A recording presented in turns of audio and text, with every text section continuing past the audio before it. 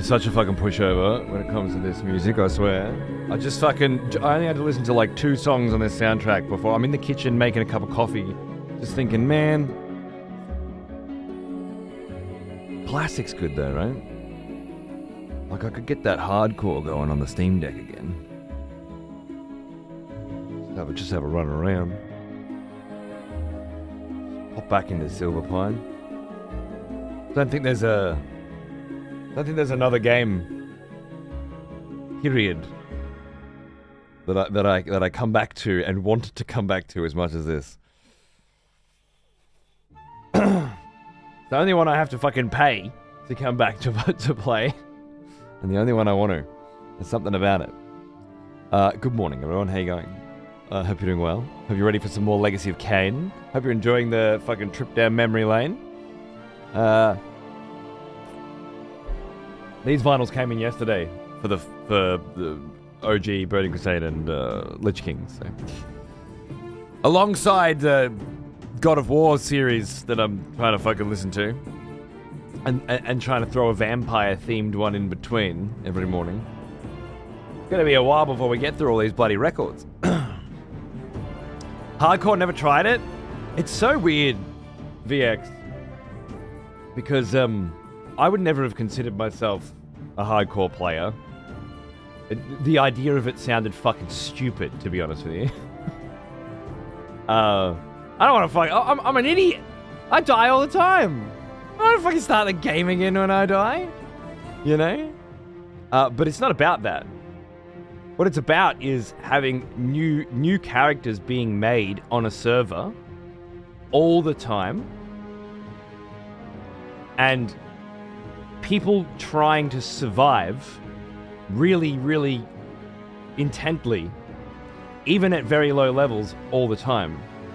Which means a thriving economy. Well now, for small healing potions. He is an old one. Almost as old as me. Fuck off. You fucking camera. You fucking cunt. Thank you, Rhodey, darling. How you going, mate? Oh, shush, Twitch. I'm new here. Yeah, you just rocked up first time. You're like, what's this cunt got a fucking black and white camera for? What a weirdo. Little do you know, Rhodey, the depths which you will plummet while watching this here channel. So, like, you've got this sweet-ass fucking economy, right, of people making new characters all the fucking time because they just died. You've got people buying attack speed potions, defense potions, you know, things that keep you alive. Things like good quality food, right? You know, it's important to have. The little tiny buffs. When a fucking priest walks past and just throws a fort on you, you're just like, oh my god, thank you. You've made my day. 1 hour of things less scary, things less painful, you know? And as a result, it all feels like somehow it makes Classic feel a bit more like vanilla. Okay, the itch has won. I'm starting a hardcore druid now. Thanks. You're welcome. Maybe you'll find that you love it for different reasons. I also love that there's I think it's a mod that you have to install for hardcore, if I remember correctly, but it pops up whenever somebody dies on the server, which is great. Because it tells you who died, and what class they were, and what level they were, and what killed them. And what their last words were? I think it tells you what their last words were, or something like that. It's fucking hilarious. Like you feel a camaraderie when people die. I don't know when the last time they started a new Classic hardcore server was, but the beginnings of new servers certainly felt the best. Certainly felt the best.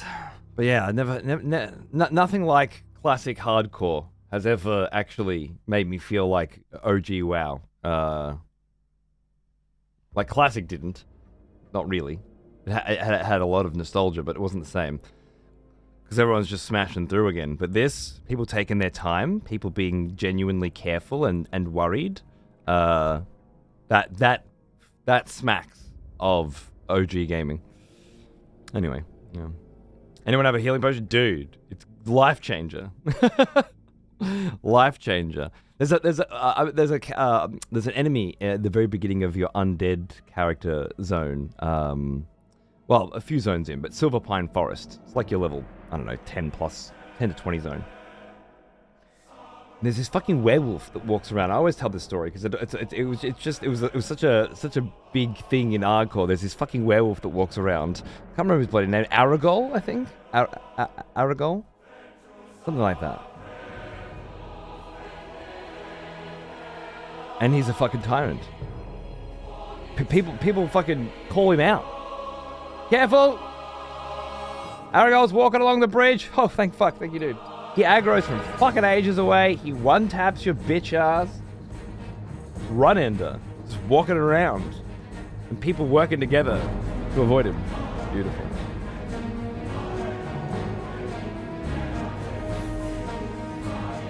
Been tempted to start a hardcore WoW character. Seems like, look, it's a good challenge as well. You're into that, yeah.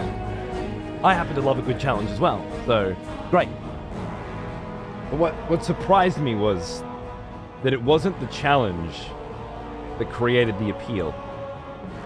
Which obviously, when you're talking about hardcore, is what you would assume. That wasn't the draw.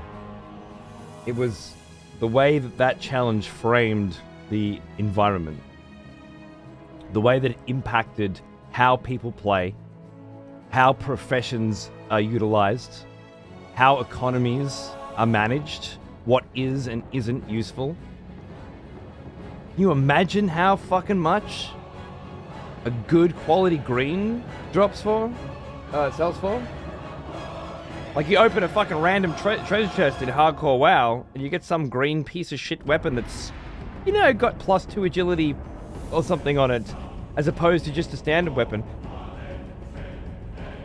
There's an economy for that sort of shit. People want that stuff. They're willing to pay for it.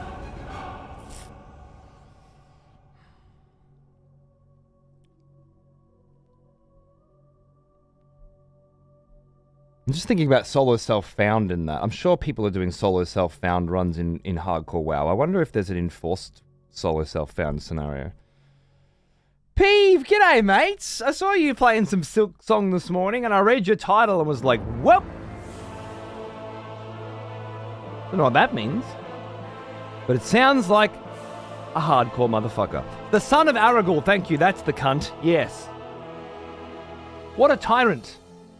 In my first WoW hardcore playthrough, had a whole fucking crew of people in the forest just constantly shouting out his location.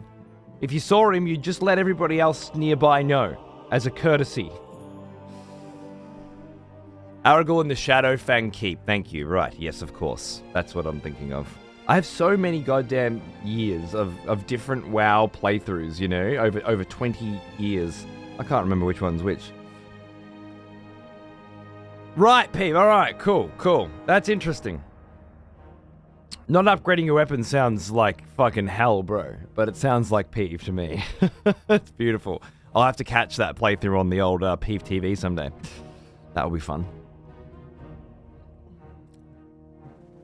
That's what 11 was all about, man. I actually met a guy in real life in England, in London, that I used to play, that I met playing 11. Can you imagine that?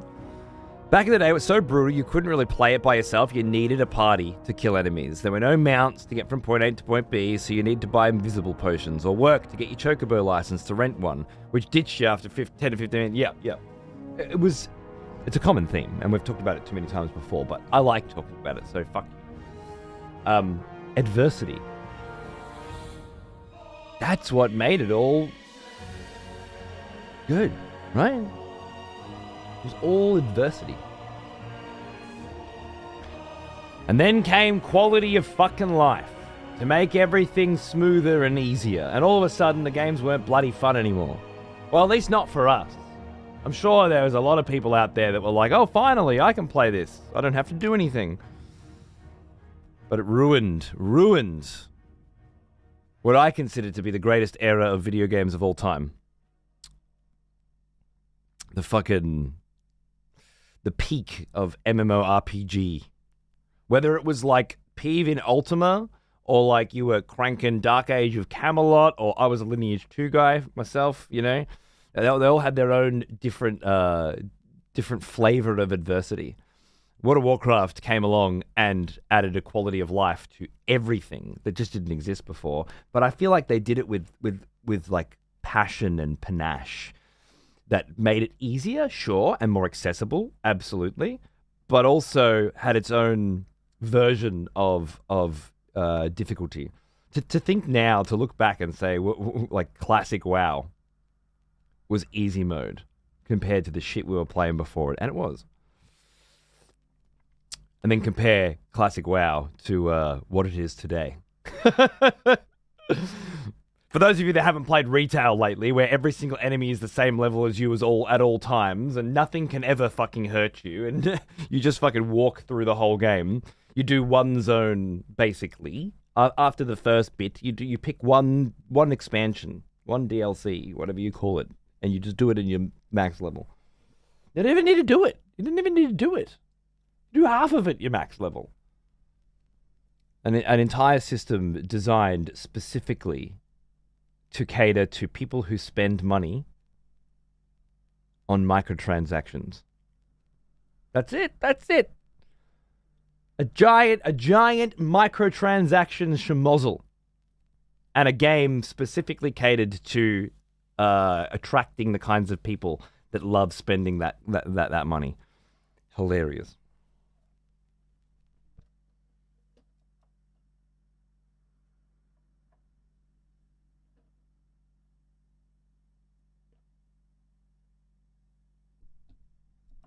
Fucking hilarious. It's more enjoyable to suffer together. I even saw my wife always played WoW with me. It's one of the only games she ever played. So plays WoW and Tetris. I got her to play Last of Us once. Didn't like it. I got her to finish it, didn't like it. But I remember like my wife being totally antisocial when it comes to these kinds of things, you know? At best, for WoW for her is running around on a hunter, collecting pets and doing her thing. But even she likes classic, because there's some fucking... Because you need to stay awake. But I remember her, just teaming up with randoms. It was actually in Silverpine. It was on the fucking island of death out there. Island of Knoll Cunts or something. I don't know what the fuck they're called. You have to swim out to this fucking island to do a few quests. So there's a keep there. It's surrounded by knob jockey cunts. Anyway, watching other people be like, yo, you want to team up? And she'd be like, okay. And then they send her a party invite, and then you're working with other people. And all of a sudden, the job that you have to do just got twice as easy. The likelihood that you would die and have to fucking come all the way back just dropped severely. And now there's like these kind of like elite quests, these extra credit quests that you were like, I'm probably not going to get that done until it's a grey quest or something. All of a sudden it's on the table. And now you're pushing ever deeper into this forgotten keep on this mysterious island that you never even thought it was going to happen. You were just going to hang out in the stables and kill a few motherfuckers, one at a time, slow pulling them. All of a sudden the game's changed. And then some other motherfucker comes up and there's two motherfuckers working together and their first thought is, shit, I gotta get in on this action. Hey, you need a mage? It was designed to make you want to interact with other human beings.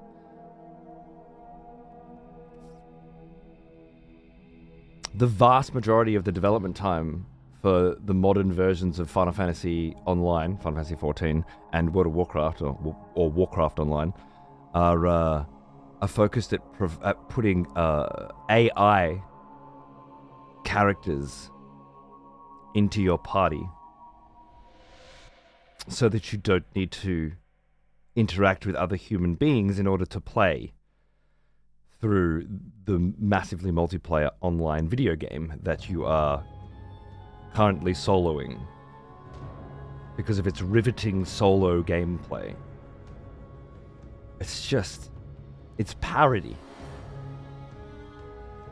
But you know, but it's what happened. It's really what happened. Disgusting. The last Final Fantasy 14 expansion I played was like, yeah, you can solo all the dungeons now. You can play the whole game solo, not just 90% of it. Now you can do the whole thing.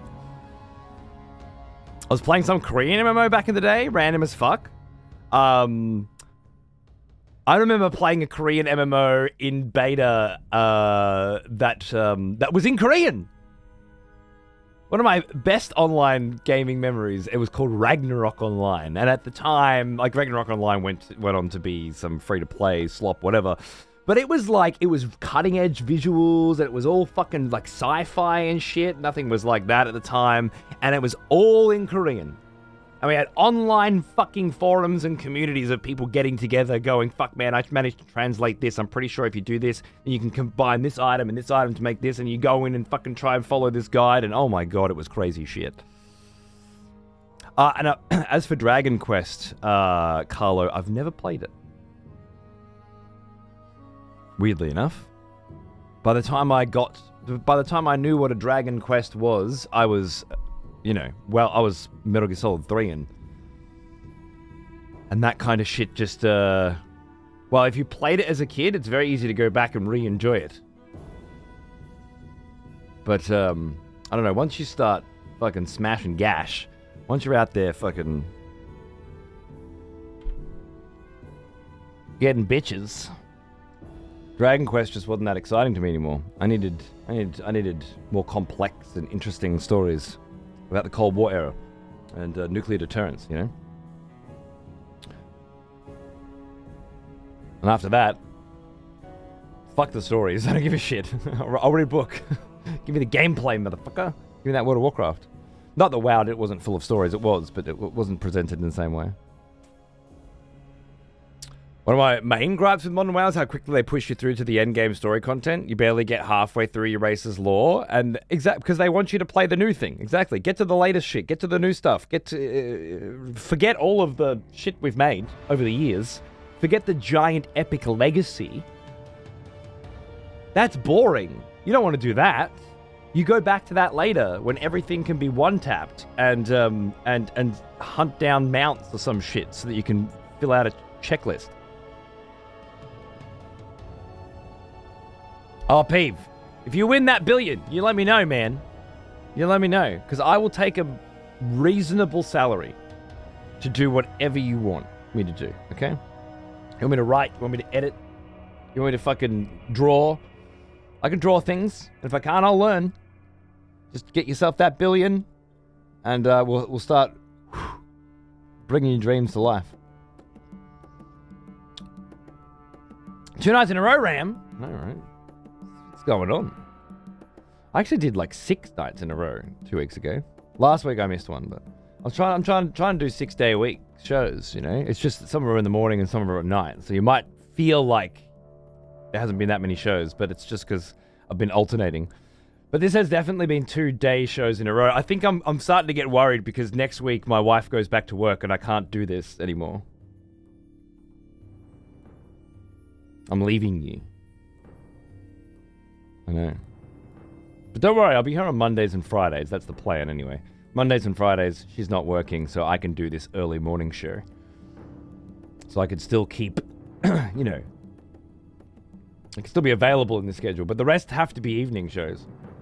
So I hate doing now. Just because it gets like, you get up in the morning at fucking 8, and then you got to start work at 6 p.m. It's really fucking hard. And your wife's like, you going to work today? I'm like, don't ask me that. Yeah, I'm going to work today. Of course I'm going to work today. Why are you asking me that? Okay. Just saying. You want me to cook your dinner now, or you want me to heat it up for you? You want to heat it up later? Obviously later. Don't cook it now, because then I'll get into bed, and then I'm not going to work. Exactly. She's just constantly trying to make sure that I don't come in here and stream, right? She's a hog. She's an excessive profanity hog. It's very hard. There's a lot to be said for trying to make a game for everyone that just falls apart. Couldn't agree more. The homogeneous mess. Beautifully said, yeah. Mabinogi. I don't know if I heard that one, man. Trash now, but as a kid, it was sweet shit. God, do you remember when WoW let you turn into a Dark Knight? A Death Knight? Oh my god. I was so sick of shit. I like the option to solo just for the sake of preservation of an offline version of the game in the future. Sure. I think an offline version of an MMORPG is an oxymoron that shouldn't exist. I don't think there is a massively multiplayer online experience without it being massively multiplayer and online. It seems a waste. Seems irrelevant. The preservation's up here. That's where it's important. The preservation of the actual thing, not the pixels. But the friends we made along the way. And the enemies, more importantly. I smashed my fucking laptop. I smashed the shit out of my laptop when I dueled my brother. Him a hunter, me a rogue. And I had this cunt. I fucking smashed him. And then he wanted a rematch. And like a moron, I agreed. But I didn't realize all my cooldowns were popped. I was too excited about how easily I fucked him. So I've come into this fucking second rematch. No fucking cooldowns. And he flogged the shit out of me. And I don't know why. I got under my skin. I think he was just, he was bragging, you know? He was gabbing. Fucking brothers, dude. And I just put my fist through my laptop. And that was when I learned that you can connect your laptop to a TV. Even if you've put your fist through the screen. And you can just have like a PC TV in your room. Wireless keyboard and mouse, piece of fucking wood to put it on. And then I was wowing in bed. So like it was all, you know, it all wowing in bed without a laptop on my lap, really. Yeah. So, I don't know. It was all good. You can't preserve that, Jacquard. In an offline fucking, you know, bunch of data. Then he put his fist to the TV. He can't reach the TV. That's what's so good about it.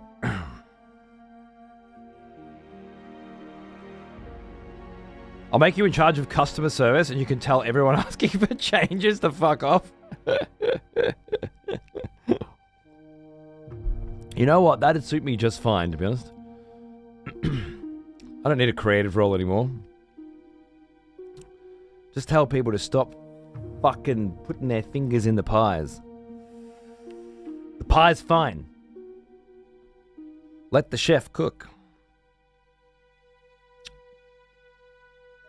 Damn it, Blizzard, I want to know why the Undercity is gassed out like this. Well, because it's undeady, right? That's all you needed to know, you know?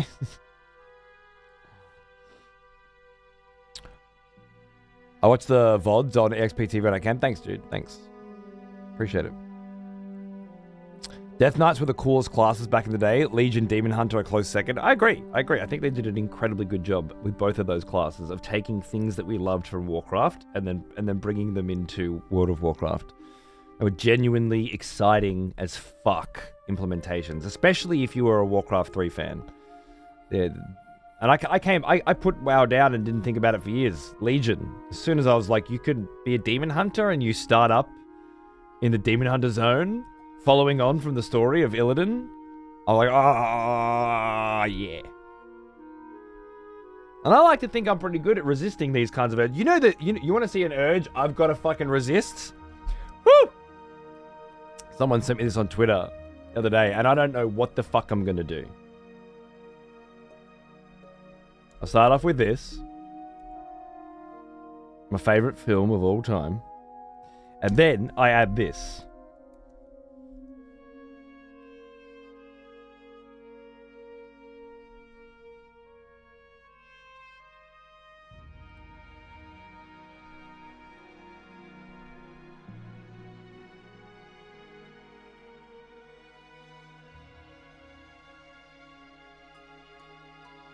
What kind of a fucking world am I living in here?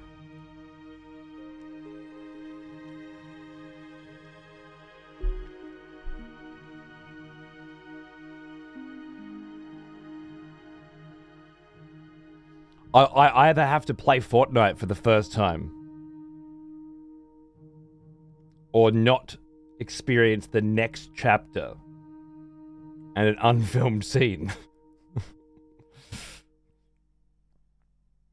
The new anime scene from the 4-hour cut, the Whole Bloody Affair. Seen it.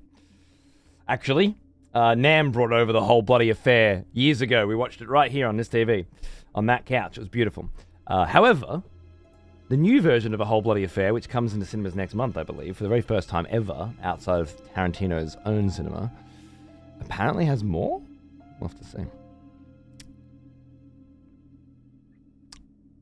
Make the kid do it? I'm going to sit back and watch. It's not a bad idea.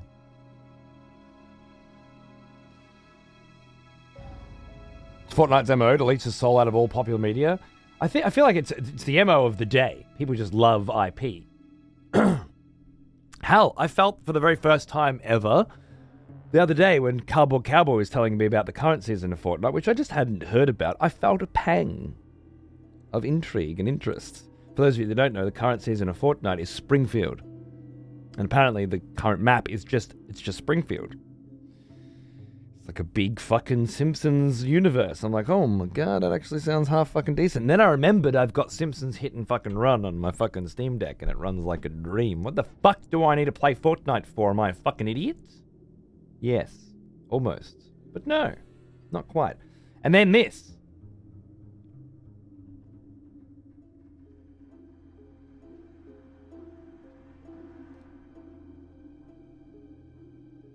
The next chapter of Fortnite will feature as its centerpiece an unfilmed scene from the Kill Bill series, with the chapter itself themed around 2 films and their upcoming theatrical re-release, Kill Bill: The Whole Bloody Affair. The unfilmed scene was originally intended to be a part of Kill Bill Volume 1 and is called the Lost Chapter, Yuki's Revenge. It follows Gogo Yubari's sister. Let me tell you, me and Gogo Yubari go way back. Way back.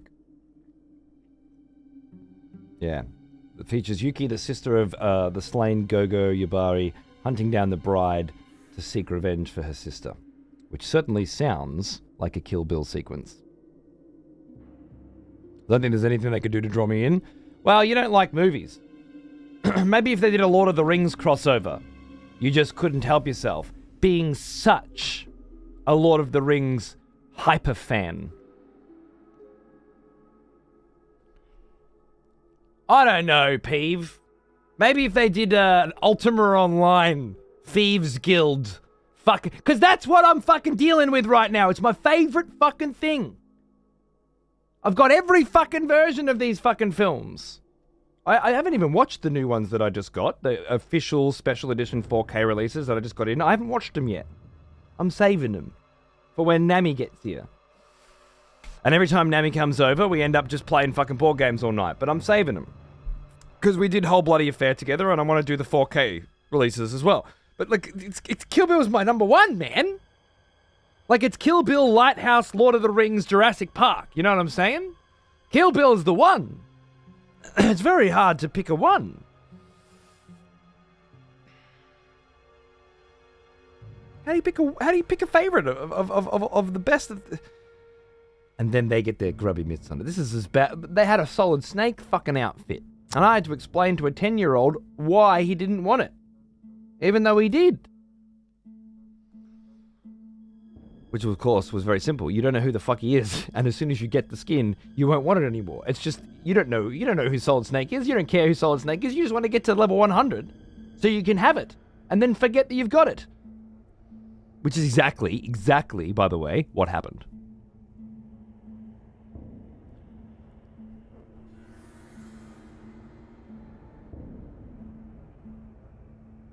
Going to the theater to watch it? I will drive 4 hours to watch A Whole Bloody Affair at our IMAX, yeah. And I'll do it with a fucking smile on my face. I did it for the Northman. I'll do it again. I'm glad JP made the list. Still one of the greatest ideas ever. Jurassic Park? Oh, yeah. Yeah. I just got a new version of that. Remastered version of that yesterday, actually. With Dolby Atmos and Dolby Vision. So that's a new version of Jurassic Park that exists that I now own. And it also happens to be the first Jurassic Park I've ever bought. Go figure. Because I haven't been able to find a fucking copy of Jurassic fucking Park that didn't have 5 other fucking Jurassic fucking Park pieces of shit attached to it. Same as Indiana Jones. Just let me buy the 3. I don't want to buy you 5. I'm not going to do it. Anyway. 10? The math isn't right. You rounded up. Please tell me you rounded up. What did I say? That's why I'm glad Training Day is my number 1. Fortnite ain't doing that shit. How do you know? How is Training Day less likely to get pressed than Kill Bill? I want my backstory on Denzel's fucking character. I want to see how he became the bitter, old curmudgeon that he is. I did buy Jurassic World separately, yes. Fair enough. Okay, fuck you. 1, it was $9. It was $5 USD on 4K. Okay. And 2, Lost World is passable. It's the rest. Okay, there are caveats, all right? There are exceptions. There are loopholes. So I did get a shit one by choice. I'm not going to say no to a fucking brand fucking spanking new 4K fucking release of the old fucking world with all its special fucking features for $5 US, all right? It's not going to happen. It's too. Sometimes a deal's too good to pass up. You said you had to explain to a 10-year-old. Oh, sorry, I wasn't talking about my kid. I was talking about one of his mates. My kid doesn't play Fortnite, thank fuck. $5, where is this? It was JB Hi-Fi was $9 AU. I wonder if they've still got the sale. Check it. I got a big pack yesterday, but I got Sinners for 25 instead of 40. I got Sicario for 18. All 4K releases, by the way. And I've been waiting to buy Sinners until either A, they release a really nice special edition, or B, there's a really good sale. So, whichever comes first. No, he's 9 though, Peeve. Last week. Got a giant fucking XP pen drawing tablet for his PC.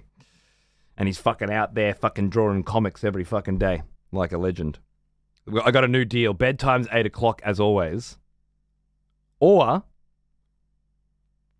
you can stay on your PC and draw for an hour before bed. Little fucker doesn't know how good he's got it. I got him wrapped around my fucking finger. Now he's fucking making comics every day. Fanging it. Easy, right? Easy. That's how I got him doing 3D design last year with Tinkercad, which is like a kid's first 3D design program that automatically converts whatever you draw into an STL file. So you have to learn how to 3D model and 3D design in a very highly tutorialized environment. But when you click done, you can print that shit. Done. Straight to the printer. And he's pretty fucking good at it now. I saw Sicario 2 exists. Is it worth a watch? I would say no, personally. I'd say you're better off not seeing it. But I mean, you might like it. Everything's worth a watch. But when I finished it, I was like, no, I'll just stick to the first one, I think. Because Sicario 1's a masterpiece with Benicio del Toro. The Benicio? He was fucking great, by the way, in One Battle After Another. The new Paul Thomas Anderson film. I think it's Paul Thomas Anderson. With Leo DiCaprio. I didn't know he was in it because I sort of had looked at the cast. I try not to if I can. It's very nice being surprised. But him fucking coming out, he was just beautiful. Obviously it was a stark contrast to the character he plays in Sicario. But he was very cheeky and full of life. Just had a good time. That film was a great time. I only watched the first half of it the other day, and then I stopped and waited so I could do it again with the wife. But we did watch it on Friday, and I don't know who was saying that they didn't know how they felt about it or whatever. But I would like to say that I think it's a fucking banger. It's no There Will Be Blood, but what is? I like that Anderson's movies are a very, very, very unique flavor. Like Phantom Thread's one of my fucking favorites, and that's nothing like There Will Be Blood, even though it stars Daniel Day-Lewis. Completely different kind of story and told in a very different kind of way. But I watch it at least once a year. I fucking love it. It's just beautifully acted, beautifully shot. You didn't know Leo was it? Yeah. It's on streaming services now. One battle after another. It's a fucking riot of a film. It's hilarious. I ordered the soundtrack. I swear to God, I was sitting there for the first half of this movie, and the only thing I could think was, how the fuck did they, why did they choose Breath of the Wild as the soundtrack for this thing? Like, it switches tempo, second half of the film, and by the end it's something else. Now, but I swear to fucking God, I felt like it was Breath of the Wild. Almost as old as me. Which, by the way, I ordered the vinyls for that too. G'day, Sheppers. How are you, mate? Thanks for 64 months, you fucking legend. I had a part of X33 spoiled for me, so I was a little discouraged about playing. But man, am I glad I started it. I'm still in Act 1. Makes me want to go back and play 9 all over again. Oh, God, I love 9. Did you end up feeling like you liked it more than 16? Oh, yeah. Oh, yeah. 16 was good for a Final Fantasy game. But let's face it, outside the main events of 16, it was pretty slop fucking fueled. And it was supposed to be. It was designed to be. And the combat was garbage, really. I had to play 16 with no potions. No healing. One. Just to feel something. As old as me. And it didn't happen. All right, thanks for 59, mate.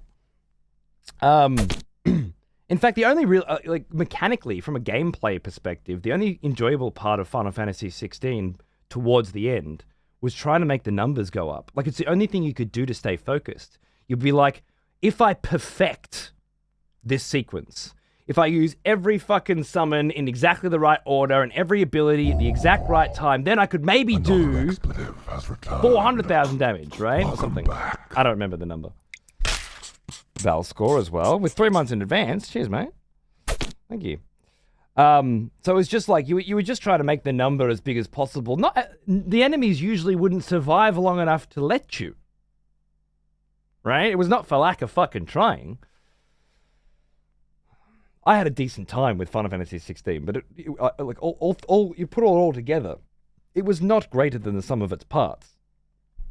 It just had a reasonably cool story with incredibly awesome Final Fantasy as fuck moments littered throughout it that made you feel happy that you bothered to put all this effort in, I guess. It had no concept or understanding of team building, of item economics, weapon upgrades and progression. It was just like beat big enemy, get upgrade material, go to blacksmith, make new sword. Like, well, just fucking have this cunt drop the fucking sword if it's the only fucking thing you can fucking do. What's the difference? Why have an upgrade material? There's no other alternative. It's just, you're just going through the motions, you know? Garbage. Anyway. X33 is an absolute fucking masterpiece, and while you can absolutely nitpick a few problems along the way, and I did with glee, it's a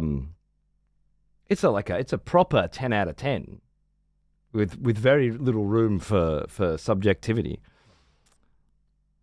I'm just worried that you were discouraged because the fucking story got spoiled. Read a fucking book, man. What are you on about? The story's not why you're playing that shit. It's good. But that's not what you're there for. You're there to kill giant fucking monster beasties, right?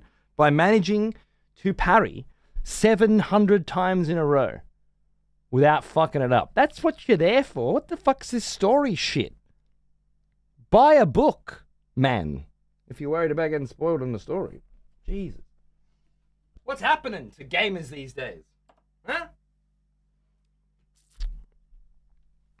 No, there's so much discovery and mystery and exploration. Like, that's the game, you know? It's in strategy. There's so much strategy. How to build your team based on which pictos you've found and which characters you prefer and which fucking how good you are at dodging or parrying. Like, you kind of know your limits, and then you build around those. You watch Peeve or me play, and it's like 0 defense, 0 HP, all damage, all the time. Just don't ever miss a parry. Like, that's the only way to build, right? You don't have to build that way. you can put a shitload of fucking health and defense and shit on, and then if you dodge and miss it, it doesn't really matter too bad. Oh yeah, the voice work in 16 was great for sure. Is that Sequisha? What the fuck are you doing here, mate? How you going, brother? Good to see you. There Will Be Blood, No Country for Old Men, just great fucking films, mate. Absolutely, absolutely. Well, I think One Battle After Another deserves to go. Maybe not quite up there, but I think it's a worthy crack. It's a very unique story, very well acted, very well scored, very well shot, hilarious at times, like straight up got bellyache fucking laughter out of me on at least 2 occasions. Super fucking horny at times, which I love as well. You know. It's like a nice, robust cast of great actors and sweet characters, and yeah, love it. Love it. Big fan.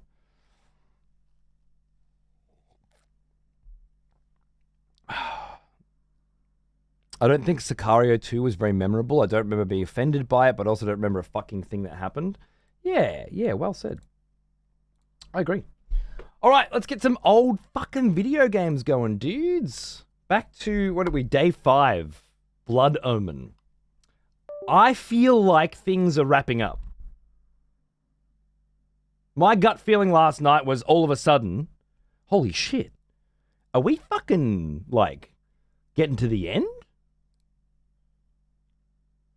Is this one of those video games that doesn't take 4 fucking months to play? No shit. I didn't know they made them anymore. 15 hours, apparently. And I haven't finished it. I'm saying I feel like it's wrapping up. And I could be wrong. That's the beautiful thing about this shit. I might be way off. You know? But I just felt like things were... Last night I took out 3 members of the circle at fucking once. Malek, the electric fucking bitch, and the druid. And then the planar cunt. Did I fight and kill the... I'm trying to think of the end. I got Soul Reaver. I got this motherfucker. Look at that shit. Woo! Got him in my hands and some Wraith armor. Yes, I did kill the planar bitch. She was fucking teleporting around, so I turned into a werewolf and just sprinted her down and ate her alive. It was so good. And the electricity cunt, one-tapped. No, the water bitch. Yeah, that's right. She had like bubbles of water around her, and I just fucking hit her with lightning and she exploded. That was great. Yeah, the Soul Reaver, exactly, which is like one-tap and shit. We made it through like this massive city, massive cathedral, and then 2 separate planes of existence, heaven and hell, in order to get there. It was this massive, massive sequence. But like now, like what's left? What's fucking left? I think the Necromancer pillar, the guy who made us, and fuck, there was one more. I think there are two cunts left, and I don't know how it's going to play out. But I feel like things are. Also, my health bar, my max health, is looking nearly full. You know, so that's usually a good indicator you're getting towards the end of a game, right? Right? That's what it feels like. Anyway, fucking love this game, and I'm super keen. To get back in there and play some more. Balance is still fucked, but Ariel's already dead. True. How good's the voice acting, the atmosphere? Oh. It's... having this sick cunt Simon Temple fucking Stone or whatever, having Kain sort of like narrate everything that happens, his thoughts and his feelings on what's happening, is just beautiful. Like, really. The language itself is the real winner. I know the voice acting's good, but the voice acting's good because the writing is so crisp and delicious. The concepts that it brings up, it's simple. It doesn't waste your time. You're not sitting there reading fucking novels. But like when you walk into Vorador's castle for the first time, his mansion, and it's like bedazzled, you know? It's just opulence. It's fucking Russian aristocracy. It's gold and marble and just gorgeousness everywhere. And like, he says something, and I'll obviously butcher the phrase, but the words specifically that he used, but something to the effect of fear is such a powerful motivator, because even though this place is so gorgeous and so opulent, nobody's tried to rob it, you know, because they're so afraid of who runs it. You know what I mean? And then of course, just a gorgeously written sentence, and then read by an incredibly good voice actor, and all of a sudden you're just sitting there going, "Yes, that's exactly how I feel walking in here." It's just amazing.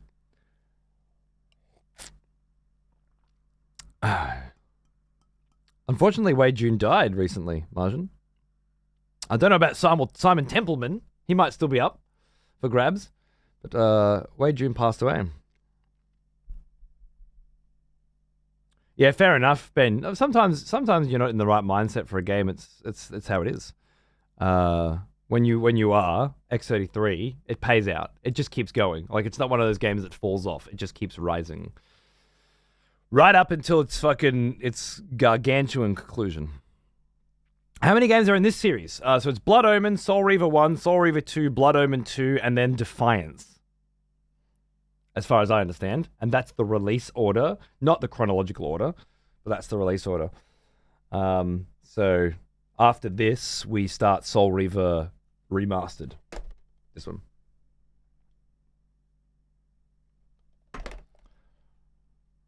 Max Payne 1, that was some good shit, man. That was some good shit. Yeah.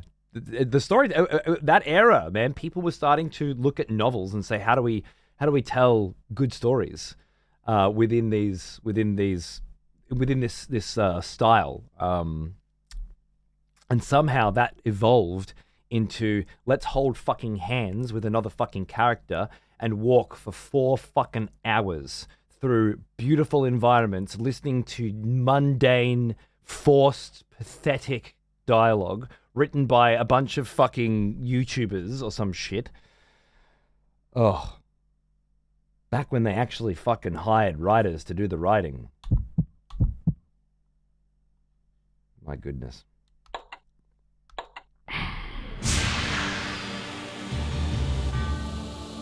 Oh man, I got fucked up, huh? I got fucked up pretty hard. A lot of the credit for that goes to Amy Hennig, who is the lead writer for The Last of Us 1. There you go. There you go. So good writers, good talented people make a difference, don't they? Because Last of Us 1 was also exquisitely written, even if it was quite a bit more modern in its delivery.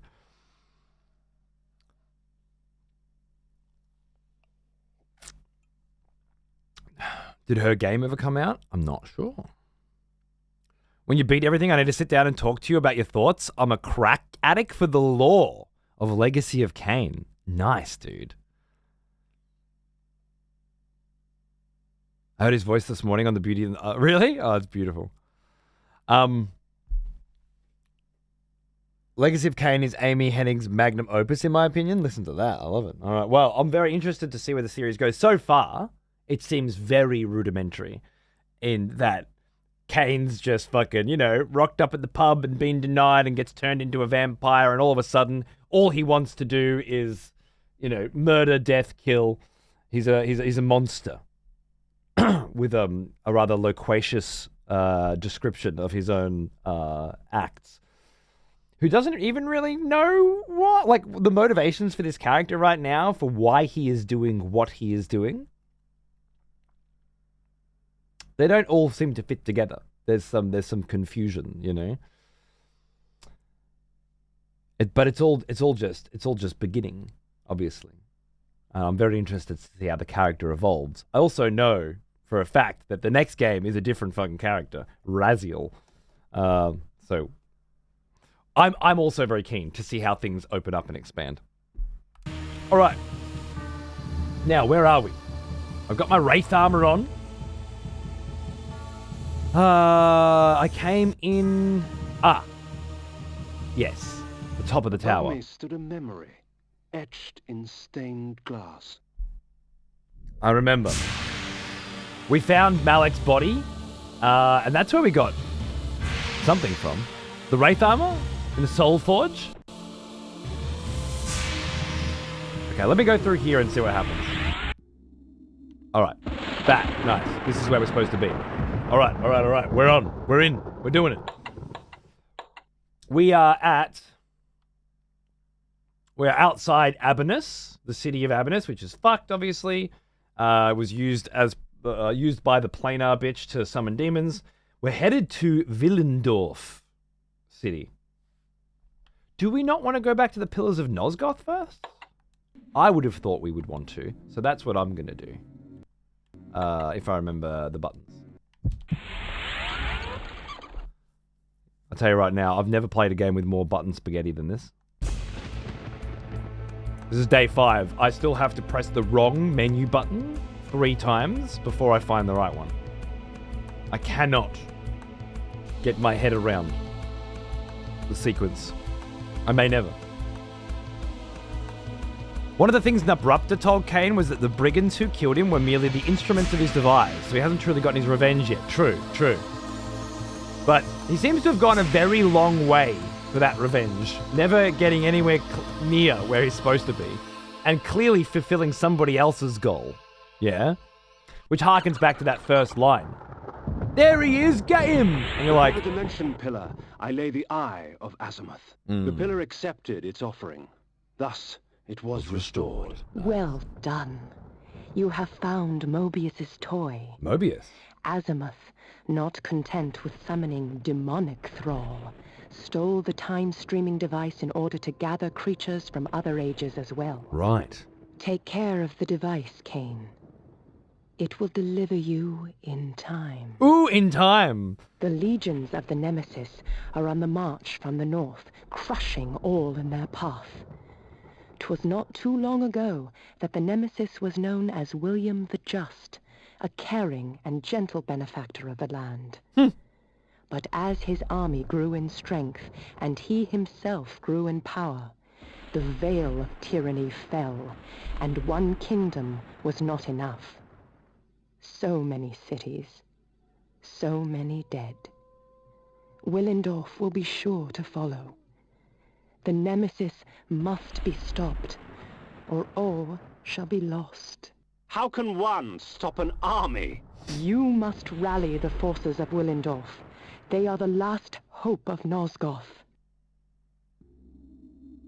Rally the forces of Willendorf to fight against the Nemesis. So Mobius, the Time Lord, right? That's this. That must be this cunt. The Pillar of Time. Yeah. Protected by the time streamer Mobius. The Oracle said something about him that got me thinking. Okay, so the planar chick stole his toy, something that allowed her to control the flow of time, so that she could go back and forward in time to increase the range of beasties and demons that she could summon from different realms. Just that alone. This game is just so fucking jam-packed with sick-ass fucking concepts that go so far beyond most of the shit that we experience today. But the idea of having a time device so that you can go back in time in different planes of existence to access better quality or different beasties, how fucking cool, man. Love this era of CG cut. Oh, they're so good as well. Oh, I love watching Vorador turn into a werewolf and come up behind Malek. It's so good. Okay, so there are 3 more pillars, not 2. The Pillar of Death. Pillar of Death. The Pillar of States. The Pillar of States. Protected by the Alchemist. Okay, but we're not really focusing on that stuff right now because there's a giant army led by a sick cunt, ex-sick cunt, led by Arthas, waging death and destruction, and we need our own army to combat it. Is what I'm thinking. Is what I'm thinking she said. Now, I can't get to that new city yet, so I'll have to go to Abinus and walk there, or find a viewpoint. He can't fly there. He can't fly to a new place unless he can see it. So let's go for a fucking wander, mate. Let's take off the hearts. We've got 6 though. I used up every single one of my mana regens in there. Absolute madness. Absolute madness. A whole game's worth of hoarding. Control mind. Gone. Blood gout. In an instant. Yeah, give me some fucking blood gout. This spell allows me. You know, gout. I might chuck on this fucking sick shit as well, yeah. Woo! God, it's fun. God, it's fun. Let's go for a one. Oh, you. Thank you. Yum, yum, yum. Yum, yum, yum. Yum, yum, yum. Oh, do I have the... I don't... Oh, okay, yeah. So what I could do... Blood shower. What I could do is put on... Flesh armor. The flesh armor... Iron sword. With the iron sword. That'll let me auto suck blood from everyone that I kill. Iron armor. The soul fades even. Let's see. Just don't want to run out of mana too quickly. Oh, hello. What's this? Mist form. What have we got in here? Nothing? Nothing? You fucking with me? This game's not like that. This game doesn't do that. It doesn't fuck with you. Does it?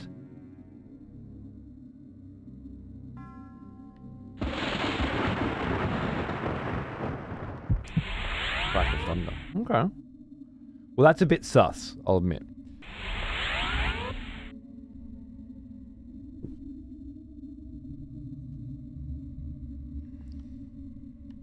The CG fast travel scenes that are masking the loading, it's actually pretty forward thinking and much cooler than the way they do them nowadays.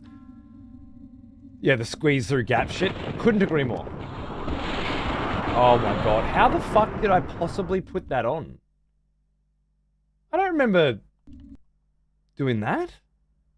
I don't even know why it's there. It's like it's automatically putting my hearts on for some reason.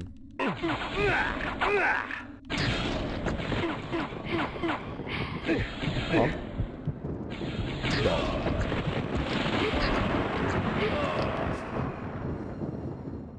I used up a heart, but it's a net positive. I wonder if eating those hearts restores more health than waiting until you die to use them.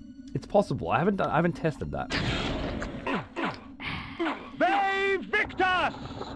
2 and then 3. Triple suck! The fucking triple suck! I'm telling you.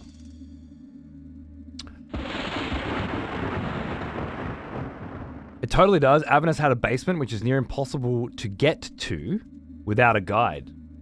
Huh. Interesting. One of the many secrets in this game, I presume. What have I got? 18 out of 100? Near impossible to get to without a guide, huh?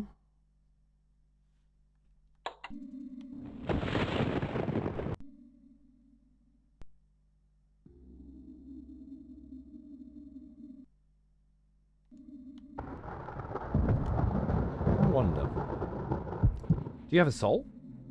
Yep. Lovely.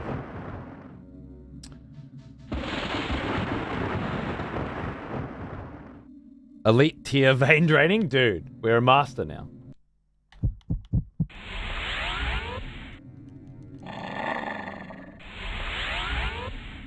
Master of all these abilities. Fuck off. How dare you? How dare you?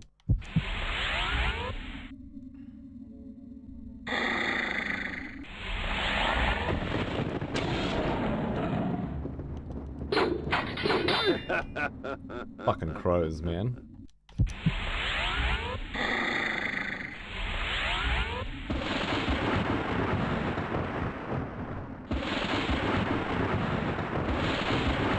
I love the idea of, you know, hidden secrets in video games. I'm not sure if I'm I was thinking about this yesterday. Like, I don't know.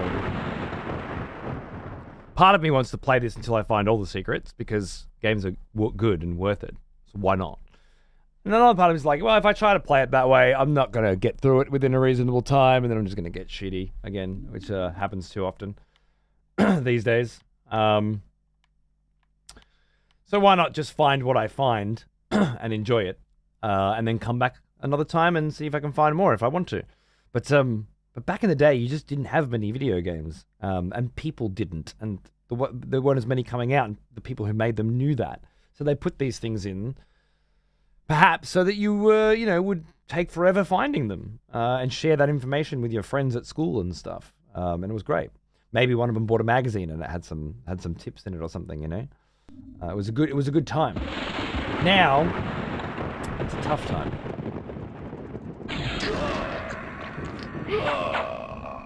I find it very difficult now. Avernus, Willendorf, and these. Yeah, I can't move these rocks yet. Still, I can't move these rocks yet. Interesting. Not cheating, like spamming invincible units or whatever, but like Fog of War was. Yeah. True. Okay, what are we doing here? Getting mauled. Oh, I missed. Right.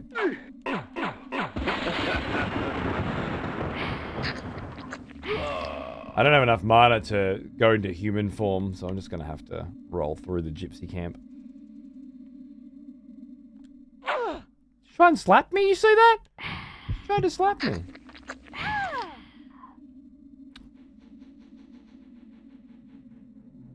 I was looking at grabbing Broken Arrow because I enjoyed watching you play it when I released it, but noticed the recent reviews were awful. Dax is, yeah. Dax is like a Broken Arrow fucking pro.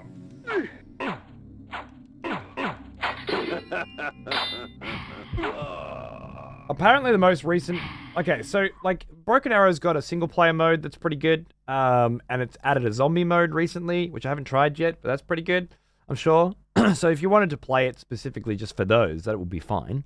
If you're looking to jump online and ladder with randoms,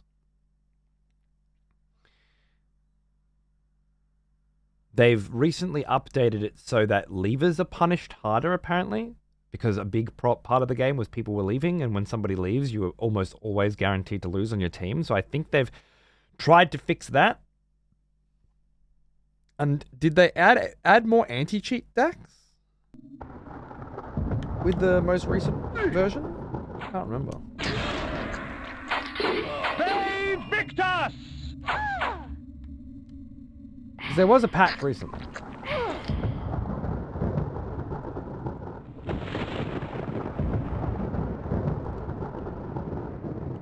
I still boot it up from time to time. I've had Age of Mythology's new expansion and Age of Empires' new expansion as well, so it's a little harder for me, but I still fucking love it.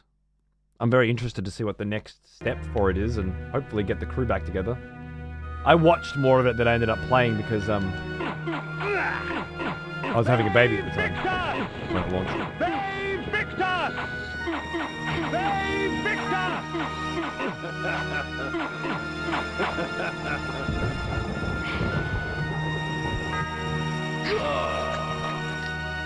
Alright, so that sword's not going to work. Now, if I use Soul Reaver, it's going to use up all my mana. Soul Reaver. Like, I love Soul Reaver, but using up all my mana is no good. So let's go Wraith Armor with Well now, Fire Sword. he is an old one. Almost as old as me. Juicy for 111. What a champion. Thanks, mate. Good to see you. What's going on? Sorry, Insanity. I didn't see that. My grandpa was huge into movies and TV. Before he passed, he had 5,000 to 7,000 DVDs and 3,000 to 5,000 Blu-rays. Staying with him during high school got me into movies. Otherwise, I doubt I'd be getting the 4K Bud Abbott and Lou Costello movies. Dude, that's crazy. Carrying on his collection? Welcome back. Oh, warms the cockles.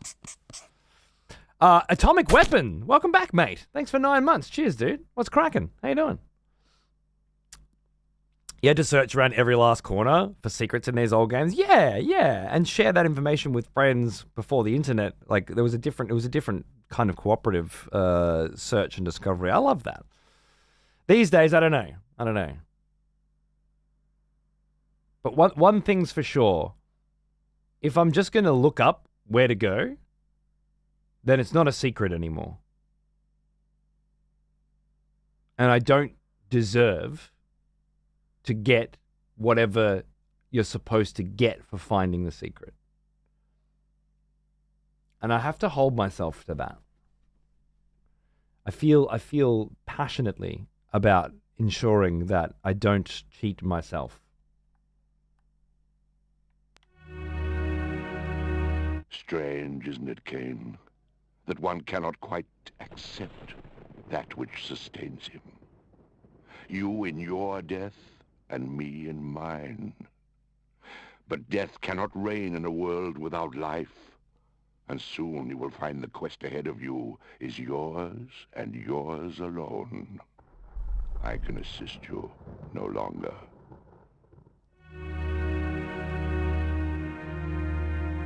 I'm fairly certain that was the voice of our vampire bro that fucking revived us. Well, gave us eternal life.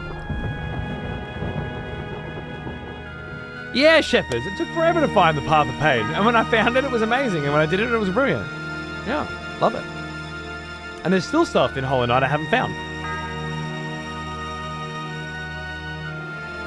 Maybe someday I will.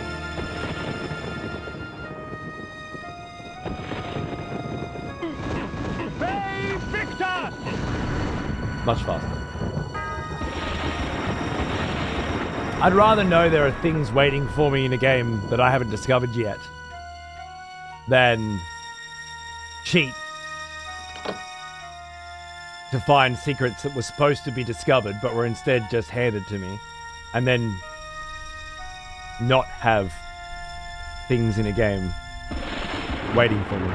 Willendorf, proud defender of the realm with its warrior elite and mighty ruler, King Otmar. The Lion Throne had once held my allegiance, but Willendorf's days of glory had passed. It was the last bastion against an unruly future. Feel a little Wheel of Time in here now. Interesting. Okay, so we can fly directly to Willendorf now, or as has been becoming the case, we can walk there instead. And of course, we will walk there instead. This time. I don't know why I killed that, bro. That was me. I'm sorry. Why slaughter the cattle, you know? These guys have got to go, but... Ooh, what do we have here? That was Mortanius, I believe. Yeah, I thought so. I figured he was the one who had been talking to me for a while. But he's given up on me now, right? He can help me no longer. Whoa! I don't know what that picture indicates, but whatever it is, it looks great. It's been 15 minutes. I haven't had a new vampire power in a while. I was wondering what was going on. You can set your watch by fucking how long between vampire powers are here. This is why we don't fly. Exactly. I love that they give you the choice, though. It makes so much sense that you have a choice. And subsequent playthroughs as well, you might not want to. Challenge mode, where you don't want to overbuck yourself. All sorts of reasons. Interesting. Oh, whoa. Bro!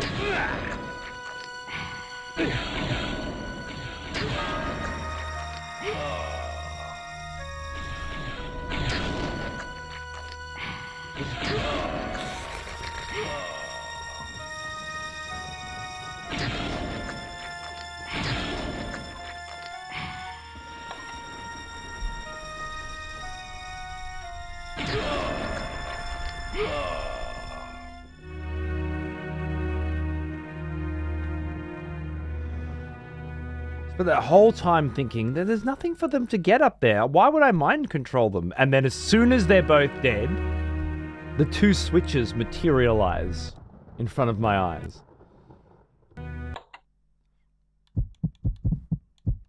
I knew what I needed to do before I was even asked to do it. It just didn't look like I did need to. And now we have a problem. I don't have any fucking mana. And I don't have any mana regen.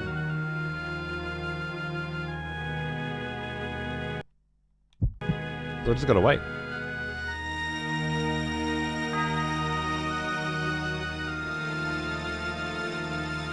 Yeah, exactly, Uthi.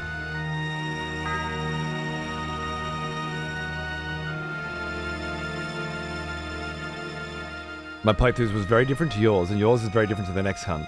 Those were the fucking days, mate. Love it. Yes.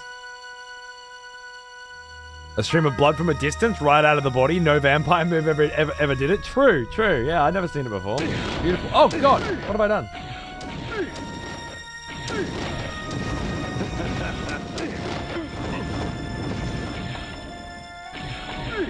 Ow. It's not letting me cast my spell.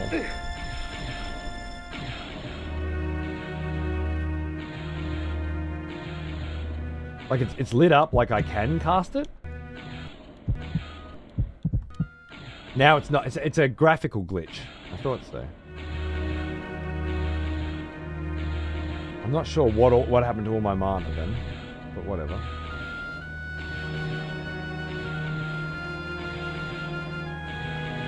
What a dog.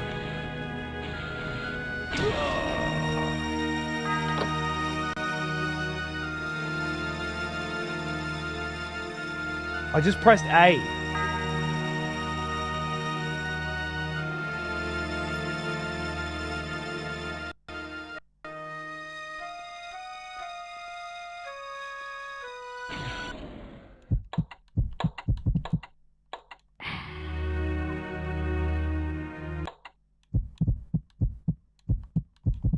This spell...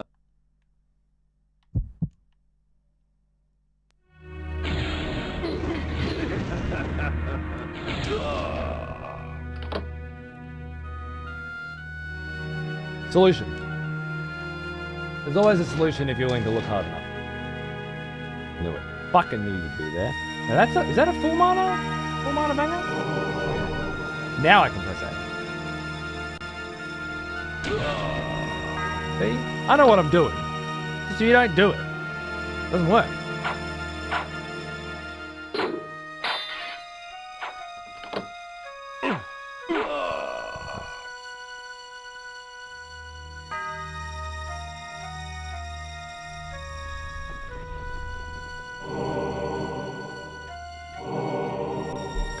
Baldur's Gate 3 was the most modern game I've played that had a similar feeling to old times. Everyone I talked to had a different experience.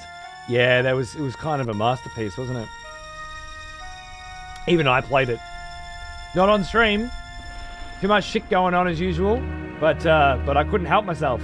I started it, and I fell in love with it. Does this Wraith armor prevent me from taking damage? Nope. I still haven't quite figured out what it does, but I felt like I should have got hit then and didn't.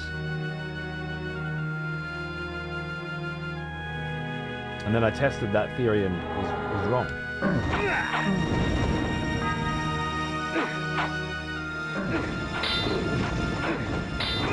Good God, man.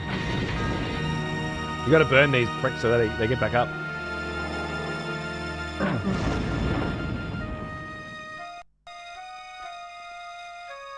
There it is. Whatever it is there. Already got full mana.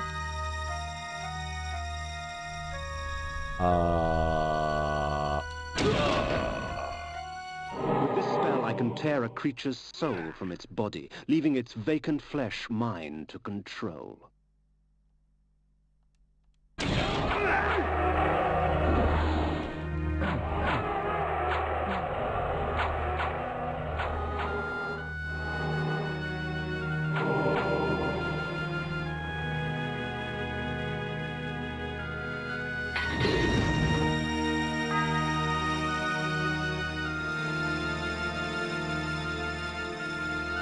So mind control, now soul control?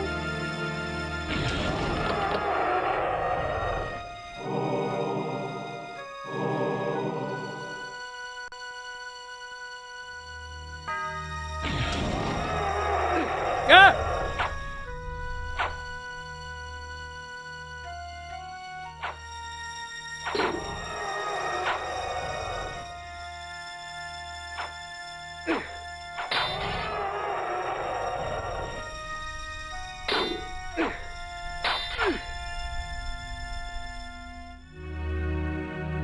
Can you daisy chain that?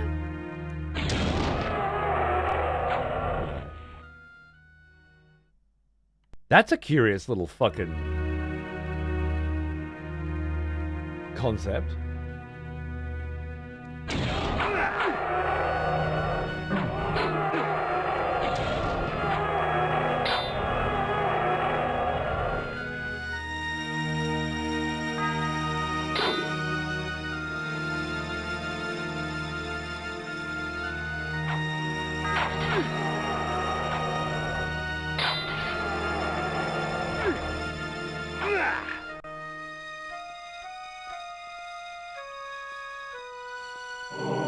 I got nothing.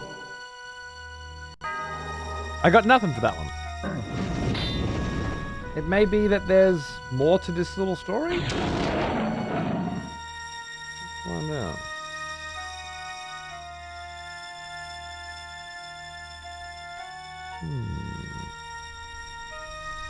Oh. I can't get under there? Weird.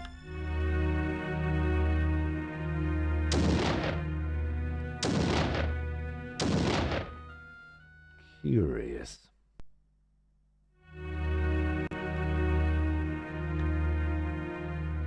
Little puzzles after little puzzles. Get out of it.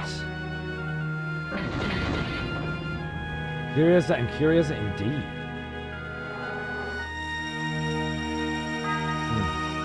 Delicious.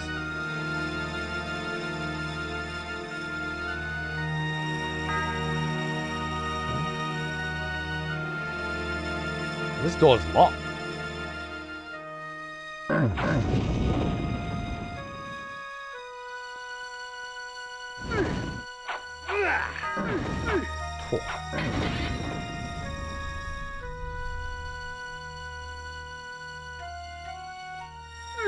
Oh.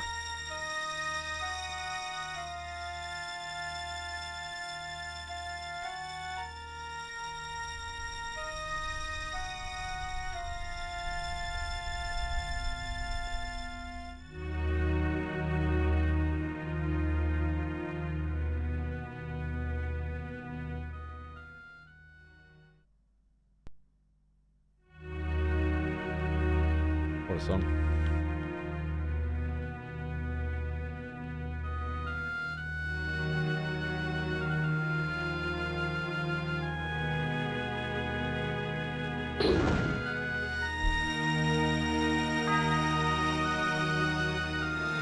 Right, well, consider me fucking confounded.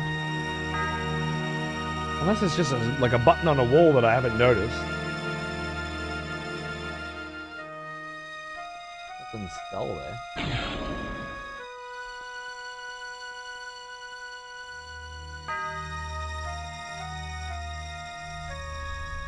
It's gotta be to do with this bro down here, right? Like, what else could it be to do with?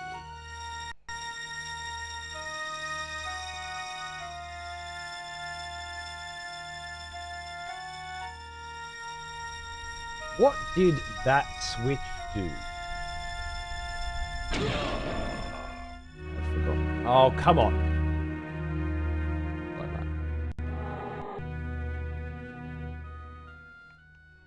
that. That switch, aha, opens that door.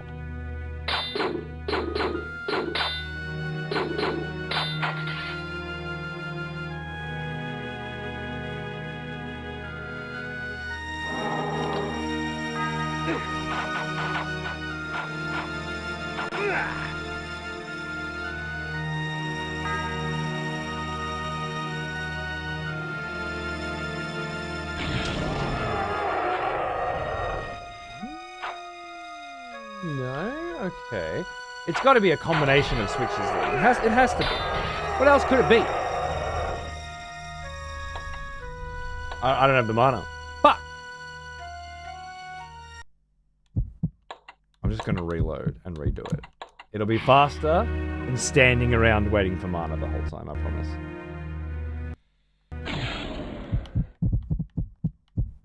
This spell...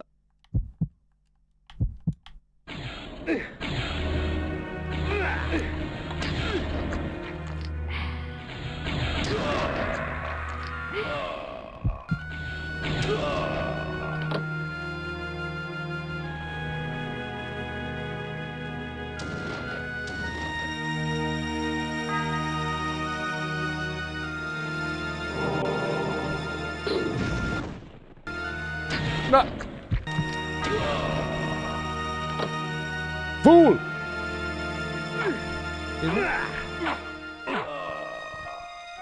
How dare you?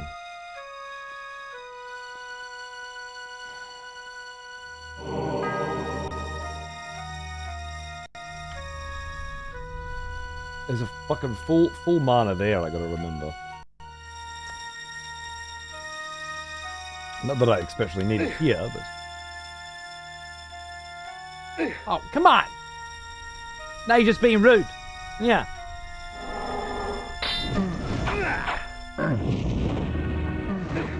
Excuse me.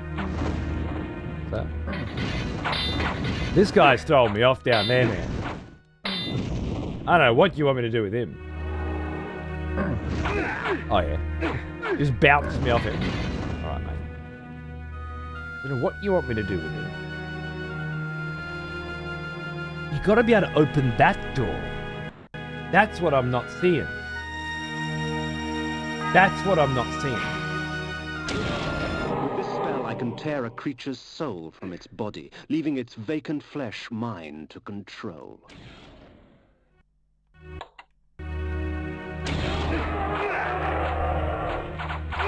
Hit that switch, opens that door. Doesn't open that door. Hit that switch, puts that bridge there.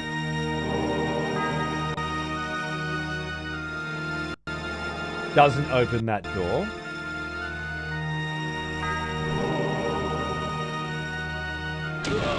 Hit that switch, closes that door. Doesn't open that door.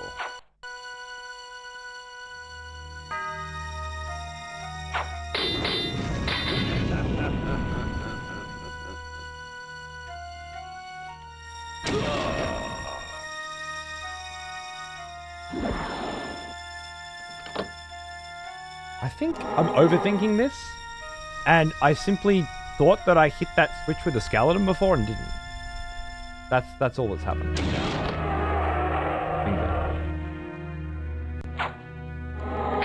Oh.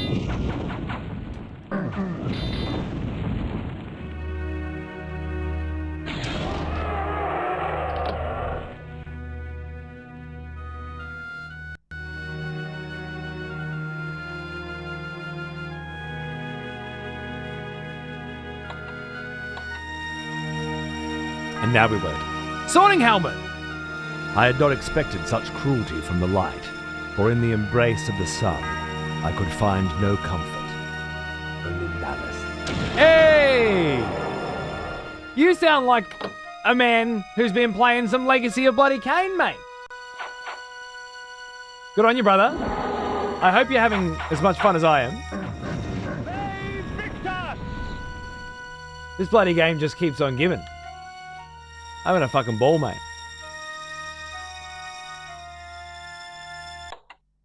Reread the Wraith armor, huh? This armor was spawned in the most impure of spirit forges, tempered from the seething agony of tortured souls. The metal exists only partially in the human realm, causing it to fade between tangible and ethereal states. That's what I remember.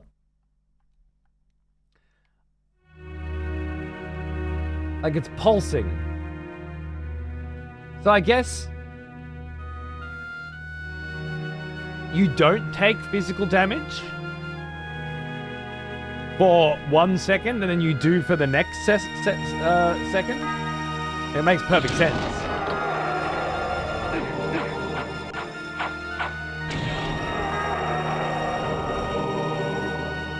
Mana regen? Been a while since I've seen that. Something like that. Ah, that now this area makes sense. Lovely.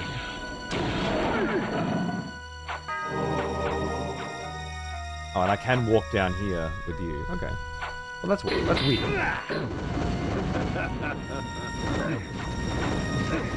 Oh my goodness.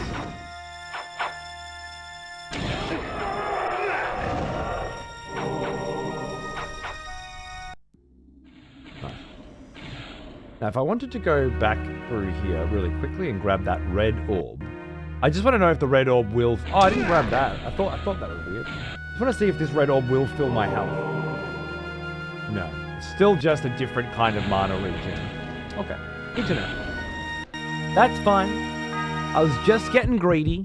You know? Just getting a little bit greedy. That's okay. A lot of small details. Yeah, it's good, right? I agree. The way things interact with each other, the way these cool, overpowered abilities can end up hurting you if you're not careful. Where are you up to? I drain mana from me with an attack. What a piece of shit. Okay, cool. So if we had flown there, we wouldn't get soul fucking control, which we may or may not need. I wonder if I could just walk into town and control the king or something, you know? Just take over the king. Oh, is that the joint? Oh, it's another cave. Another cave!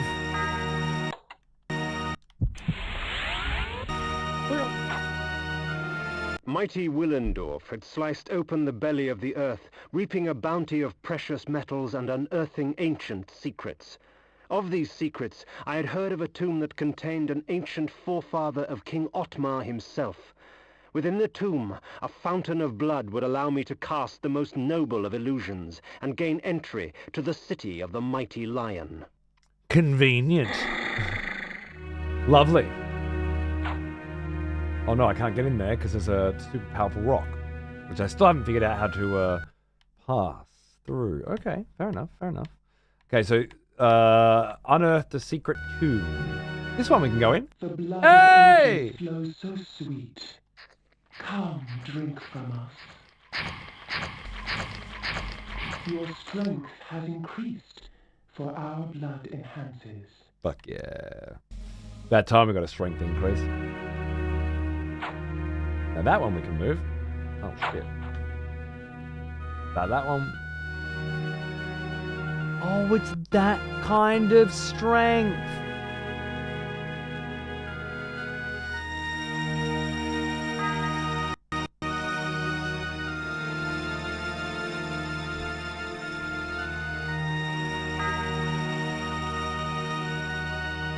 Bro, if you don't move this fucking rock in a minute, I'm gonna start fucking cracking heads.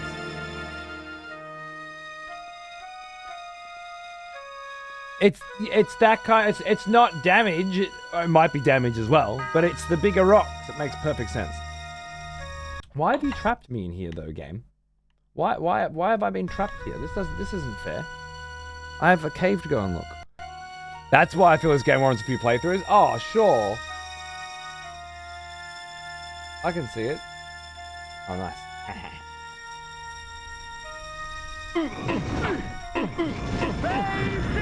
Bay Victor's good. Oh. Where are you in the game so far since beating Azimuth? I am just south of that, headed to the next area. We haven't done anything significant since. Just, I guess what you would call side content, I guess. Where's this fucking cave? Oh, it was all out there, right? We just got a new spell that lets us control souls, which is pretty huge. And then more strength, which lets us move large boulders, which is pretty huge. Like, there's a lot of places I couldn't get to before that I can now. Bashed a cunt named Malik? No, that was before. Oh, you bashed a cunt named Malik? Or I did? Because that was before I took Azimuth. Oh, that's where you're up to, maybe. Maybe that's... You've just bashed a cunt named Malik. Yeah. But then you had to run away like a little girl, right?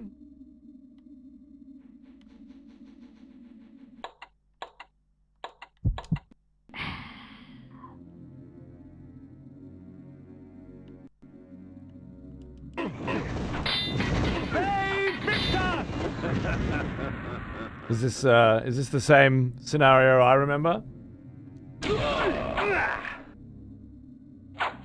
It feels like bashing a cunt named Malik's head in is a dude. Crushed him.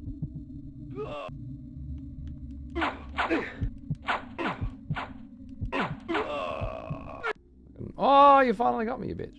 Oh, wow, they didn't die. Now that's curious. Your soul has returned? Very curious.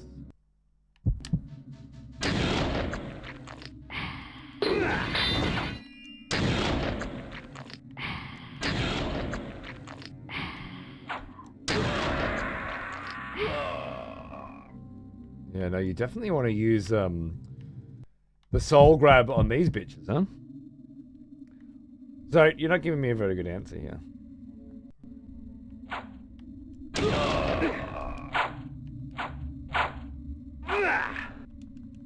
This is the mine, by the way, where we're gonna find our illusion spell, I think.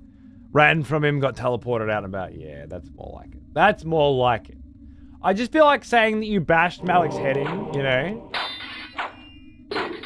Given that he pulled out some mad fucking spells, and then you had to bail, is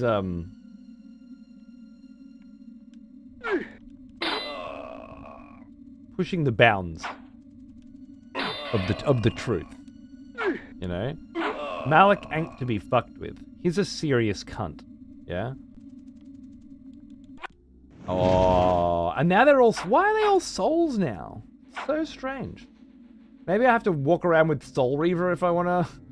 Because I'm walking around killing them all, thinking I'm king fucking shit. Yeah, fuck you. They can't chase me. When in reality, I'm just getting... ruined. They picked us!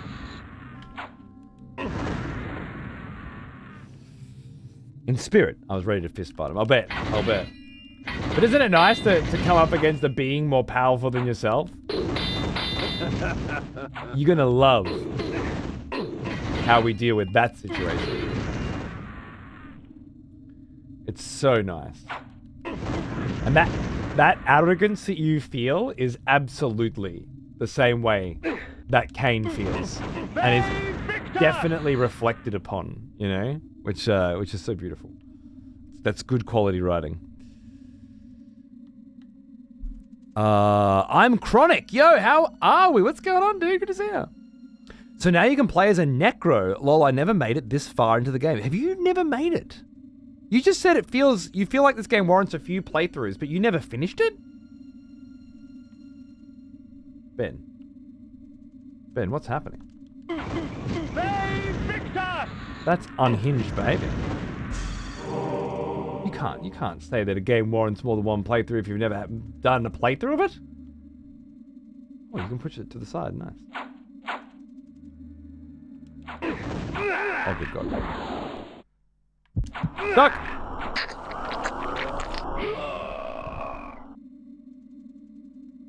That's great.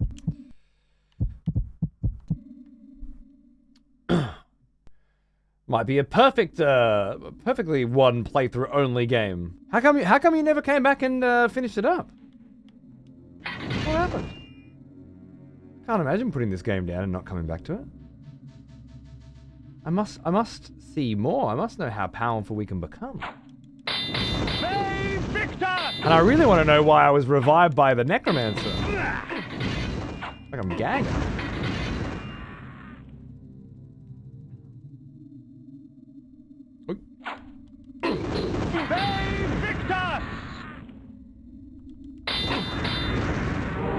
Slaughtering our way through. Lovely. If I can get some more mana regen, we can go pretty crazy on the Soul Reaver, but until then, it's just not worth using, unfortunately. Here we go.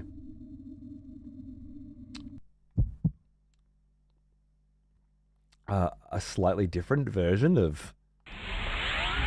Maybe it's just a different human form that we take, is the idea. The blood of ages flows so sweet. Come, drink from us. With pleasure. Unlike the Mask of Disguise, this spell actually allows me to cast away the guise of death for a time, allowing me to walk among the living undisturbed. Huh. The spell also provides a visage of nobility, for there are many who would easily divulge more to those of highborn blood. Right, so it casts off the stank of death entirely and makes us clearly a noble. Very helpful. Honestly, I played it as a rental in the 1900s. What a beautiful sentence. I bought it, never beat it. This game was hard. Had a rebirth with PS1 era games with emulators, and now getting back into all the hidden gems. Good on you, man. Good on you. Love it. That's fucking great. That's really great. Going back to games that you didn't finish back in the day. What a wonderful cause for celebration, you know? Find a yearning for a different quality of game design. Because I feel the same yearning. And I have for the past 10 years at least, but I feel the pull stronger and stronger with every new game that I finish. And oftentimes with the games that I love, you know? Games that I really enjoy. I can play the new Ninja Gaiden 4 and go, fuck, I love Ninja Gaiden 4. And then immediately want to play Ninja Gaiden 1 way more. I've got Metroid Prime 4 coming. What, next week? Week after? I'm very, very interested to see how I feel about that one compared to Corruption, which is one of my favorite games, and that was... Is Corruption 15 years old now? Is the most recent Metroid Prime game 15 fucking years old now? Because it feels about that. Suss out where the winds meet as well. I see the appeal. Yeah. Oh, you see. Yeah. I see the appeal too. I watched Peeve play it for 5 fucking days. I don't have the time for it, unfortunately. I keep thinking I will, but I just don't. Oh, that's interesting. So I just look like me now, rather than a human. Beware, stranger. There was another vampire attack last night. Nah, you... What has become of the Lion of Willendorf? Who will protect us from the Nemesis? Mighty Willendorf had sliced open the belly of the earth, reaping a bounty of precious metals and unearthing ancient secrets. Of these secrets, I had heard of a tomb that contained an ancient forefather of King Otmar himself. Within the tomb, a fountain of blood would allow me to cast the most noble of illusions and gain entry to the city of the mighty lion. In the old days, this game had really bad loading times when you zoned into a new area. Yeah, I heard the PS1 version was pretty rough for that. It's like a good book that I never finished. Plus, as an older person, I can appreciate more. As a teen, I had no idea about game design. Yeah, we are old, aren't we? We are fucking old, mate. I get it now. I get why old people just like shit that they grew up with. I thought it was just because they're old and they grew up with it. But I was wrong. It's because it's way fucking better than all this new age mumbo jumbo horse shit. You know what I mean? He won't talk to me, he's just staring at this wall.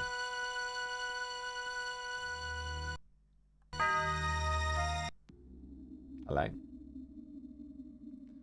Now these houses usually serve as a really nice little Oh bro, I don't actually have to leave my disguise to kill stuff now. That's awesome.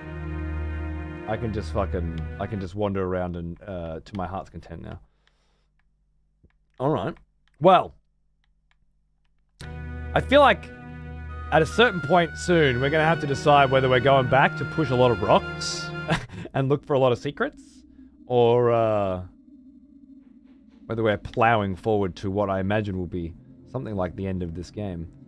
For now, though, I don't feel like I have to make that decision, so I'm not going to. I'm just going to enjoy lazily moving in a forwardly trajectory. Plus, I'm a noble, not a peasant. So I'm allowed to walk into people's houses and break their barrels and steal their shit, and they can't do anything about it. Love it. The new toasters are trash. It was $10, still trash. My last toaster lasted 25 years, that's right. My last toaster's still fucking going. See, they're right. They were right. Things were just better back then. They just were. All this new time, and all we've done with it, come up with ways to make the same shit shitter. And AI is going to be no fucking exception to that, I'm sure. Oops. It's not safe around here anymore. Damned brigands and thieves in the wilderness. Yeah, same as every other town, apparently. It's a global pandemic.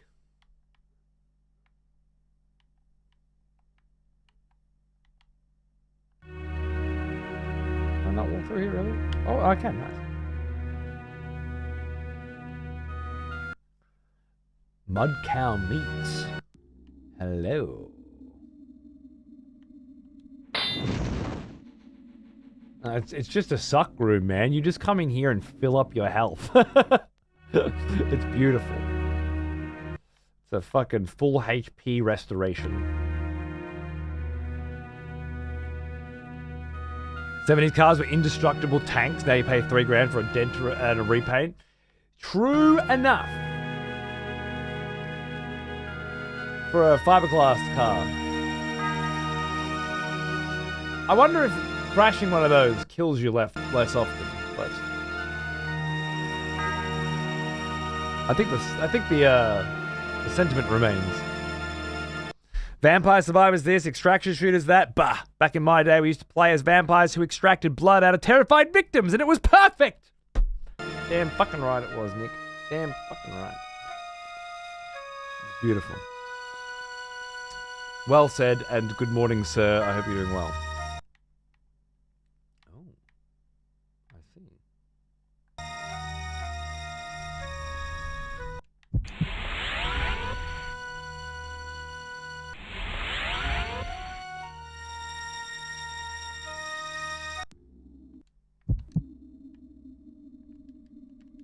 You're not talking to me?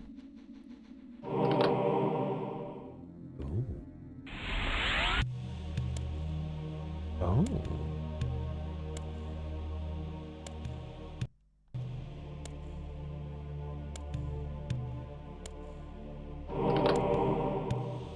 I think there's a possibility AI has the opposite results because you can get 1,000 times the workload out of a fraction of the staff, as long as the brain behind the game being designed it is solid. Yeah, I don't know if that's true. I haven't seen any evidence to support that yet. There's plenty of evidence out there. I saw another one this morning, but it doesn't support that at all. Oh no. What have I done?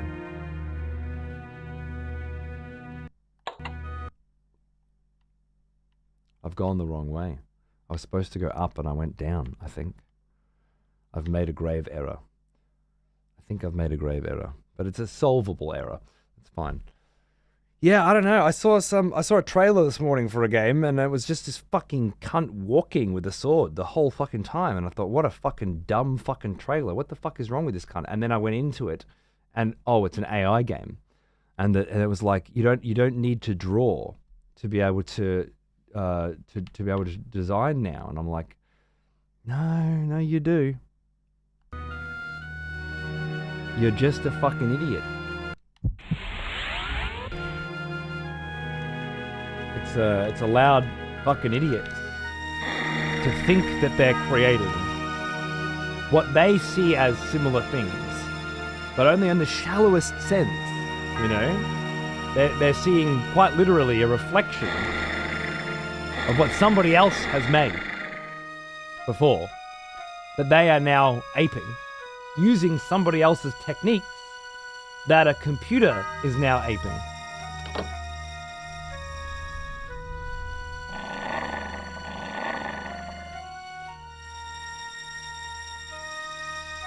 I don't see it. I don't see anything. Anything that's supposed to support it has only made me more sure that it doesn't stand a fucking chance. Oh, I guess we'll see. I don't think yet, because the AI isn't proficient enough. That's what I keep hearing, yeah. But Grok has an IQ of like 120 or something, maybe in a few years. I feel like there's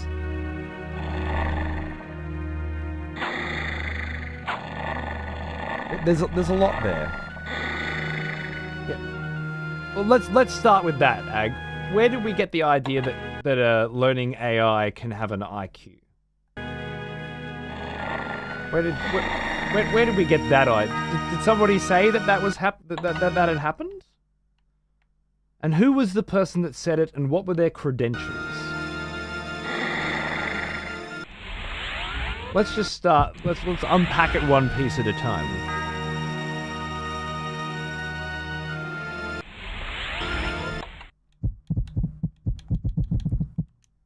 I've gone straight full blown into exploration mode now, I think.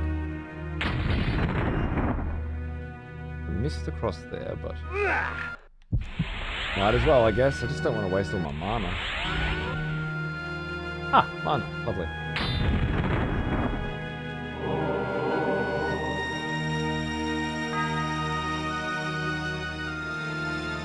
A lot of people with no passion and skill are going to flood the market. It happens when any new thing appears. Music, for instance, when it became digital.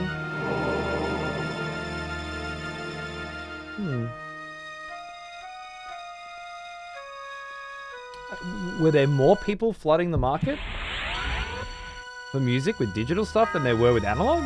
Or did we just see more of it because, at the same time, digital music was now allowing us to see and hear music in a way that we had never been able to before? I feel like that's much more likely that it was just the birth of the internet and the cultural shift that was sharing things with people you don't know, and not just people you do, perhaps, than the music itself. Maybe. Are you just fucking gonna sit there and not do Blood shower. the 6 spin that you're supposed to do? Flame sword. Is that what we're talking about here? The sword.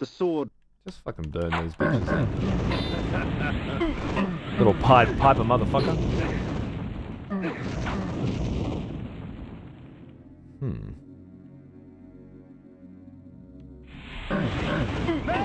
Victor!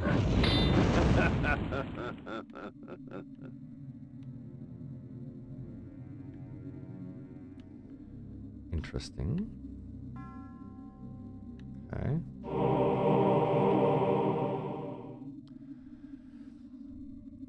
I had the number wrong. The AI model Grok 3 thinks scored 112 on the Mensa Norway IQ test. Okay.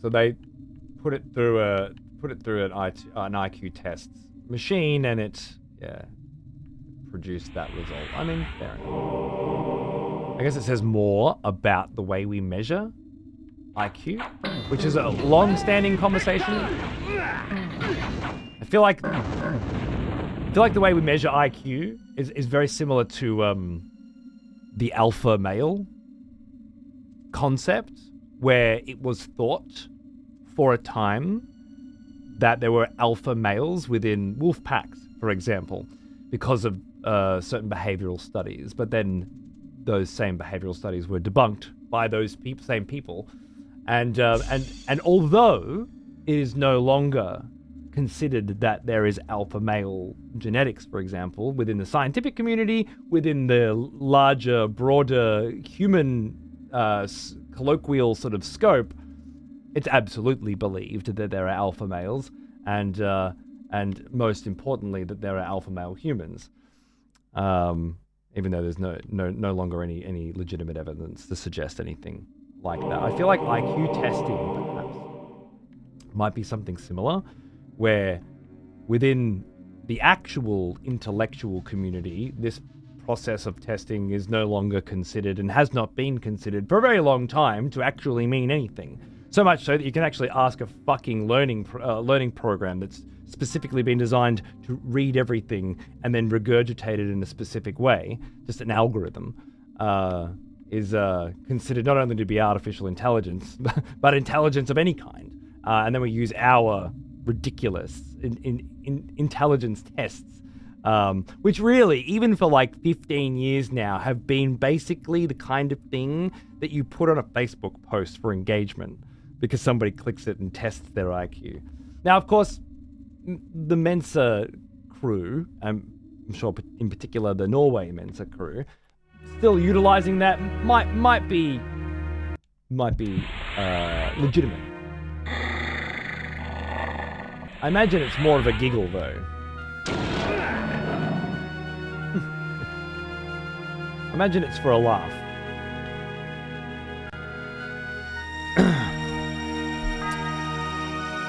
Alpha's determined in actions, not genetics, sure. I don't remember the specifics. I just remember the concept behind it. Pattern recognition, and that's the only thing that AIs are good for, that and being glorified predictive text. Look, I was watching Weddy's show last night after we raided, and he was talking about how he was using Grok to solve his tech problems. Not Grok, he was using ChatGPT, I think. But he said specifically, it's good for this, it's not good for this. But what this was like taking a bunch of different manuals, tech manuals, and consolidating that information into a simple, easily digestible paragraph that takes the very specific things that you are looking for and puts them together. And to me, I wouldn't refer to that as AI, but that is a very useful function. It's kind of like the evolution of the search engine, you know? And by golly gosh, was Yahoo search not a mad fucking upgrade for the species? Kicked the shit The axes. out of my Encyclopedia Britannica collection, let me tell you. I could get the same information, I could get it a lot fucking faster, and I didn't have to keep 35 leather-bound fucking books in my fucking living room. Although, they look pretty good. You know what I mean? I feel like it's just a more advanced version of that.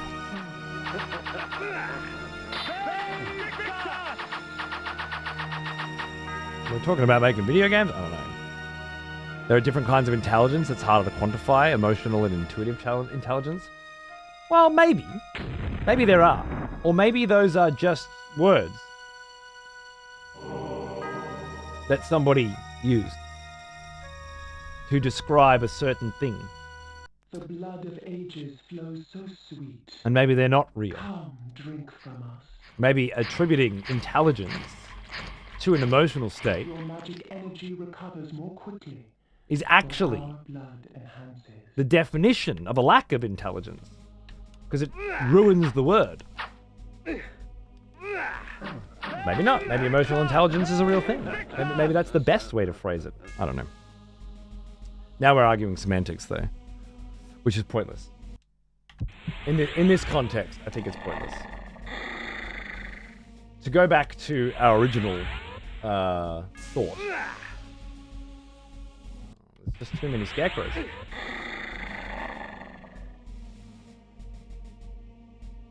This was already a worthwhile mistake, by the way. Oh, I know exactly where we fucking are, too. Yeah, I don't know. I don't, I don't see how it's going to help video game design. I see only a way in which people who can't do things will be able to think that they can do things because they've never actually done those things. And anybody who's ever learned anything, I'm sure, will attest to the idea that the more you do something, the better you understand how little you know. If you pick up a fucking guitar for the first time, and then after a couple months find that you can play a few tunes, you may have the perspective that you're getting better at guitar, and that becoming good at guitar or great at guitar isn't really even that long of a journey. But 5 years later is when you will realize that you know absolutely nothing. And that there's a whole new sphere. And it's like you have to have a certain level of understanding of a skill before you can see just how much there is to it. From first glance, things seem much simpler than they are. And it's only upon acquiring a deep knowledge of a thing that you're able to comprehend how little you know about it and how deep the well goes. Which sounds obvious to say, but in reality, I don't think most people see it that way. They take the face value. Oh yeah, drawing. Yeah, I get it. I can draw almost as good as a good artist. I can sort of see what's going on, but the jump from almost as good to as good or better or having your own style is tens of years. And even then, maybe never even coming close to somebody who is either naturally talented or has been practicing a lot longer, a lot harder, and is a lot better at learning and using that knowledge. I realized about drawing real fast. That's exactly right. So did I. My mother was a born artist. She's a painter. And she never really utilized that skill because she had me at 17 and her life went a different direction. And every now and then she'll just pull out a canvas and paint some fucking masterpiece. True to life, fucking just some birds or some shit. Or she'll be in one of her weird moods and she'll paint a bunch of fucking embryos that'll represent the amount of miscarriages she's fucking had or some shit like that, right? You're like, whoa, bitch, what are you talking about? And then she just goes back to being a normal fucking everyday bloody mum.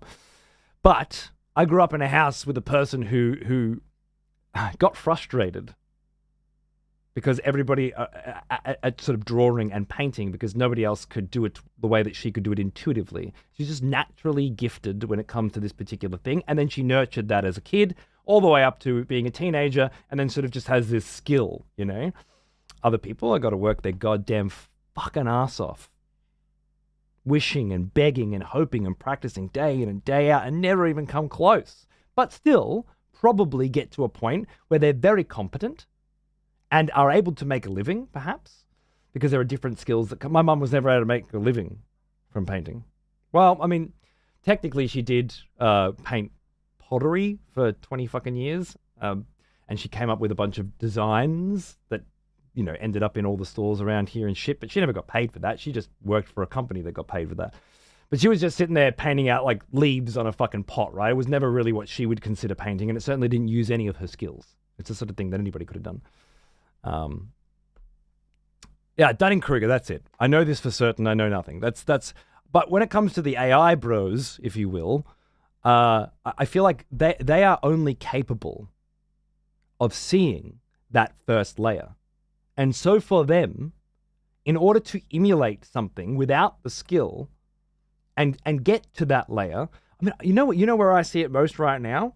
I see it in my 9-year-old kid and his mates over the last year or so, since they've gotten access to ChatGPT, and they ask it to write scripts that they can plug into different game development programs, engines, so that they can do certain things for them. And it never works. They think that it's going to work, but it never actually works. It just gives them a bunch of spaghetti code, and they have no idea what the code says, so they can't really unravel it. And one day, 5 years or so from now, that'll probably be very useful for them.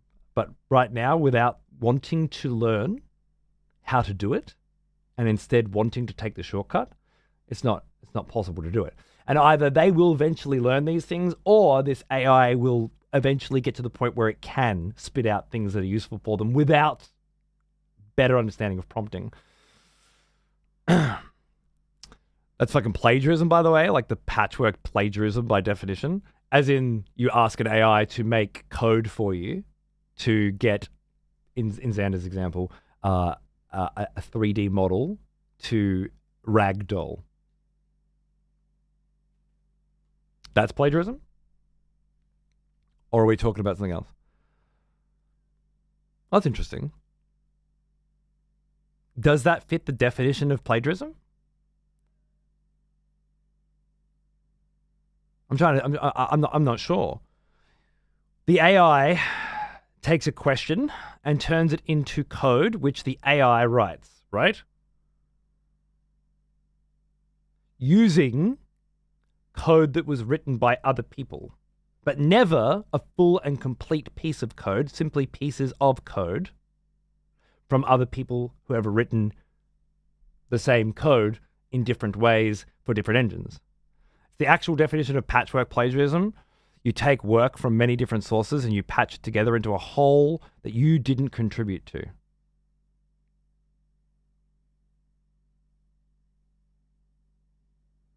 So is there a piece of art, for example, that has ever been created within known history that wasn't an example of patchwork plagiarism?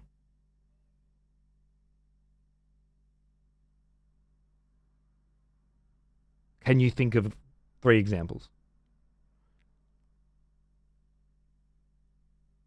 It seems to me that patchwork plagiarism, which is a term that I've never heard of before and as far as I'm concerned doesn't exist, only exists within certain circles of people who like to label things that don't exist, and it can't possibly exist because it is always in effect, which means it's nothing, right? There are no examples that don't involve patchwork plagiarism. Everything has to be lifted from something. You are patchwork plagiarism. Every single little tiny bit of you. In fact, even on a scientific level, every single atom that makes up your body was in fact somebody else's or something else's. Every carbon atom, it must have been, because all of the atoms that exist today on the planet have always existed on this planet. If you want to go fucking deep. So what is patchwork plagiarism then? Nothing. Life. So it's pointless. And certainly not enforceable. But I understand what you're saying when it comes to deep learning, specifically when a computer takes pieces of everybody's stuff and puts it together. Is it stealing it? Depends on what it's doing, I guess. And most importantly, is it marketable? Are you selling it? Are you generating revenue on it? It's only theft if you try to make money on it, right?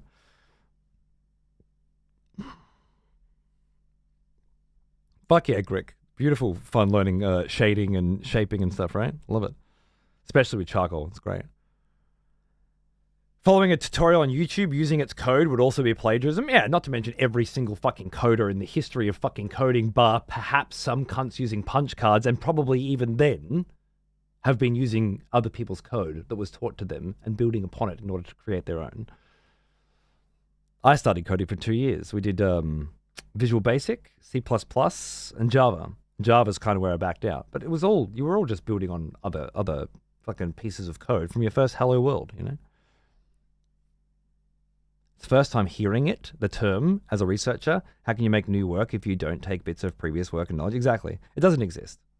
I'm sure Faye thinks that it exists, found the word in a forum somewhere, but it doesn't. It's nonsense. Absolute nonsense. While it's fine for things to be inspired by other things, for you to take from here and place wholesale without interpretation is the plagiarism part. Wow! Take from here and place wholesale is a very different fucking version of events, but okay. Let's find the line on that. It's not copying an idea with your own take, it's literally just copy-pasting multiple sources together. If I took a part of a Rembrandt and a part of a Picasso and just stitched it together, it would be patchwork plagiarism. Well, I guess when you qualify it with certain rules like that, it changes the flavor a little bit. If you were to ask ChatGPT to take part of a Rembrandt and part of a Picasso and stitch them together, what would it do? And would what it did be plagiarism? Music too is always derivative? Absolutely. You heard Giorgio by Moroder on Daft Punk's Random Access Memories? It's a fun one. Coding gets weird because there are sometimes only so many ways to code a particular thing in each coding language. Would you not feel the same way about brushstrokes? There are only so many different types of brushstrokes, and they usually have key indicators for the artist who stroked them.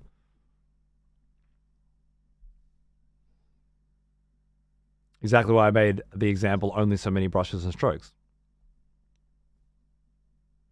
I'm not arguing about the legality of AI art here because I don't give a fuck. I don't care. I think all this copyright bullshit's a total fucking nightmare and we should all just be open sourcing. That's why I said it really just comes down to money.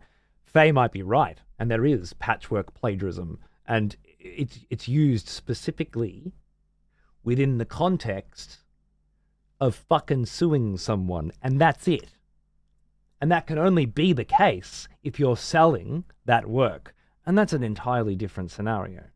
But as far as I'm concerned, the concept doesn't exist because everything needs to be plagiarism by its definition.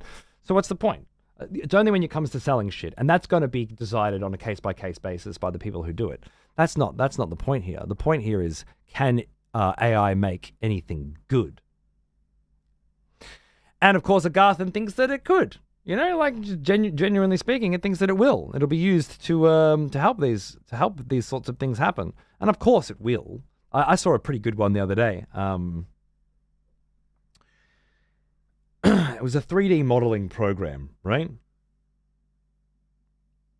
you take a wireframe model and you animate it.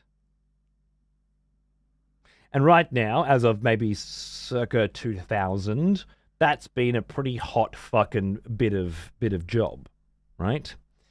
Whether it be learning it in a school or in an educational facility or working at fucking Pixar and pioneering the technology.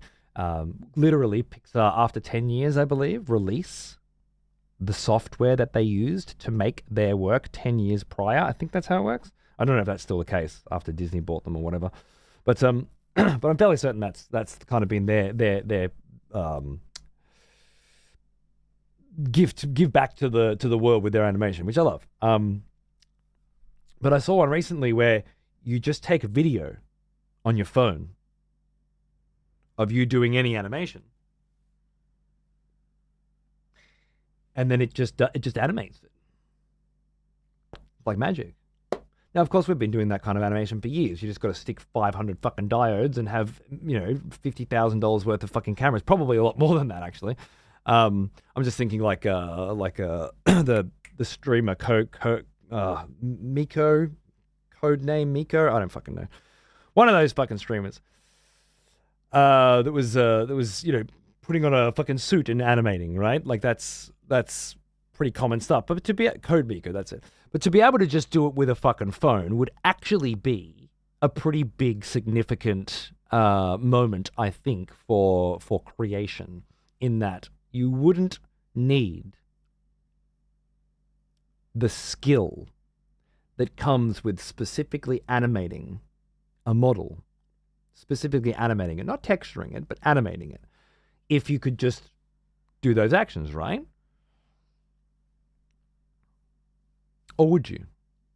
And then I think it becomes a conversation about which skills are actually replaceable by AI, in that they will completely redundify the need to have that skill. There is no measurement that can be applied to that technique. It's simply either it can be done or it can't be done. There's no nuance to it. There's no art to it. It's not a skill, really. More of a task. And is animation one that follows that category? Or falls into that category? I don't know. Blood of ages I don't bloody know. sweet. Come, drink Do I just from want a fucking bat form now? I know where I am. I think I do. Equipment skill. That's an interesting term for it? I'm not sure. Because I feel like skill doesn't quite cut it. Let me try this. I haven't done this yet. If I see something funny or impressive posted, then discover it's AI gen, I lose all awe or humor. It actually robs it of emotion. Interesting. I haven't been in that example myself. I haven't experienced that myself yet. Only today, this morning, I accidentally let Twitter autoplay a video.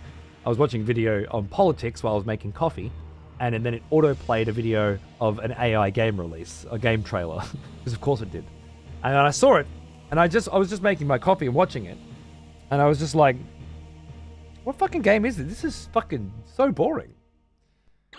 Like, who made a trailer of just walking with very average visuals and absolutely no intrigue or mystery or narrative or strategy or any of the things that make a video game? Nothing. It was just walking. I was like, okay, now you've got my interest. Oh, it's AI. It was being used as an example of something that was really cool. Of course it was. But of course it was. Well, I know exactly where we are. Lovely. Have we tried? We haven't tried going down there. We should do that first. Yeah, we fucking should. Where's this?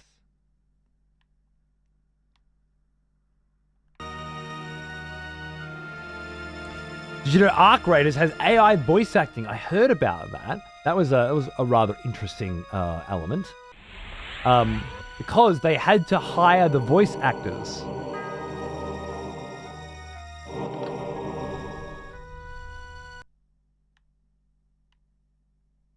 To speak. And then once they had gotten the words, they then AI put them together, right? So they bought the voices off those people. And this ended up being so much cheaper than paying for their time that they were able to fit it into their budget.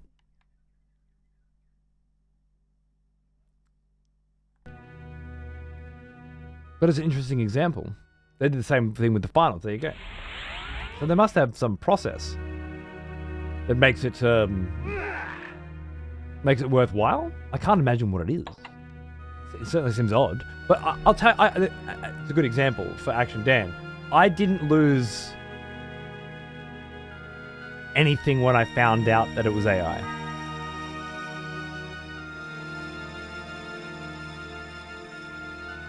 Didn't mean nothing to me.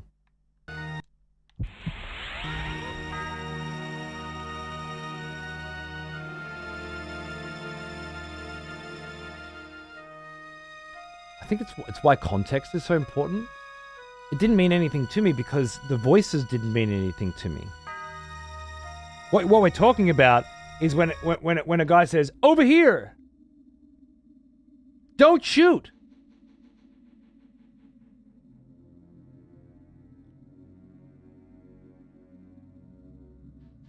Like, I totally nothinged it before I found out it was AI, and then I totally nothinged it afterwards. I guess you'd have to, in order for this example to be relevant, to me anyway, I think it would have to be like some really cool, awesome piece of content that I love, and then find out, oh shit, that was AI? That changes things. Did we check this place? I can't remember. Oh no, I don't think we could because we couldn't move the rocks here. Is that right? Yeah, that's right. Look.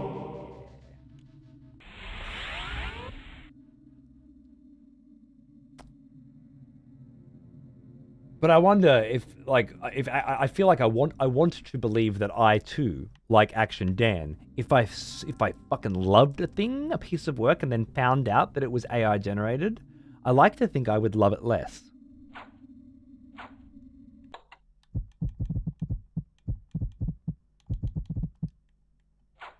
But would I?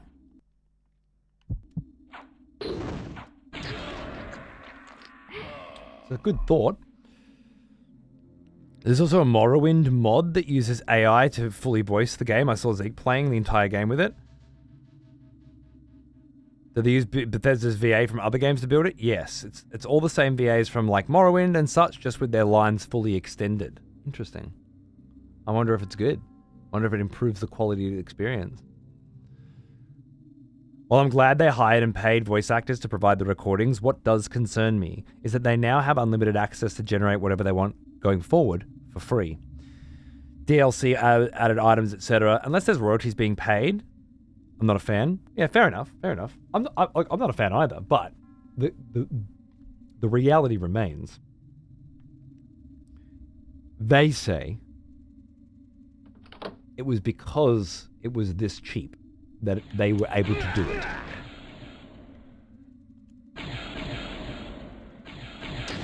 And that certainly makes me wonder. Yeah, that's what you fucking get, bitch.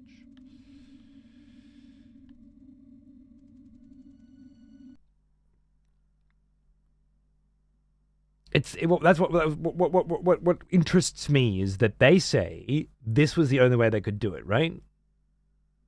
Otherwise, it was too expensive to pay for voice acting, because that's a precedent that I think we're going to start seeing a lot fucking more now. If you can just buy somebody's voice for X amount and don't have to pay royalties on it, why would you ever hire voice actors to get this lovely level of dialogue, particularly in a world where people don't notice and people don't care? Which is what we're facing, right? They don't notice and they don't care. That's been proven a million times over now. Fortnite is now putting bots in its games for you to play against instead of real humans. People don't know and people don't care. As long as they're getting more wins than they were getting before. What's this all about? Did I need to mind control one of these bitches? I think I did. Little alchemist lair. I saw a funny conspiracy theory about AI the other day.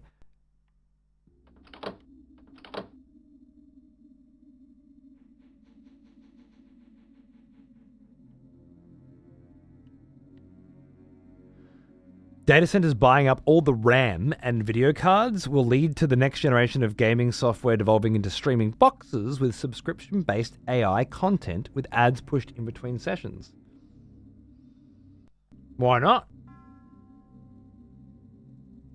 I'm sure it would make more money.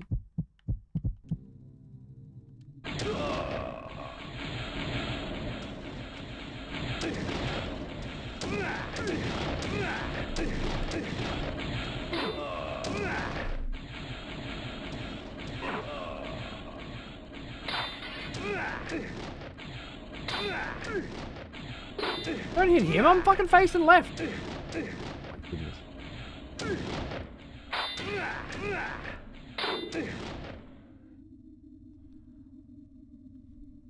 For what it's worth, I never heard of patchwork plagiarism either before this semester when I started specifically studying game design theory. No, I understand. I'm just saying people make up terms like this all the time. Just because they make them up, it doesn't mean they exist. They're silly. And honestly, they may exist, but only within certain frameworks as well. Like in this lecture, in this discussion, it makes sense. But you take it outside, and it just doesn't have a place.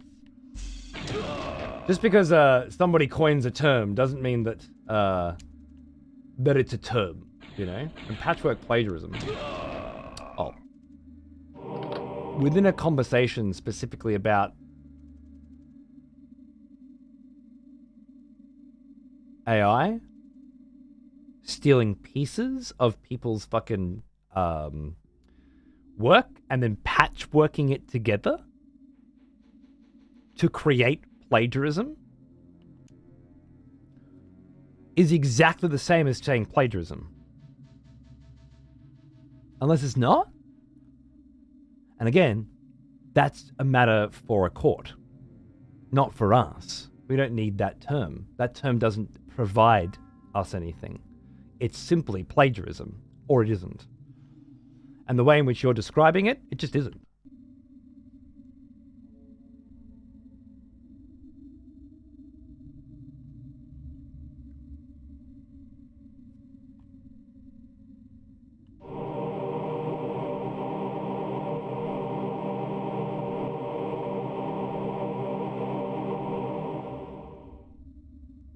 It's a very cool little puzzle. A very cool little reward. I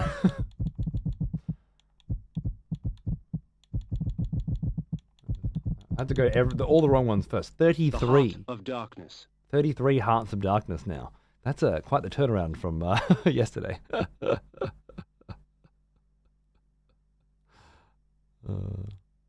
last couple of months, I'm getting bombarded by on YouTube by AI music like Metallica, but in funk. And I'm like, okay, you're generating remixes, so they're not going to be any ads on these videos, because then you need to pay royalties to the original song creators. Still have ads on them. Okay, but this is how YouTube works, right? If a copyright piece of content is detected, they don't simply remove the ad. They simply take the cash and pay it to the royalty owner, or to the copyright.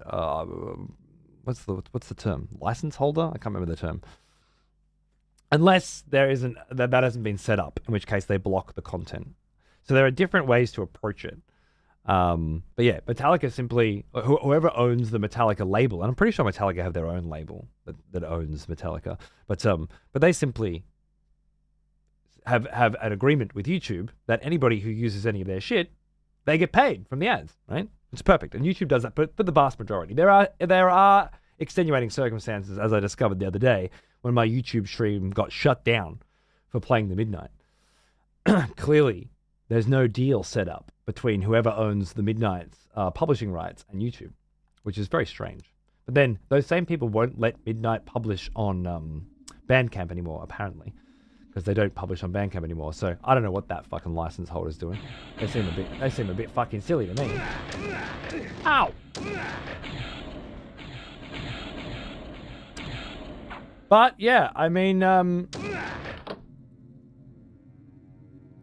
if someone wants to go out of their way to run an AI script that takes a song and changes the instruments that are used into other instruments, changes the tempo to match something swingier or funkier or whatever, right? Because that's what it's really doing, is just changing values, isn't it? It goes through a piece of material and it changes a bunch of digital switches into different things, as far as I understand. Not to undersell the complexity of performing such a task, or at least coming up with the technology that can do it.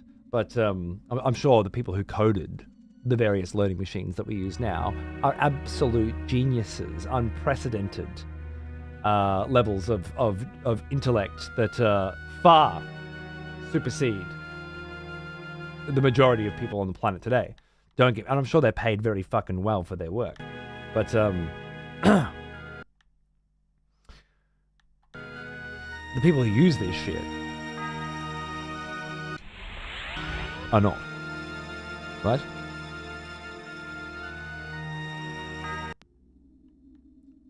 At least that seems right to me. Alright, instead of going down, I now have to go up. Yeah. Oh. All that for this. Unbelievable. I should have known. Imagine what power you could wield. So you come to see. Hey, Nalf, how are you, mate? Doing good. We're talking about AI. Trade your secrets for the blood of the dead, I will.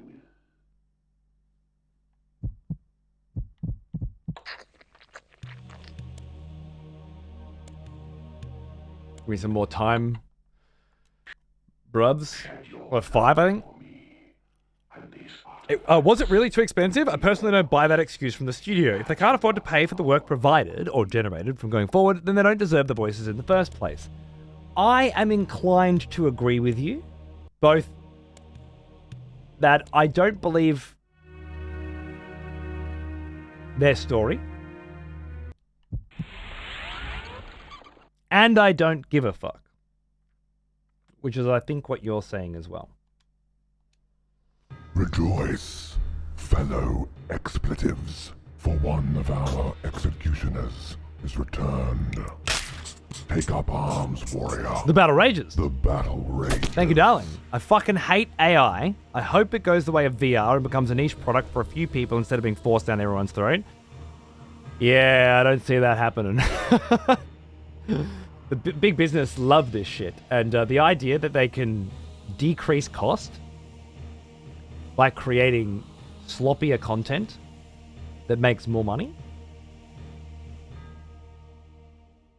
is inevitable.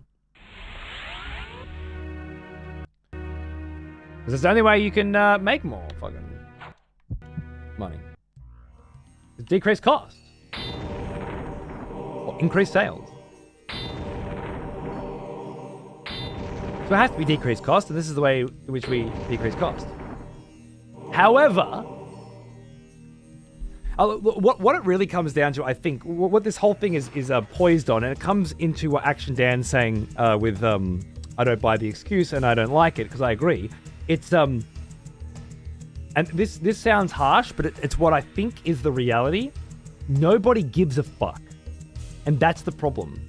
Nobody gives a fuck if the voice actors on Arc Raiders got paid less. And nobody gives a fuck that the voices are AI generated. Or the phrases are AI generated from the voices, right? And because people don't give a fuck, the corporations can utilize this shit to sell the same stuff to you and develop it at a much cheaper cost, which increases profits. And of course, the whole fucking world just runs on a bunch of investment groups that give money and expect more back within X time frame, right? So for them, it's a very simple mathematical fucking equation. In fact, the CEOs that run these companies have a fiduciary responsibility to make sure that they do use AI. Because they are beholden to the shareholders, and the shareholders have been guaranteed that they will get a fucking return on their investment. So they have to. They absolutely have to. But it all... And I don't blame them either. I don't like them. But that is how the world works, and I understand what they're doing. Who I blame is us. We're the fucking problem. We're the ones that are okay with it. We accept it. If they continue to replace artists with AI, and we continue to not notice and to not care, maybe we fucking deserve it. Because that seems to be what's happening. Oh, please, help me, kind sir. Yum. Why are these cunts got fucking... This is a butcher shop, right? Why you got humans up in the fucking walls in the back, bro? What nefarious shit I've heard that an army from the north is preparing to invade. Is it true? is going on in here? Oops, wrong sword.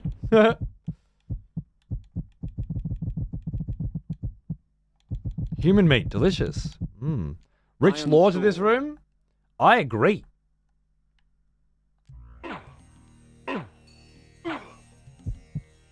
In that. To me, art is about self-expression, so AI art misses the point. Okay, but that's just semantics, right? Because when people say art, they don't like. If you want to have a conversation about art, then the definition of art is to take something from inside of you and to put it out there for other people to see, and that's it, right? But that's not what we're actually talking about. We're talking about entertainment. So just change that out, and all of a sudden, now you can be a part of this conversation, right? I agree with you, but we're not really talking about art. That's the problem. Have art and entertainment become synonymous with each other? Sure.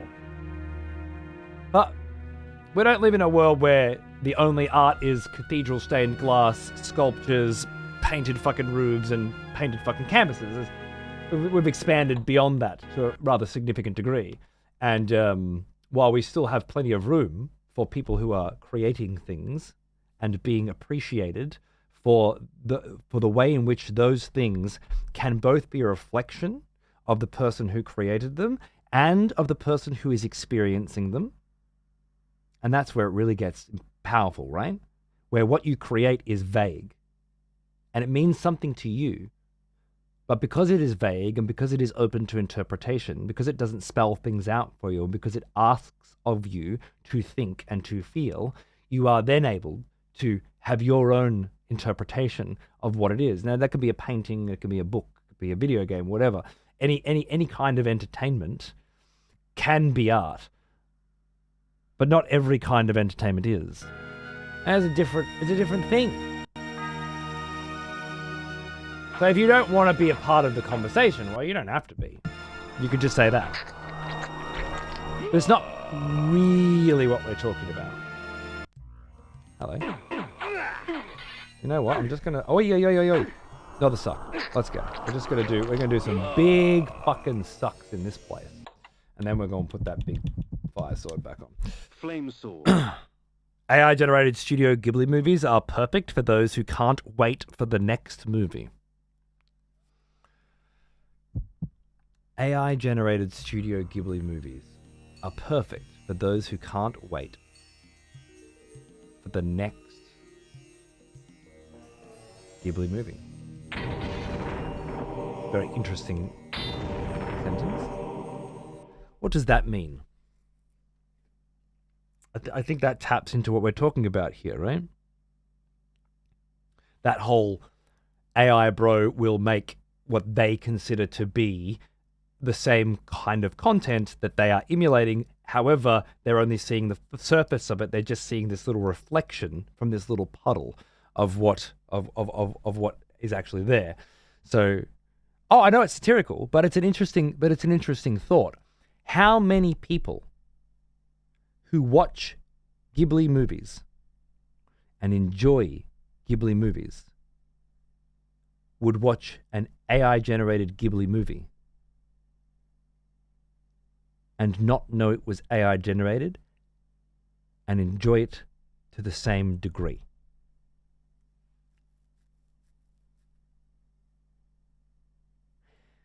Would it be 5% of people who watch Ghibli films in 2025, where the entire collection's on Netflix, for example? Or at least it is here. It may not be everywhere.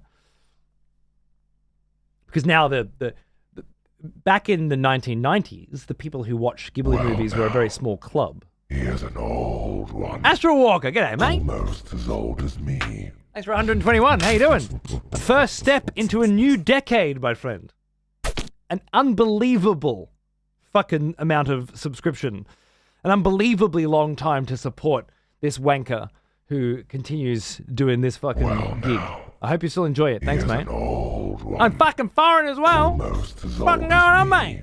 We're chatting AI. We're chatting about the old AI here. And everything that it entails.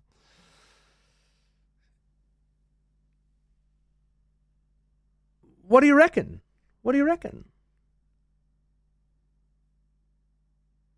Fixing movies with anime and AI. Ooh, that's fun. You're a badass. Always in your own corner, sir. Cheers, brother. Thanks for looking after me. Couldn't do it without you.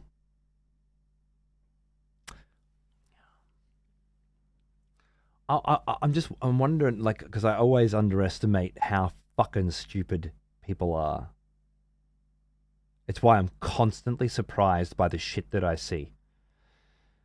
Always do it. And I'm out there. I know people are fucking idiots. I see it every day. And yet they're always stupider than I think they are, and there's always more of them.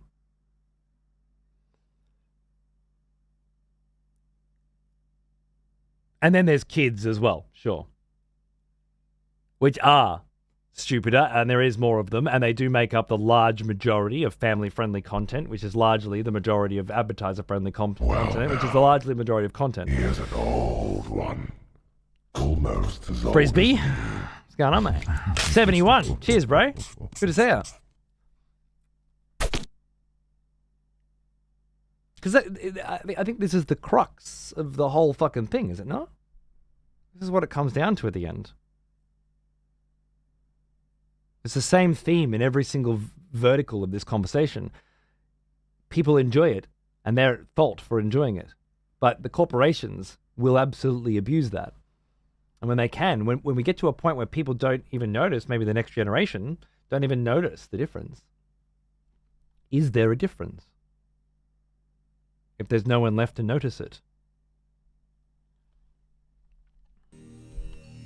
That's my question. That's my concern. I can sit here and shake my fist at clouds all I want, but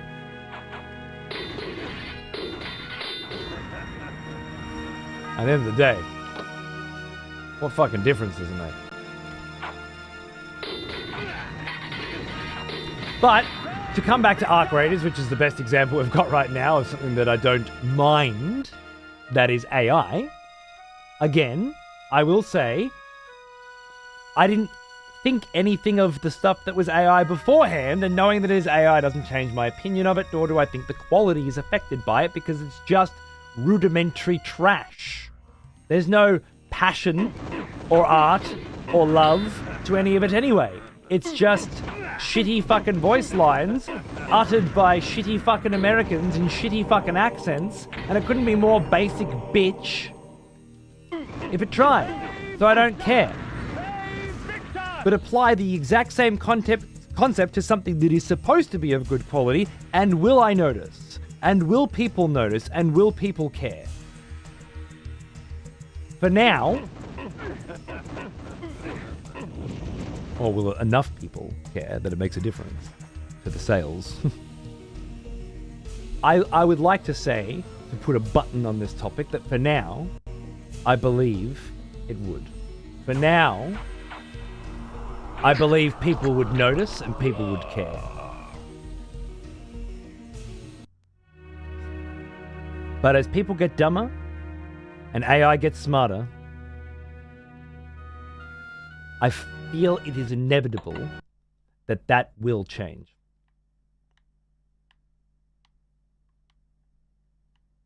I don't know what point I was trying to make. I don't know what case I was trying to solve, but I rested and feel satisfied. Thank you. This has been another long-winded, pointless, excessive profanity rant. I hope you enjoyed it. Certainly filled in the gaps while I was running around grabbing shit, didn't it? Anyone think I was good at this bloody job?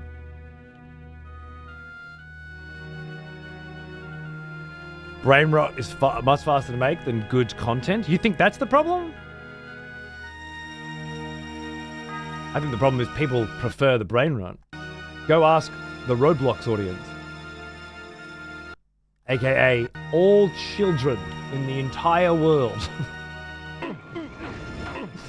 Except mine.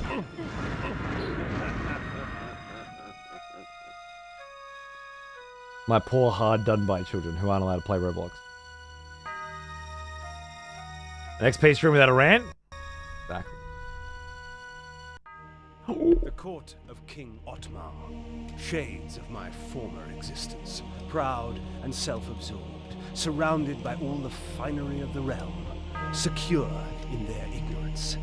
As I walked among them, I smirked, thinking of the carnage that would befall them at the hands of the legions of the Nemesis.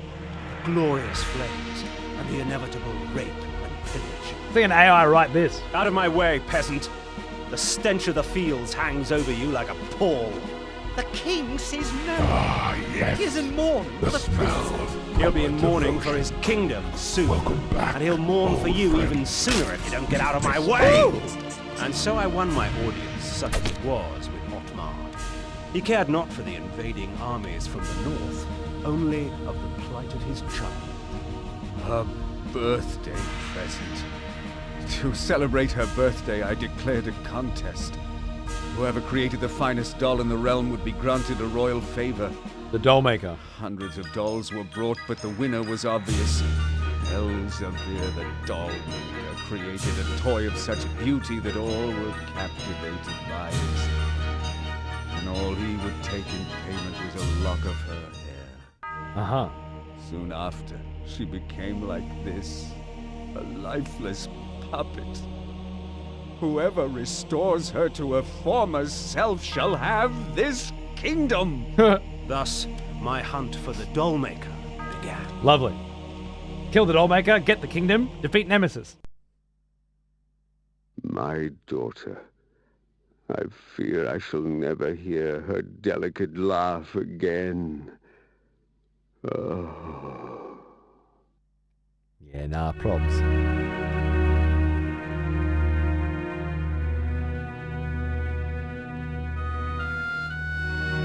All good, Thorin. All good now. Well, Xander seems to have pretty serious allergies.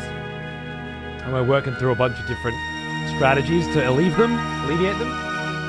But it's also spring, so to be expected. This game is so fucking good, isn't it? Oh, I love it. Every time you turn a corner, there's a new intriguing element to enjoy. Thanks, brother. This writing is still absolutely sublime 36 years later. Couldn't agree more. You certainly won't see an AI writing that shit for a while. Thank you, Mechagogo Jira, by the way. As always, enjoying the show and a real treat to catch it live! And interrupt the bloody cutscenes with your fucking itchy trigger finger, huh? Why, I order. Thanks, brother. It means a lot that you still get excited when you get to catch a live show. Thank you. Both my kids are on it now. Yep. My son's still obsessed with trying to get onto Roblox. Yeah? You don't let him on either, or? Otmar slumped on his throne like a rag doll, his beard matted with tears of his own self-pity. In my court, he would have long since been usurped by one stronger, but in Willendorf they worshipped him, even in his weakness. I wondered what Willendorf would do when Otmar's death finally arrived. Bow down to me. I didn't actually need to have my spell on either, after all this. He doesn't give a fuck if I'm a vampire. Yum. I'm fucking profane and that's all that matters. Cheers, brother. Through whispers of the court, I learned that the army of the Last Hope, Willendorf's proud militia, was in no condition to fight the invading legions of the Nemesis. They were busy scouring the lands to the north in search of the Dollmaker and Otmar's daughter. I also learned of a tunnel, which would take me rapidly from Willendorf to the suspected area. Oh? A tunnel?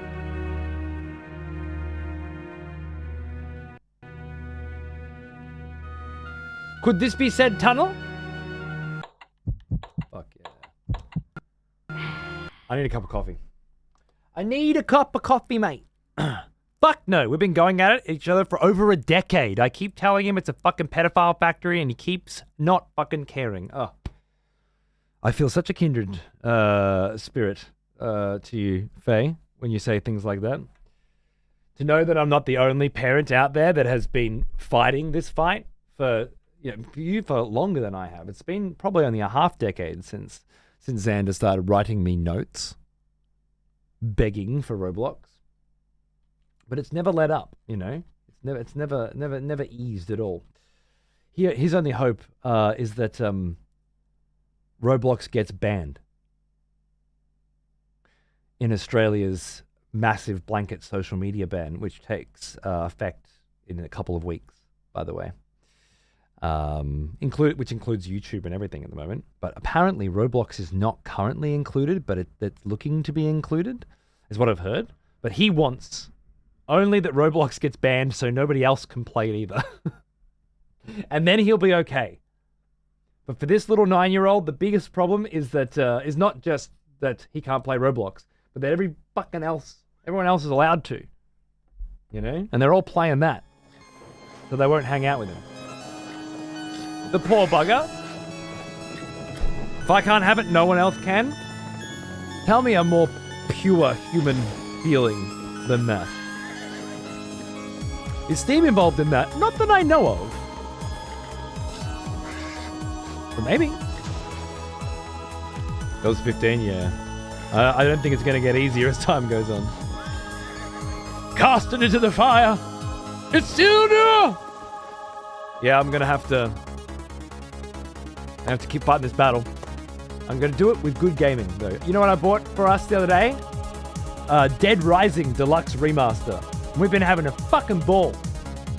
Running through that shopping center, smashing the shit out of zombies. Good fun.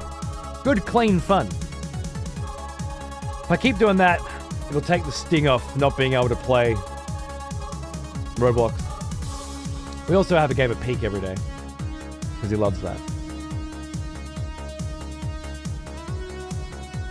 In a recent interview, the creator, when asked about the pedo problem, said, in part, we think of it not necessarily just as a problem, but as an opportunity as well. Oh, God. Oi, enjoy the tunes. This is the Belmont Hearse. And it's a banger. I'll be back in just a minute with a cup of coffee and we'll play some more. Cheers.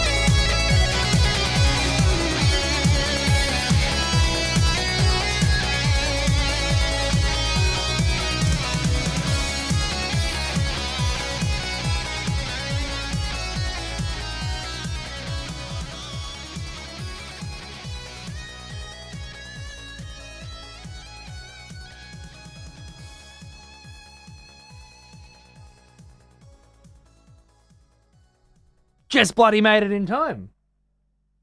Just bloody made it in time.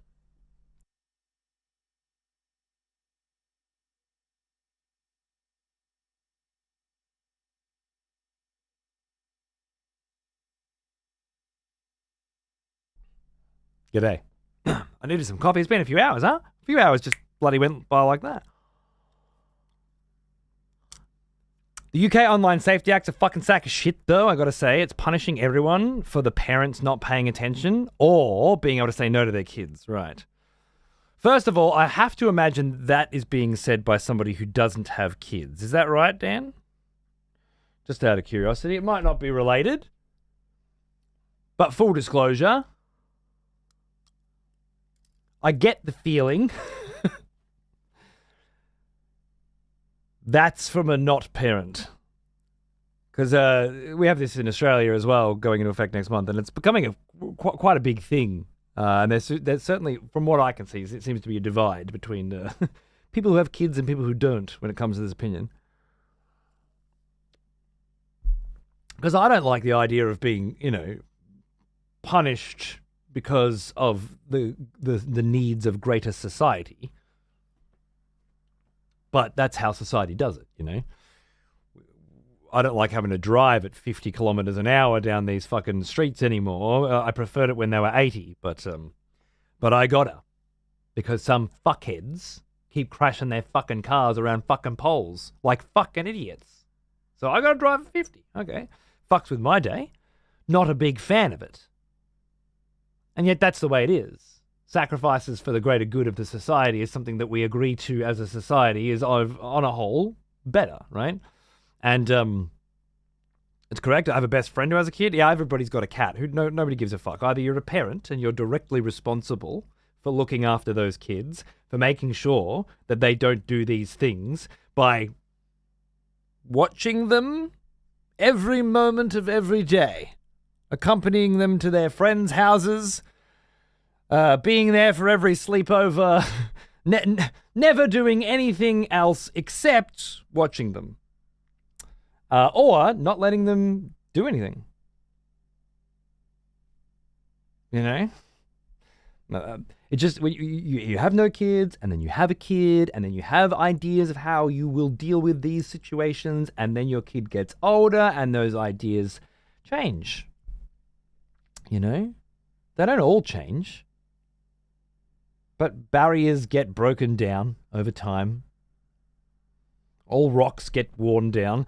I might still be no fucking Roblox and sticking to that shit. The fact that I just had another kid and I got another 18 years of saying no to Roblox is worrying, but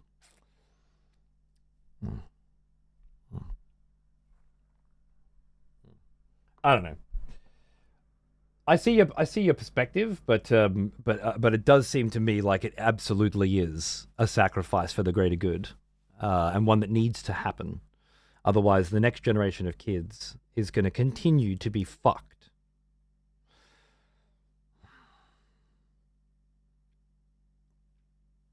I installed a keylogger on my computer to steal my parents' parental control password when I was younger. It's hard to outsmart someone who has so much time. That's a good point. I wonder how you would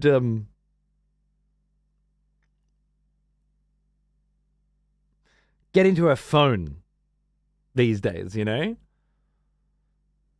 Like if you needed to use her face or her fingerprint, for example. And then, of course, the next step, her fucking license number or whatever. I don't know how they're going to do it, but I don't have a problem with the idea, but the implementation, the message adds a bit more detail. Fuck any places that require sending a government ID to. Right, yeah. That's an interesting one. I had a feeling that was going to come up. With how many leaks of information there are over the past 2 decades, you'd be out of your gourd to give your face or ID to a company in America that does not have to agree to any of the UK laws. Good point. Good point. So you have the choice to either do it or not participate. It's like, I love porn, and will need to give my identification to some American company in order to keep going to Pornhub. Or I could just get my magazines out again. That's the choice. Is it a good choice? Is that okay? That seems okay to me. I'm not being forced to give my ID. I'm being forced to look at magazines instead. Seems good. Seems right. And now I can be relatively certain that most kids won't be able to simply jump onto any fucking computer and type in fucking 8 characters and look at any porn that they want at any point with no restrictions whatsoever. Seems a good trade-off to me. I understand the potential for abuse with all this shit, and I don't trust my fucking government as far as I can throw the cunts. I'm with you. But I don't see... For me, this was always obviously inevitable. I don't feel like fighting the tide on it. You want to use certain companies' products and certain websites, you're going to have to give a government ID in order to do so. That doesn't seem like a bad thing, does it?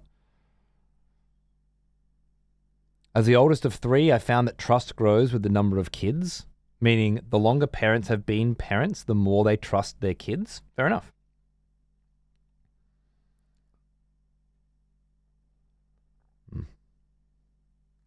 I wonder, though, if you have to give your government ID to watch Twitch, which in this country you would have to.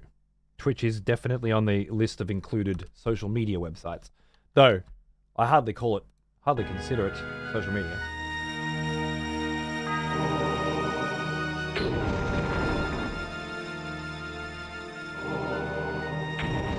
It certainly falls in the same category, I guess. You can communicate with other people on the internet freely. I think that's the problem, right? That's what they're trying to fix. To do a blanket term for anything you can talk to people. Exactly. At least that's how they seem to be using it, yeah. Alright, should this be the secret tunnel that takes us exactly where we need to go? It feels like a secret tunnel to me. Oh, it's full of little oozes and a bunch of prison guards. Cool. From a cybersecurity and privacy perspective, it's a colossal, massive flaw that I could never agree to participating in. Fair enough. Fair enough. I just feel like you have the right to reject it and not participate.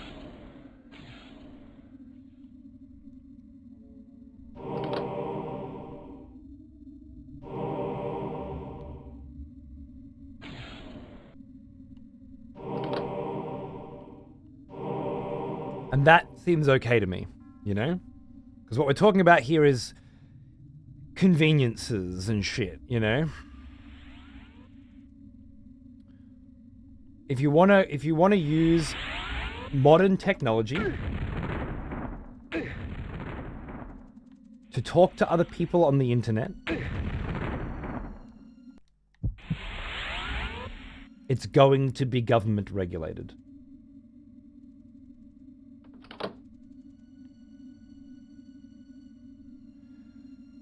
It has pros and cons, like everything else.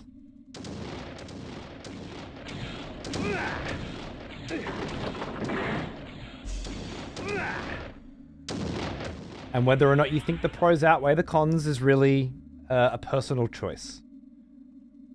But if you want, as a member of society who utilizes these elements of society, like communication over large distances, like the sharing of information over large distances, like tapping into an internet infrastructure, all of these gifts of civilization, you wish to continue utilizing them, you must agree to certain rules. Just like everything else. Or you can not agree with them and not participate.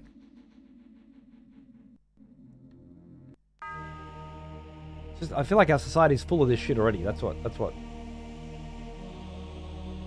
Whoa. I got no mana. Interesting. I might just chill here for a second.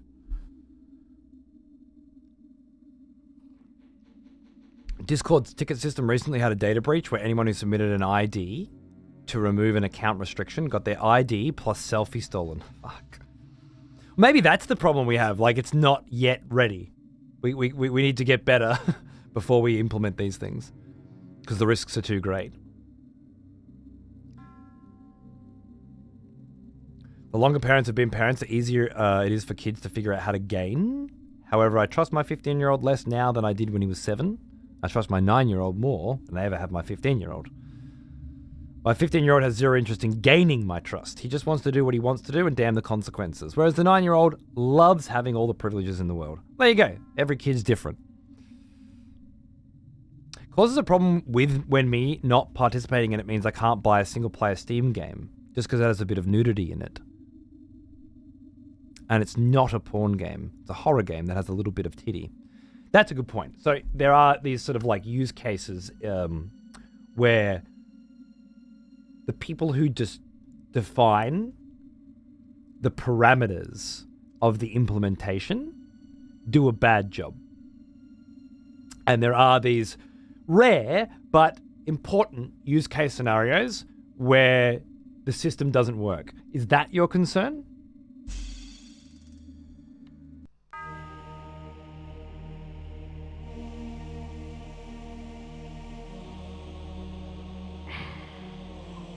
When it comes down to it, is that the problem?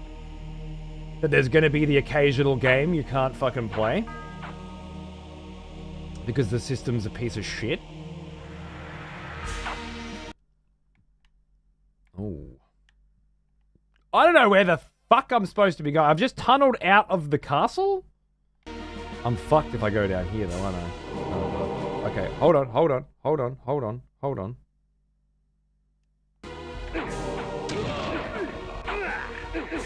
Fuck! Oh god! I fucked it! I totally fucked it. The Heart of Darkness.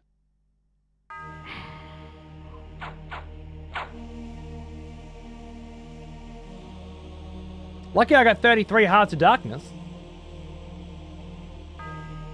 Oh, that's a good reminder of other abilities in this game that exist that I never use. Like this one. A medley of death.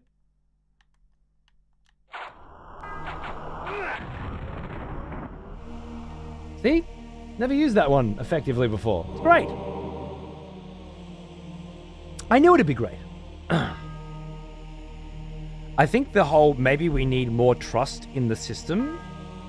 But I came to the realization that the greater whole is probably never going to trust any system given to us.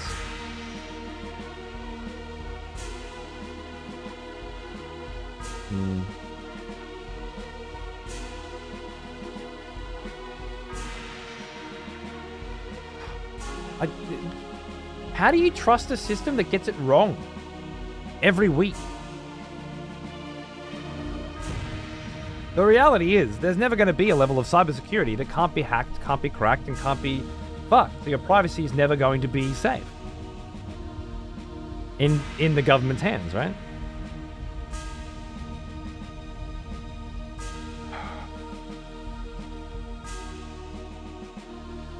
I think most of these laws are a government crackdown, people communicating within a guise of think of the children. I agree. But I also totally agree it's harder than ever as a parent to be omnipresent in every aspect of what your kid can get at. You think fucking the Microsoft fucking implementations are gonna protect your kids from accessing fucking horrible shit? They just make it bloody impossible for you to do anything. You just have to end up not using parental controls and shit because they're so obtuse and so pathetically implemented that they cause more harm than good. This was a save point, right? Yeah. What have I achieved? I'm just going to reload.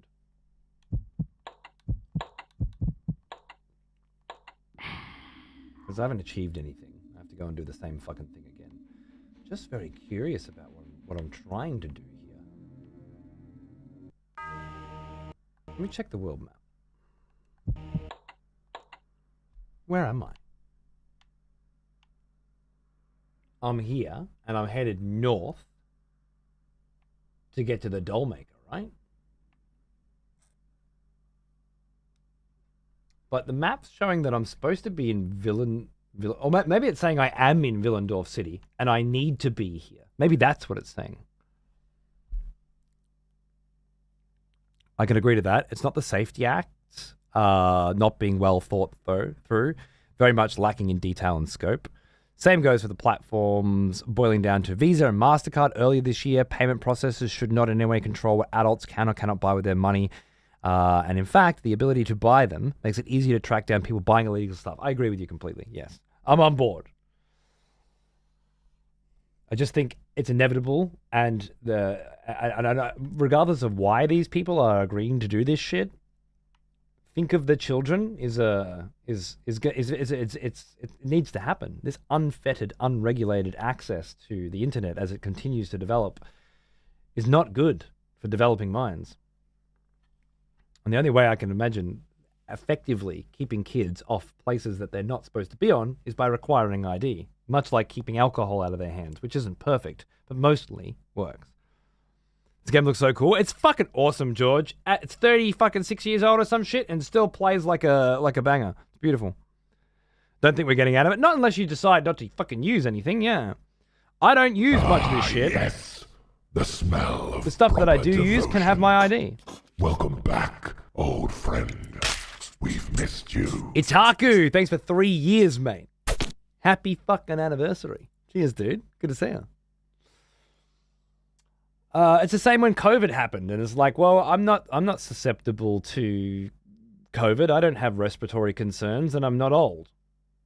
But not following the rules could cause injury or death to people who have respiratory issues or are old.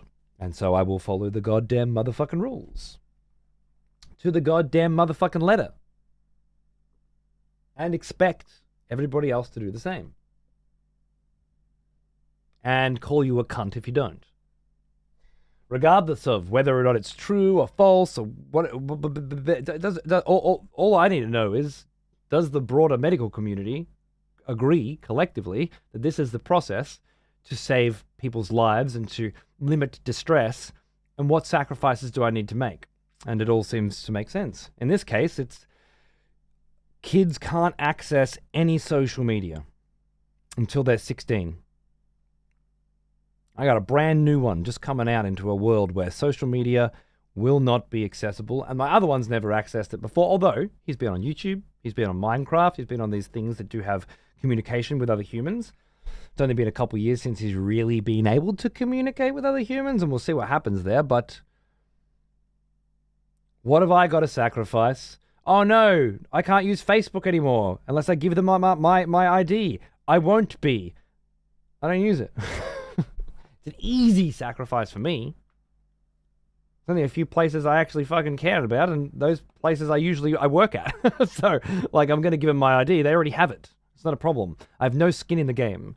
From a sacrifice perspective, I have only gain. My kids will absolutely be better off. And I will absolutely have an easier time raising them. When instead of saying no, all your friends can have a phone, and all your friends can talk to each other on fucking Twitter, but you can't. Which is what I have to deal with now. You know what I mean? So, from my perspective, this is all win. I do obviously see other people's perspectives, and I love hearing about other people's perspectives. Because if you don't have kids and you don't trust the government with your private information, your personal information, or you don't trust American corporations with it, then yeah, there's all of a sudden. All I can say is you just can't use those American corporation products anymore. But then if the Week was here, he'd tell me how he's fucking addicted to them. And he can't fucking let go of them, you know? If I don't have my Instagram, because I grew up in an age where everybody uses Instagram, and I wouldn't be able to communicate with any of the people that I like and know, and I'd be ostracized and left out if I didn't use these apps. So, myriad angles to view this stuff from.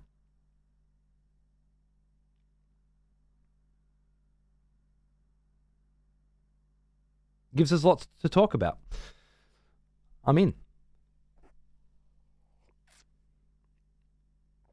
Let me get an internet card from Vic Roads or some shit that has absolutely no connection to my name, date of birth, but can only be obtained in person and used as a validation. I wonder why that wouldn't work. That's an interesting one. Nobody suggested that. They must have suggested it, right? apologies for the bitch and moan. I just hope that it makes sense as to why I am. No, dude, you're allowed. The best thing about this fucking world is that you're allowed to think and feel and speak the way you want within reasonable degrees. There are certain things that society won't let you talk about, and there's probably a good reason for that. But otherwise, I love hearing about it, mate. I like knowing why people feel differently than I do about certain things. And I think the conversation's entertaining. So bring it on. The 16 thing that sounds so wonderful, burn it all down. Love it. There you go. See? Mangoes, what's going on, brother? Good to see you, mate. My son had a phone, yeah, but what he abused his privileges there and it was removed from him. Haven't had much success with parental restrictions on phones, devices, and router filters? No. I do agree with how easy social media is and unfettered access to iPad time hurts the kids. From what close friends have told me, it's a large difference to general attention spans and being able to focus. I don't have any... Look, I told my kid early on, you can have all of this. You can't have all of that. And he, very early on, realized that all of the things that he can have, he doesn't want, and all of the things that he can't have, he wants more than anything. But he's also a kid. That feeling passes very quickly. It comes up a lot, and he has to be reminded. Think about the things that you do have. Don't think about the things that you don't have. You've got a fucking 3D printer. You've got a fucking drawing tablet. You've got a fucking, I don't know, PlayStation 5, Switch 2. You've got every fucking generation of consoles out there. Look at all the things that you do have. Don't look at all the things that you don't have. And after a few minutes, that typically passes. You've got unlimited access to Steam. You know? And you've got a whole fucking bank account full of funds with which to purchase. I manage it, but he can buy any game on Steam that he wants as long as I've vetted it.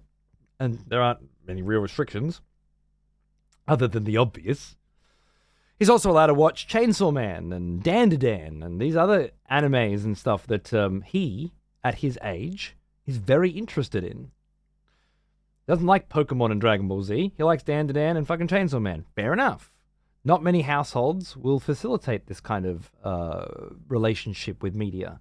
But as I am always there to watch everything with him, to protect him from things that may be beyond his scope of understanding, and to explain and talk through things that may not be but could be, I think it's perfectly fine. But that's the thing about being a parent. You make the fucking rules, right? Until now. Where the government makes the rules for you. And that's not necessarily true. Like, the government tells you that your kid's got to be at school all fucking day as well. They just take your kid away and there's nothing you can do about it. Unless you want to homeschool. And that doesn't seem like a very, very easy thing to do. It's similar here. We pick and choose what is and isn't allowed. But now, the government will pick for you.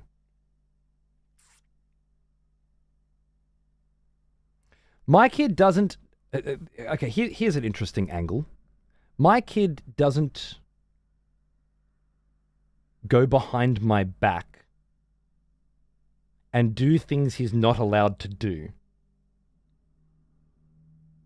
Yet. Wild concept, right? Can you imagine listening to your fucking parents down to the letter? Because I can't.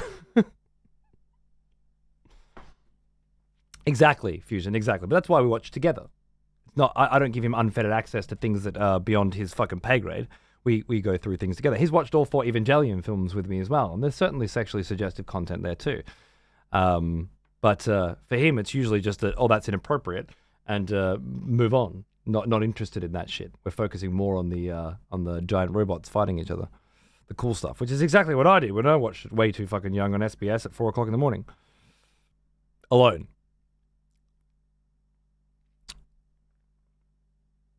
Yeah, that's the play, Shooky. Work through these things together.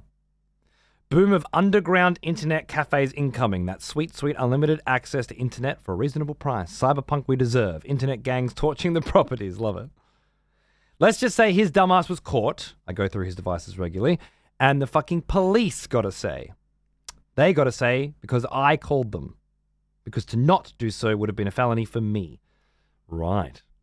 Yeah, that's a tough fucking spot. That's what I mean by like getting different opinions from different people in different situations is so fucking important. Because right now, I got a kid who's too afraid to eat sweets eat sweets behind my back when he knows he's not allowed to have them. And so instead, we'll eat them in front of my face and wait till I give him a reaction, right? Like he won't just grab the lollies and hide and eat them, which is obviously because in our house, the lollies are readily available. They're just in the drawer, full of fucking lollies. They're not out of reach because I don't want to create an environment where I have to police everything all the time. I want him to know when he can and when he cannot have sweets. I want him to know when he is indulging and when he should be, just drinking water and standing back. There's a lot of different like experimental processes here for creating independence at a younger age, which I think will be more and more useful as things go forward. But yeah, out of it, I seem to have a kid that won't break the rules unless he knows he's being caught. Interesting psychology. Sounds like Faye's got quite the opposite. Much more like myself when I was young. The rules were there to be broken. That's how it was established. Of course I was going to break them. What's the punishment? Smack on the bum? Wooden spoon? Belt? I was going to get that from mouthing off anyway.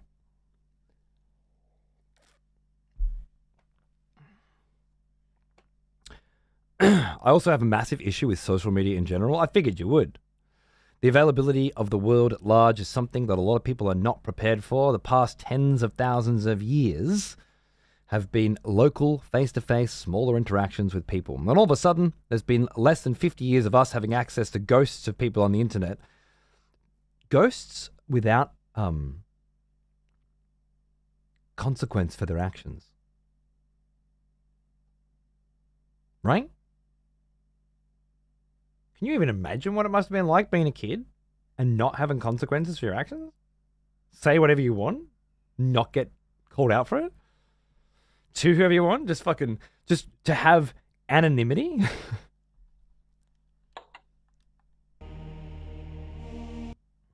I think it's fucking nuts.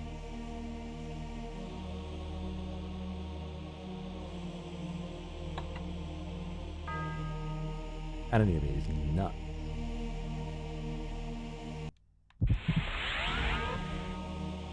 Mist form you can see. I don't know what these fucking demons are, but they can definitely see me. I've got to get some mana and try something here. Oh, I've got no mana at all.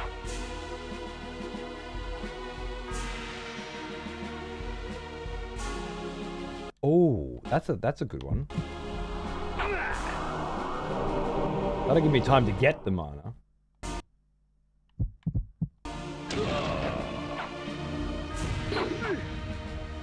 And then start smanging bitches. Nice. Nice. Now, can I fucking do something with this cunt? Like, can I fucking... No. No, okay. So then, can I grab one of the guys that's already inside?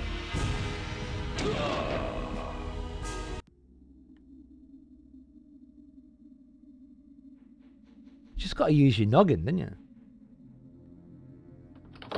Yeah, see, that's all it comes down to. Just a bit of noggin usage. Oh my god, there's more. Why is there more?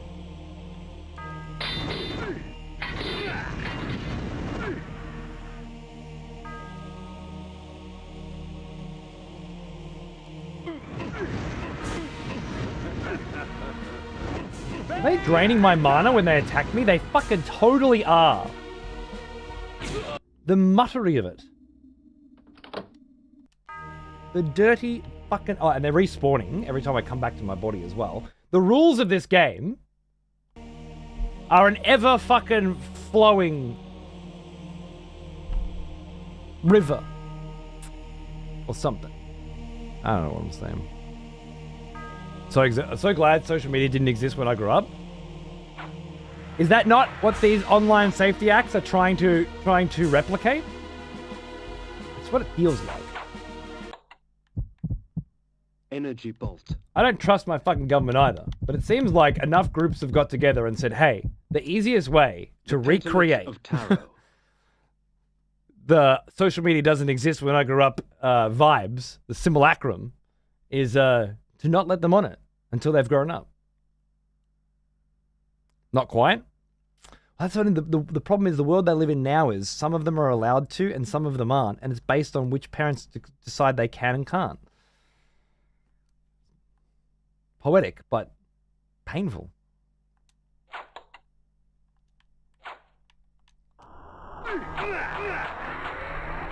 God.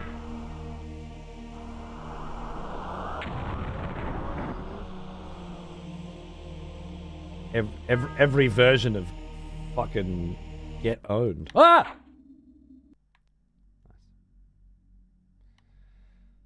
Well, I don't have the mana for this shit anymore. Maybe these are the Nemesis guys. Maybe that's what's happening. This is the Nemesis army from the north. Oh, he's got a fucking giant Zweihander. Oh my goodness gracious me.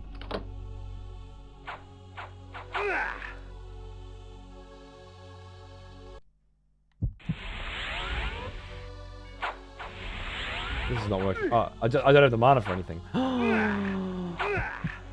am I doing? Okay, everybody be cool. The Heart of Darkness. I was referring to what happened to your mana? Not quite. Oh. Oh. You've been alluding to this for a while, Grickshaft. Huh?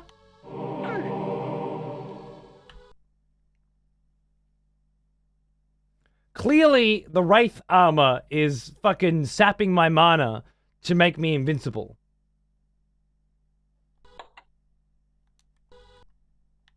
Which I'm sure I may have one day got to myself. If you've just given me 5 years, you cunt. Can I drink your blood? Yeah, they are humans. Interesting.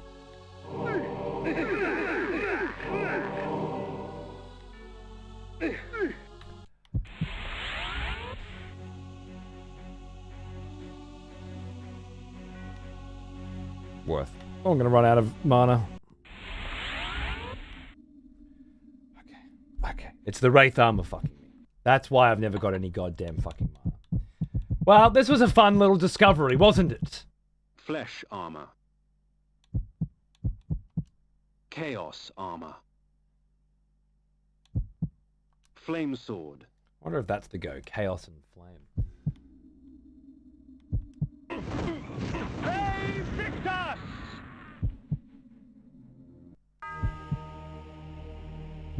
Where the fuck am I now? Okay. Oh, there's a bat joint there. That's fucking handy. Well, I love the color grading here. It's like the sun setting or something, but it's not. It's not. It must be some kind of pestilence. Okay. You win. Oh my god.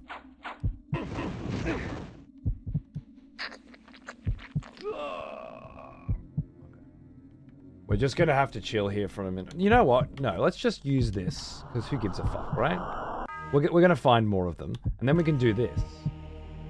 I for some reason I was still thinking these kinds were like demons, but they're not. They're humans from the Nemesis army that have been corrupted by darkness and blah blah, and are totally susceptible to a good old suck.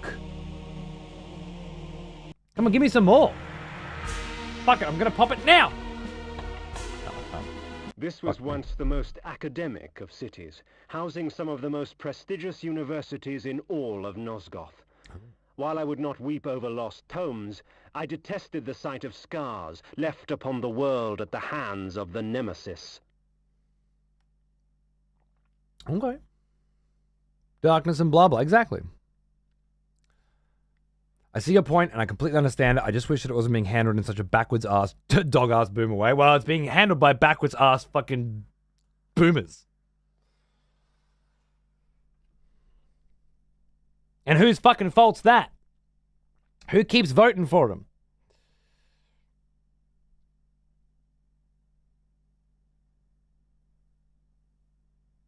Online communities used to just be weirdos. Ironically, the internet didn't get weird until everyone else joined in. Well, it was the devil, you know. I think. Now it's too big. It's too much. Well, at least we can all agree, like, we know what the problems are. And we want to solve them. And at the very least, even though this is not going to be good for everyone, it will start the process of trying to solve them, because it's been a bit fucking crazy lately. And again, speaking as a parent raising kids in this world, it's a bit fucking worrying, you know?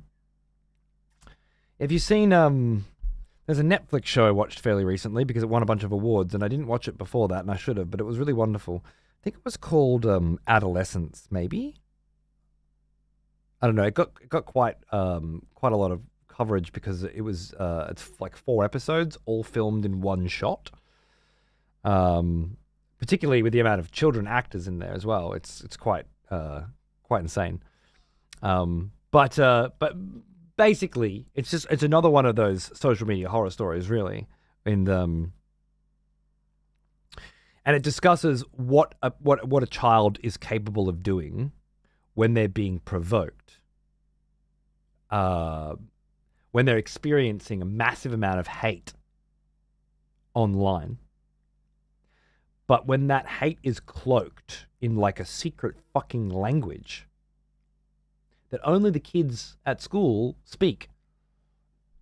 So much so that when the police are looking at it, they're not even aware that the people who are hating on this kid are even hating. It seems positive. I think it's called Adolescence. The effects and issues of cyberbullying. Yeah, in a pretty insane way, and wrapped up in a very, very compelling show. But that's certainly one of the many themes underpinning it, or many topics, less themes. But yeah, there's a lot of that issues and effects of cyberbullying, and a lot of different. It's too hard to police and punish if the people who are policing and punishing don't speak the language, don't understand what they're policing and what they're punishing. And perhaps in the future, social networks can be created, and they could be and could offer children a similar experience to what the current versions do, but could be, I don't know, run by the schools or something. And again, I don't like any government agency or school running anything, but having an intranet, for example, like the old days, having some form of new way in which people can communicate with each other at school, in which kids can grow up in a world that is, you know, where there's still some kind of protective bubble around it, and not just the current sort of open to anything, everyone, and no one really knows how to deal with it. I'm all for giving kids independence. Don't get me wrong. It's just things do need to be policed, right? Children do need to be protected to some degree, depending on a lot of different variables that are very complicated and require a fucking shitload of information and understanding. Without that, you can't do it. And so the alternative is just let them be and see what happens. And we've done that.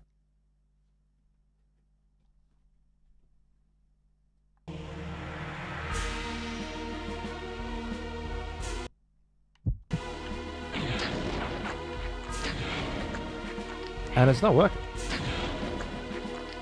And everybody who doesn't have kids is very quick to jump on the "it's up to parents to deal with this situation" train. And why wouldn't they? It seems like the obvious solution. Oh, just fucking, you know, look after your kids. It's not the world's job to look after your kids. Unfortunately, you can only really say that if you don't have kids. Or perhaps you're very lucky, like I am. And your kids are easy to deal with. But you really do have to pretend that there's not a whole world out there of different kinds of children, different kinds of mental health issues. Just a I remember you. big hodgepodge. Back from war, are we? You have to have a very limited Good. perspective on child rearing to just think that it's up to the parents, given the situation that we're in today, you know? I wouldn't judge anybody for not understanding and not having an enlightened perspective in that, it's, to use your vernacular stuff. But ignorance is not an excuse either. Particularly if you're willing to use that as a bludgeon to defend against these kinds of policies that are being introduced. Rash, thanks for 17, mate. How you going, dude? Cracking. Watching Old Enough on Netflix about toddlers in small Japanese communities or towns. Doing errands for the first time and being trusted by the communities. That sounds great. That's the sort of stuff that raises good children. Takes a village. And then you meet my family. Well, there's a lot of different types of fucking families. We've all got different fucking families. We've all got different fucking situations we've got to deal with. And when it comes to policy, we have to deal with... There's no way to make an omelette without breaking any eggs as well, right?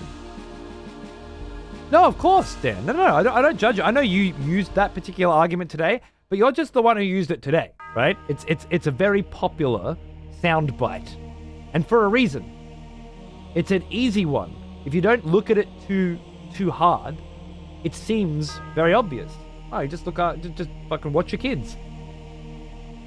Even if you could, even if you did, you just foster an environment where they want to break your rules and rebel against you.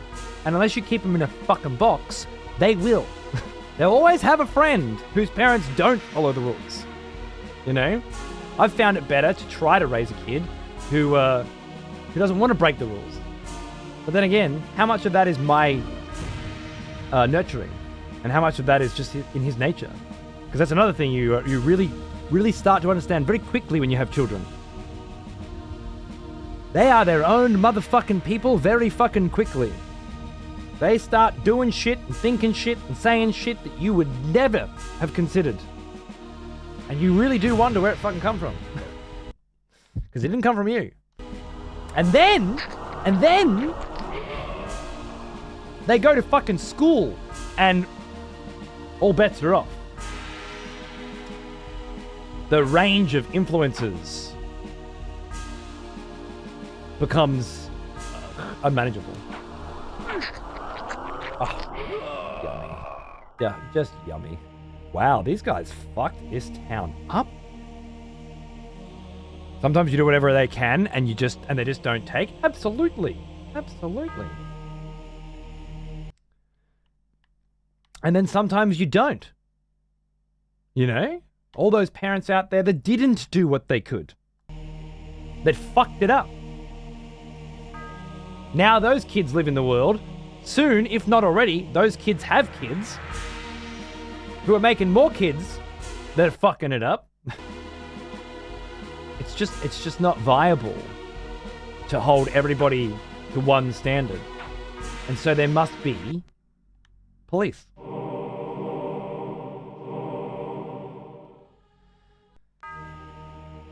Otherwise it's fucking anarchy.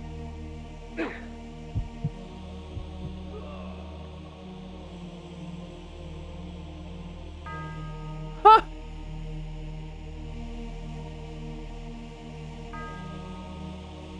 I've never seen a motherfucker hit me and die before with the Chaos Armor on. It's like he got poisoned or something. That was cool as fuck. Dude, you got a house full of shurikens and hearts. I don't fucking trust you at all, bro.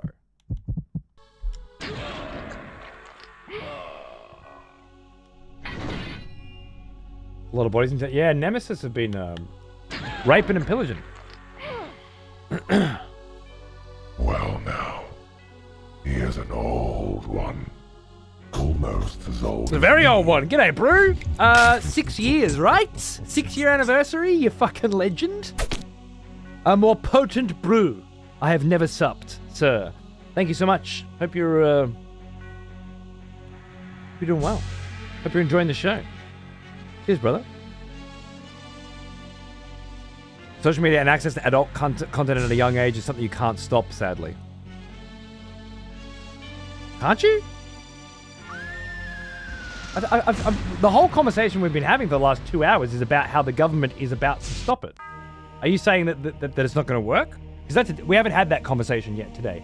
Surprisingly, in the last 2 hours, we haven't really talked about whether or not these restrictions that are being placed will actually have any effect. That's a pretty interesting conversation to have, I think.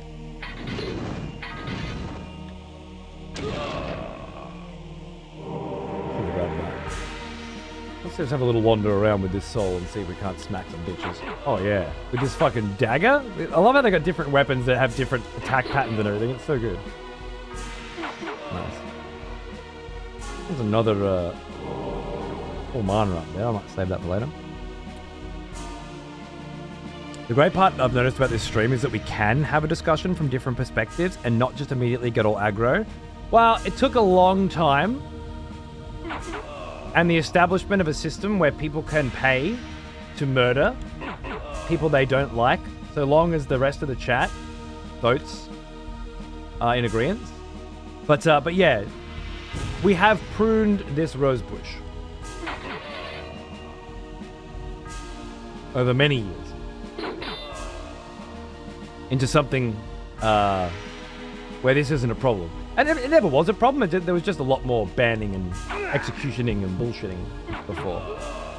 Not to say that we've established an echo chamber, which is what the critics of a system like ours would certainly argue.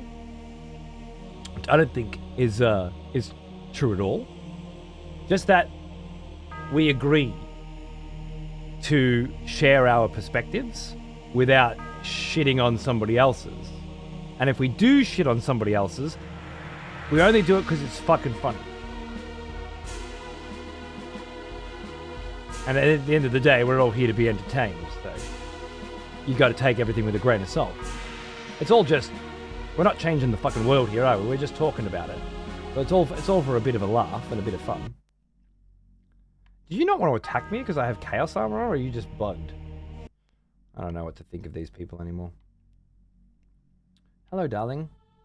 Hello, darlings. Whoa, I forgot that there are people that don't like me. Sorry. Just pop this on for a moment, shall we? What do you got in there for me? Yeah, fuck yeah. Good find, this joint.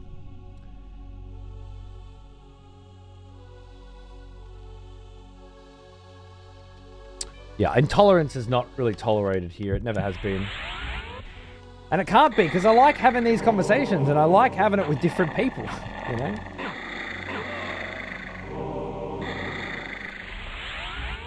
Wouldn't it be very fucking exciting if everybody had the same opinion? And there wouldn't be much point talking about it all if we couldn't, on occasion, shed some light.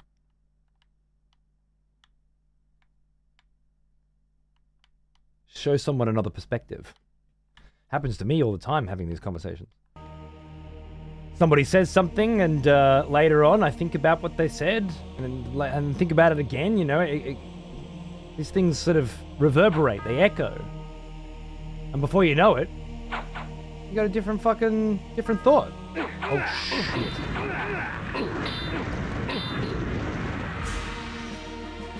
Well, I see what's going on here, right? Yeah, it's just a little maze, that's all that's happening. Don't be a shit. Exactly. Don't be a fuckhead. And if you're going to be a fuckhead, be hilarious. That's how I get by.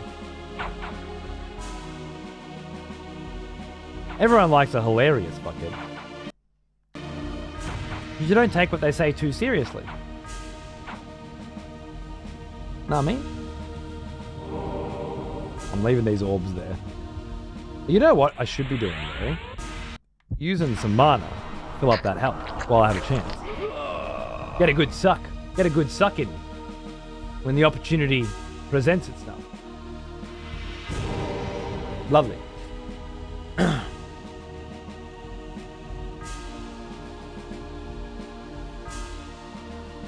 Very liberal with the band hammer.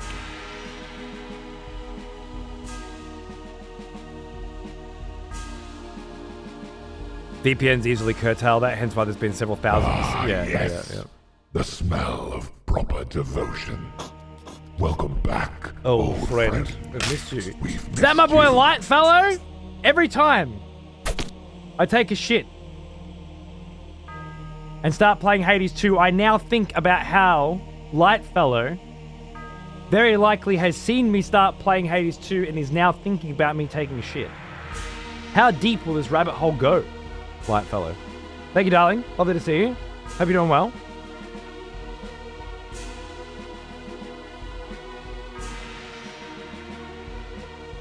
So I'm trying to catch up on Faye as well. My kid told me no shit, he said this. At least I'm not like so-and-so. Dude, he's talking about he's 17, has 3 kids, 3 baby mums, 2 drug convictions, and I was like, holy shit, you little... Oh, yeah, fair enough. I'll compare myself to something worse so I don't seem as bad. Sure. What do you fucking say to having that marching around a high school as an example? Yeah.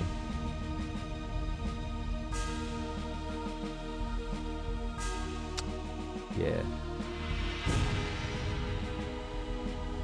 It's a tough one, bro.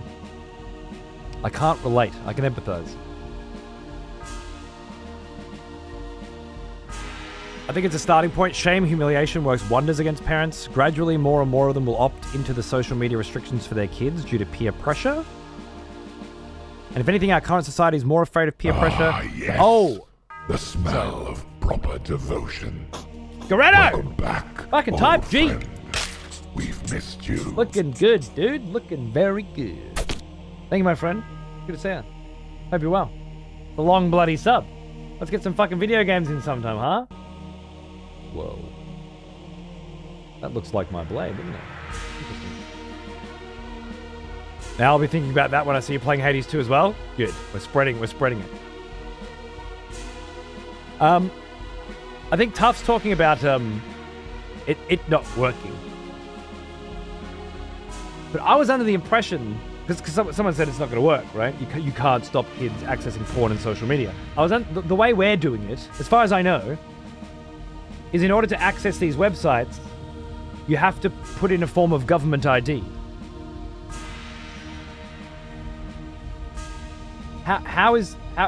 What's the way around this? That's so obvious that I'm missing it.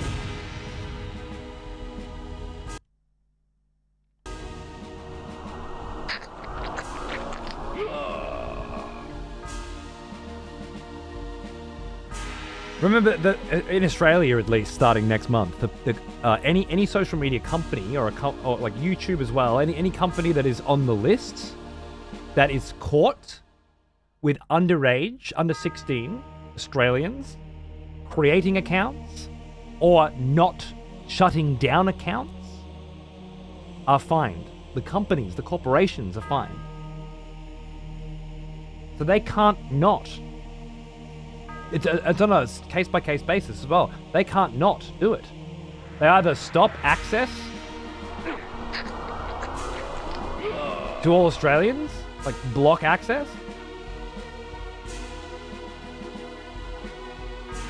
I don't know. VPNs for the most part. Wait, so you're saying you're going to use a VPN to create an account on YouTube?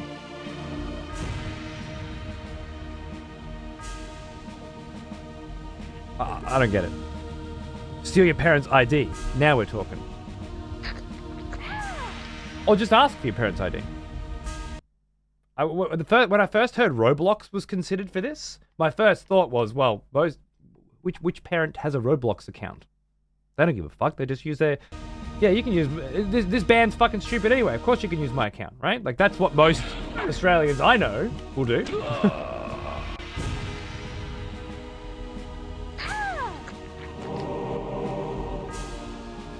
But that's Roblox.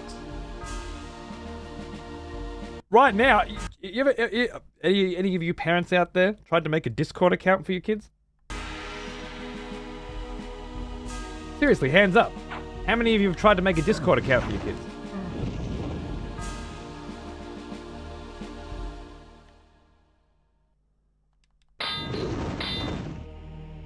You can get access to free VPNs, make an account that makes it look like you made the account from India. But you can't. So, okay, so you VPN to get out of Australia, and you make the account. And then you have to keep the VPN up so that you're entering from India again.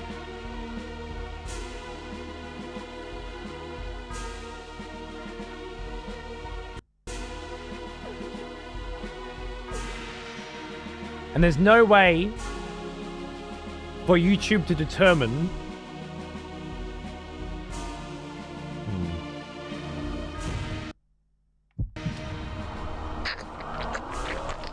any country that doesn't have the restriction, right?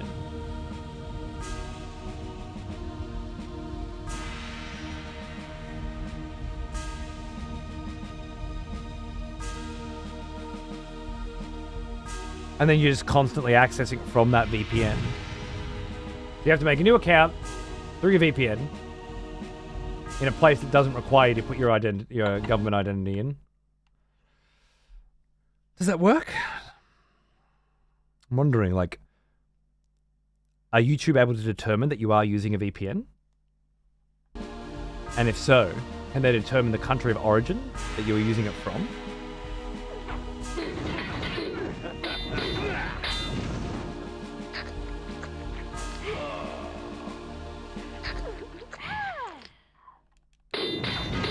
Or is that only something your ISP perhaps would be able to do? It's not like they're going to ban VPNs, is it? I mean, I understand how a VPN works. It's just the creation of the account that seems different.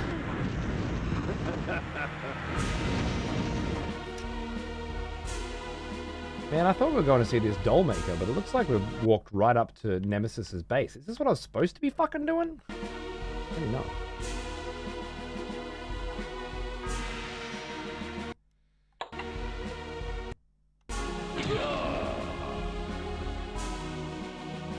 YouTube can, and they can also block the connections, but the connection changes many times every day, so will it work?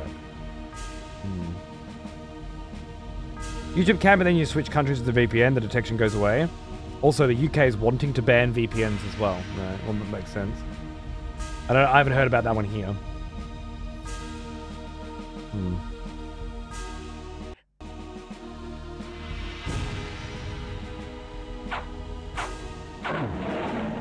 What was that? Was that a doll? They're dolls. I see. The doll maker lives near this joint. Must be in cahoots. It's a conspiracy, I tell you. Oh, in Russia they do now? Okay. And if they ban VPNs, how do you access a VPN?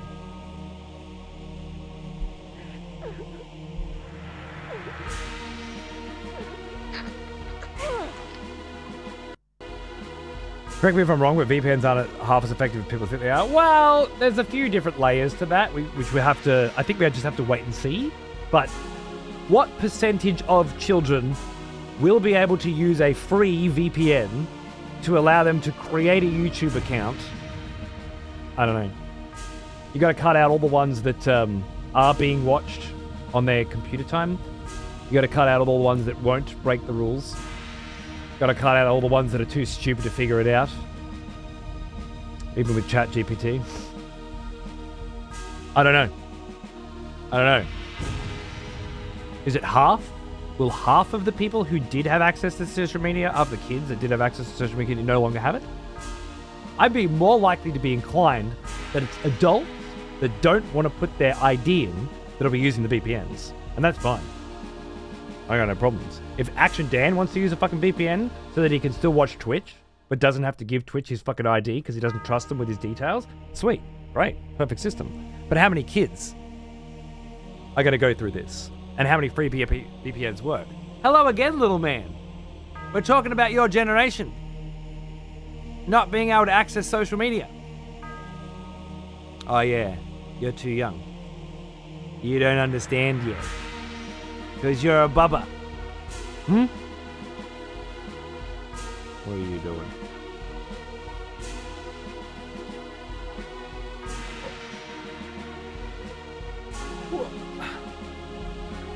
What's this room all about, huh?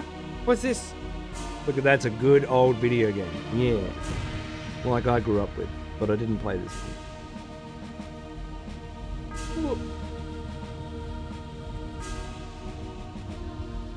A lot of pretty light, pretty colors. Look at those cheeks. I know, right? Look at them. They smell like baby.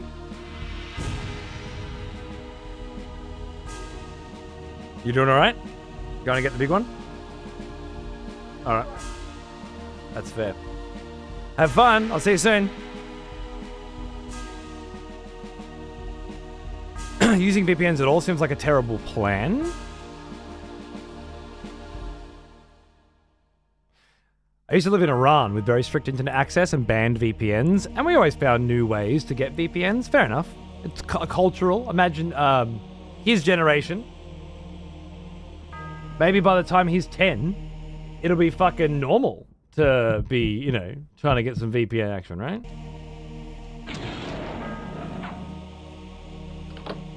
Problem solved. No, I didn't mean to do that. Hello, dolls.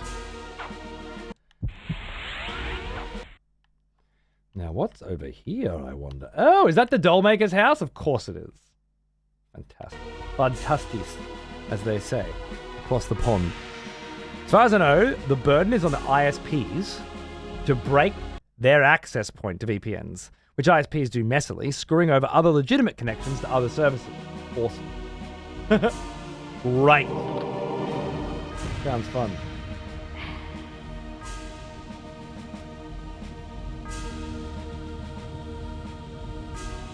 Future profanity indeed.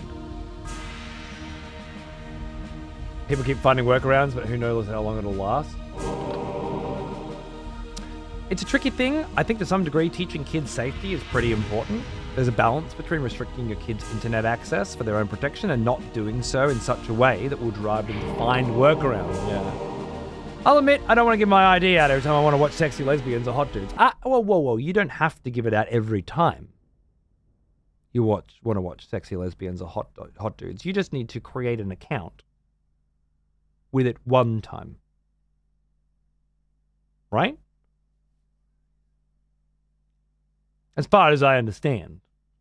I guess we won't know how these things are going to be implemented until they're actually implemented. But that's how it seems, right? Anyway. Not the point. Not always. Not all places need to make an account to watch. But are you saying you couldn't make an account, put in the information once, and then watch? Like you wouldn't have a choice? You would have to put it in every single time? Because that'd be a pain in my balls. I don't want to do that. But I do get why they put that restriction on certain sites. That's the thing, though. Teaching kids internet safety and a balance between restricting kids' internet. It's that not everybody can do that. Not every kid can be restricted. There's too many variables.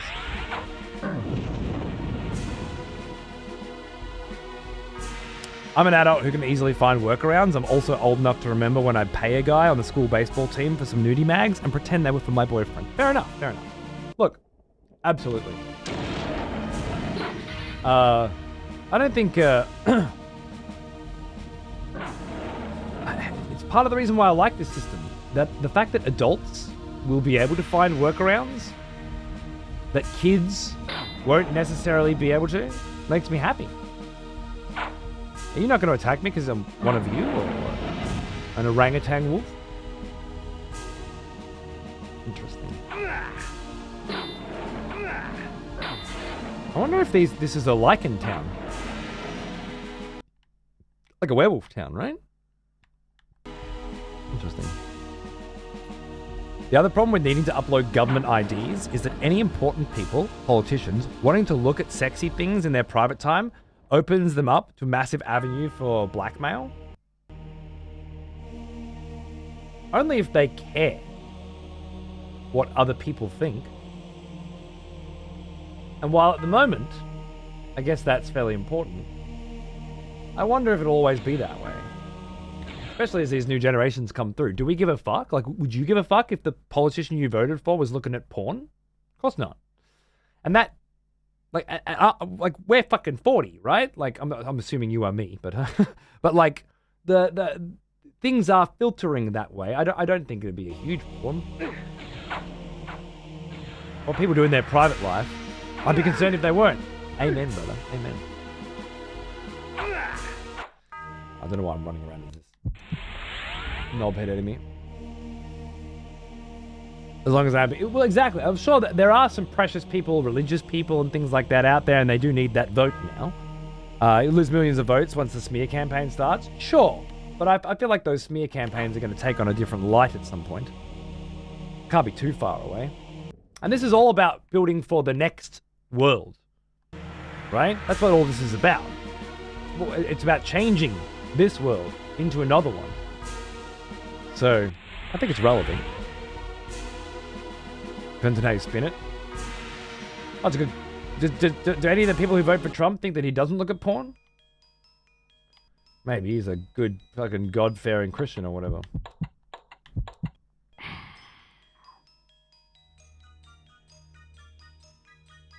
The Dollmaker's tune! Nice! We made it! We made it into the Dollmaker's house. Look at this motherfucker.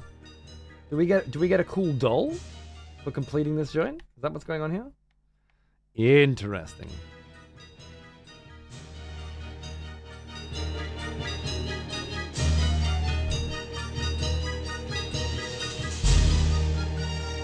Some of it's ridiculous. Sony sells PS5s here officially, but we don't have a PSN here.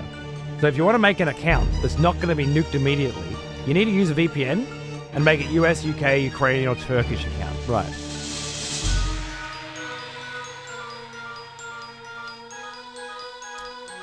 I think the key difference that I'm understanding here is that as of the 10th of December, I think it is, any company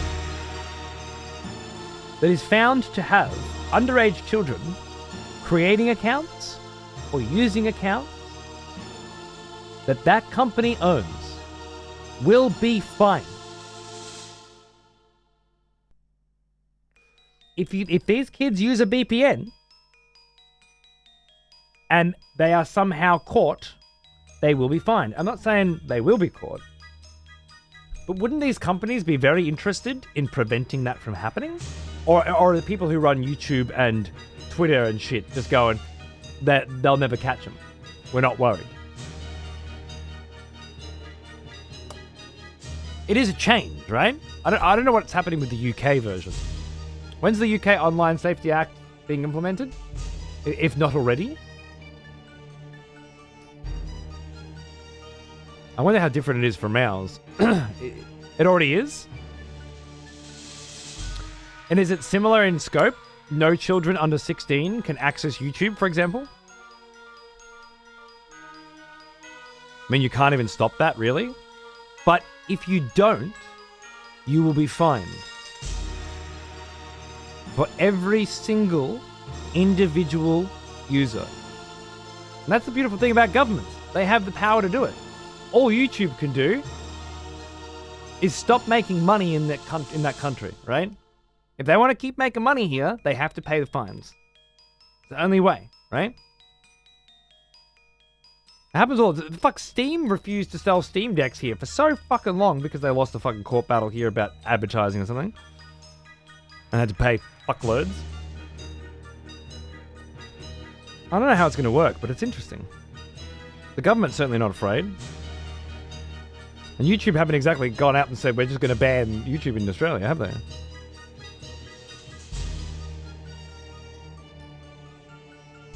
A VPN will make it harder to catch them. Some companies don't know that harder is not impossible. Right. I feel like the government would have a lot of people working on their side being like, yo, I'll help you find them for a cut. How many companies, cybersecurity companies or whatnot, contractors would be interested in catching people creating accounts for a fee? Is that a legitimate business? Is that a legitimate concern? Is that something that's coming? That's what I feel is different between now, with VPNs will solve all problems, and next. There are no consequences now if somebody uses a VPN. There are about to be. Leave, stop doing business, or take the fines and bank on it being virtually impossible to enforce. I guess we're going to find out. YouTube has their own thing going on. You can access YouTube without needing an account, and without an account, you can't watch anything that's age-gated. If you do have an account, it uses AI detection, that's flawed in many ways, from watching your video and browsing history to guess that you're underage, and then ask you for a government ID or a face scan to prove your age. Interesting. Okay. They've certainly been thinking about it, haven't they?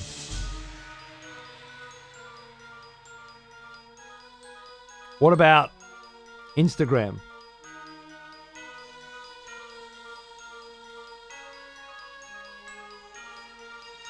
Do you just need to be a certain age to make an account, or?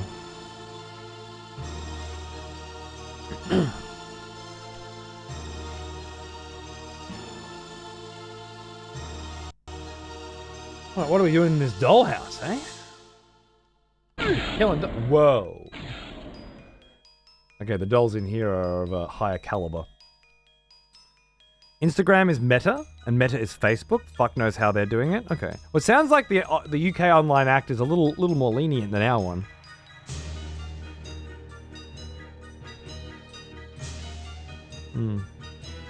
Let me pose a hypothetical. Suppose that Blizzard is a large company that has a lot of supporters and a lot of detractors. Wild supposition, I know. Now let's say that Blizzard employs a full-time defensive software team for security. Also a shocking hypothesis. Let's just say Blizzard games are on the AU list, and that full-time security team, which is experienced in countering hacking in real time, is faced with a VPN. How long do you think it's going to take them, once that account is flagged, to dismantle the fuck out of that VPN? I'm betting less than 5 minutes. Okay. I'm very curious to see what happens. What if the government basically cloned the streaming platforms with their own controllable public access entity? This would be a great way to push the monopolies out of the market. Well, that's what I think we said before, but that's what I think will happen. I think we'll have intranet-styled closed circuits with very similar scenarios that allow children to interact in the same way, but with repercussions for their actions. If you fucking say some nasty shit online, well, your school knows that you've said it, and you'll be punished accordingly, you know?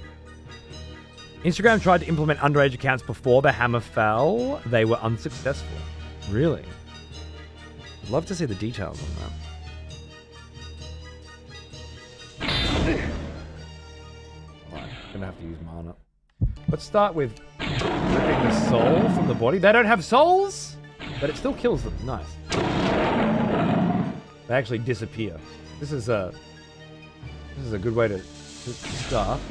And then here we have to control the soul.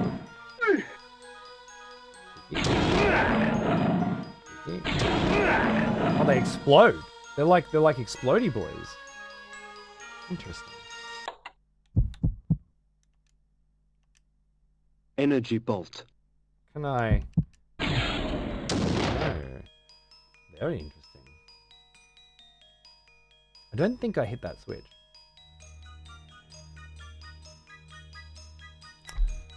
For me, who doesn't know much about Aussie politics, it always seemed like your country always chose the most nuclear option to deal with stuff, with all the game bans and shit. That one was different. So we had 7 states and territories, each with a governor. And in order to pass a new law, all of them had to agree unanimously. And the South Australian governor always adamantly refused to change the way in which video games were rated because of Grand Theft Auto. And it wasn't until he was removed that could then be passed. And it was, immediately. And then there were other problems with it as well. But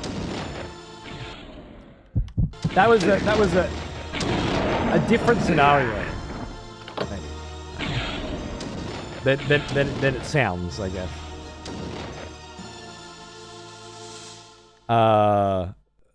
Because it was more nuclear, but there's nothing we could fucking do about it. It wasn't a majority, it was a unanimous. Which is weird to me. I don't know why anyone would make it that way. I have no mana? Wait. Maybe because I'm wearing Chaos Armor I have no mana? Iron armor.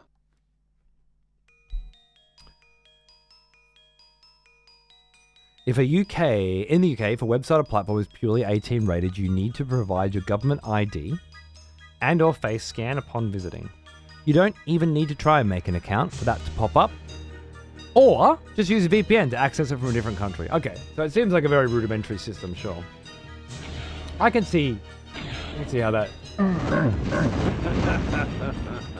I'd probably just use a VPN to access my porn. If I could create an account and then put my my ID in, I mean, I've never made an account on a porn website in my life, but I would. I really only use one these days. I guess I would make it and put my information in, and then I would have it automatically log me into that account and hope that nothing bad comes of it.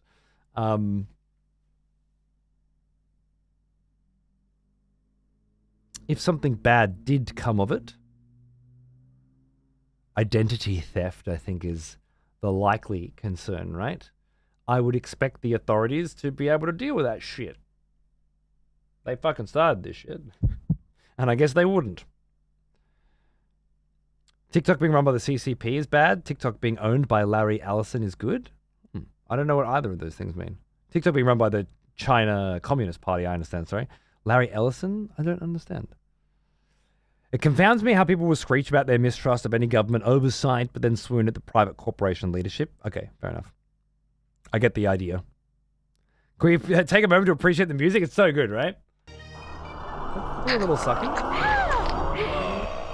I just wanted to see. Burn the dolls. Hey, Victor!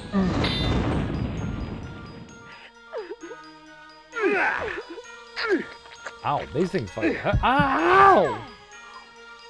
Jesus! Oh my good God. The Heart of Darkness. He's the new owner since US forced the sale. Is that what's going on with that TikTok situation? Okay. Jack Thompson saga in video games was a fucking nightmare. God, he was such an unhappy cunt. There's a lot of them, isn't there? Do I just misform this? Is that what I'm missing? Yeah.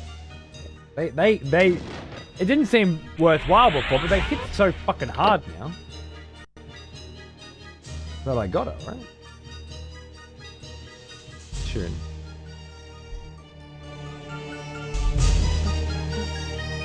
Great game.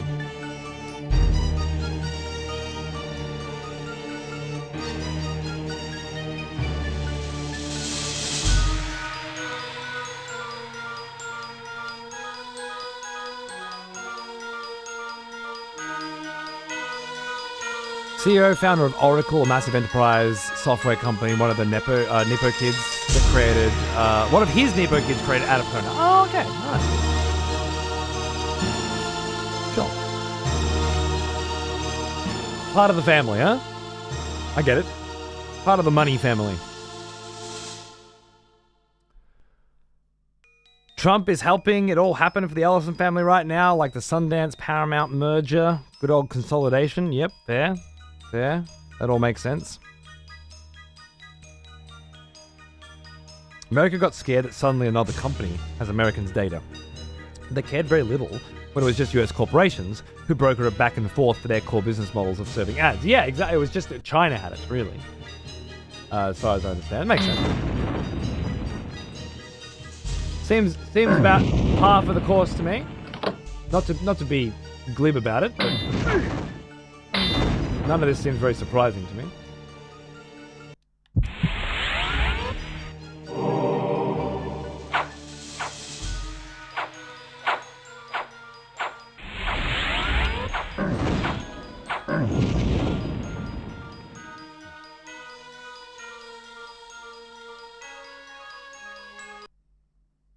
It's gonna explode immediately.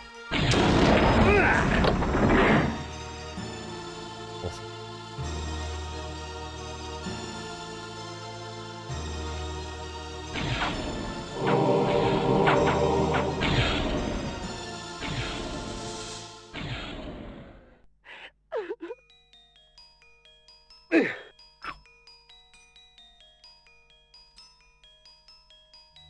Why aren't you sucking?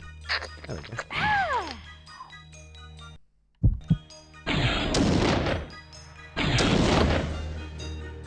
Just seeing if I remember the old tricks. All these new fandangled abilities. I see what you're doing.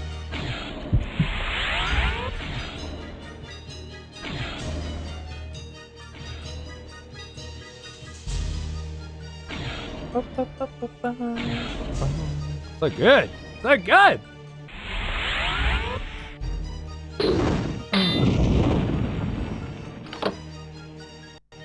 Even the little pictures are of this puppet face here and everything. There's so much detail in this game, so much care and attention put into so many different areas of it. What a masterpiece.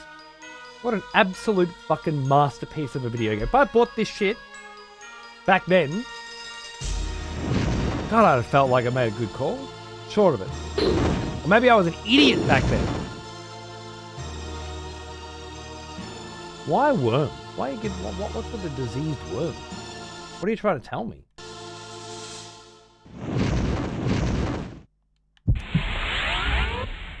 Can't miss it.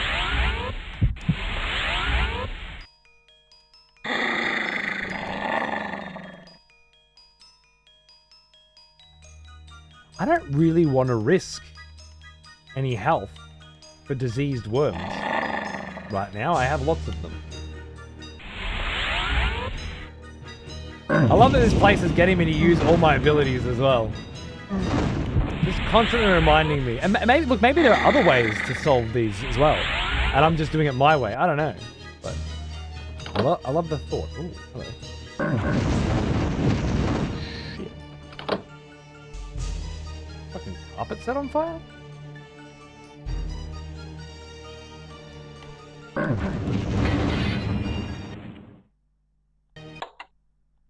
Actually, I got 44 hearts. I might just pop one. Oh, what was that? I had hearts on. Oh my goodness. I feel like they give you a lot more health if you use them before you die. I'm pretty sure that's an accurate fucking statement that I haven't tested. But I'm today now coming around to the idea. Iron armor. Give me my illumination spell.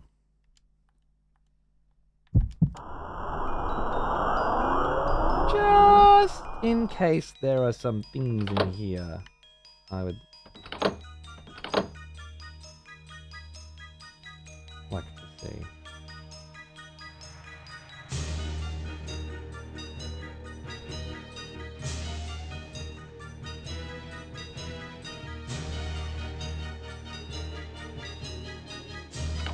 Really, Dr. Professor? Awesome. Find it funny that some competitors to Steam keep calling Valve a monopoly, but only because their alternatives are absolute dog shit. Dude, Epic game. I still have never used Epic, but I always said, like, you want to bring me into Epic? You're gonna have to do something. You're gonna have to do something real. Something that makes me want to come to you, other than you bought exclusivity rights to this, you know? And at least be able to match what Valve are doing. And you got so many people, like, at the time, Epic just opened. How could they possibly do what Valve is doing? When Valve built all this shit, there was no alternative. What are you talking about?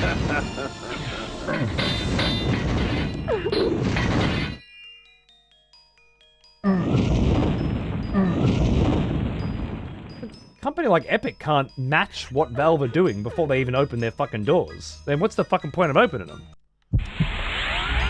Grabbed 100 free games on Epic, but I haven't launched a single one. Yeah. Xander has an account to play Fortnite, and if I hear about a good deal, like a good free thing, even at a mate's place, I put Death Stranding on his kid's computer because it was free. And I know they play Fortnite. I'm not against clicking the button, but for me, no. I'll buy my games. Thank you very bloody much. Not say no to a free game if I can, but I'm not. Elzevir, I have come for the soul. So, Otmar sent you to kill me, eh? I can smell him on you. Or is that the stench of the grave? Oh, yeah? You've locked me in. What's this? This is your little doll? Didn't have a shopping cart, but we're banning people from buying too many games. Dollmaker, I have no time for these games. The soul is mine! I earned it! Otmar gave it to me! Then you shall earn it with blood. Ooh. You shall not have it! Mine! Mine! Mine!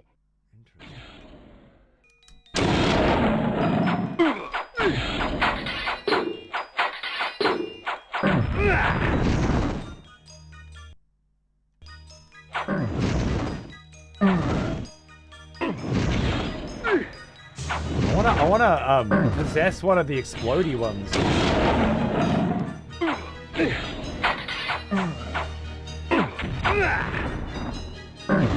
Can I? I haven't got enough mana now.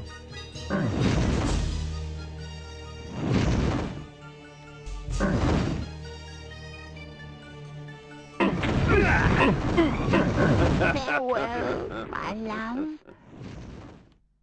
I was lucky to have made you. So he took the daughter's soul and put it into some doll.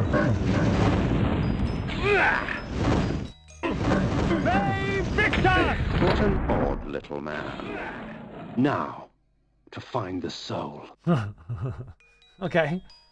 Very simple compared to the other fights. Elzevir imprisoned the girl's soul in a small fabric doll. The old man's intentions I shall never know.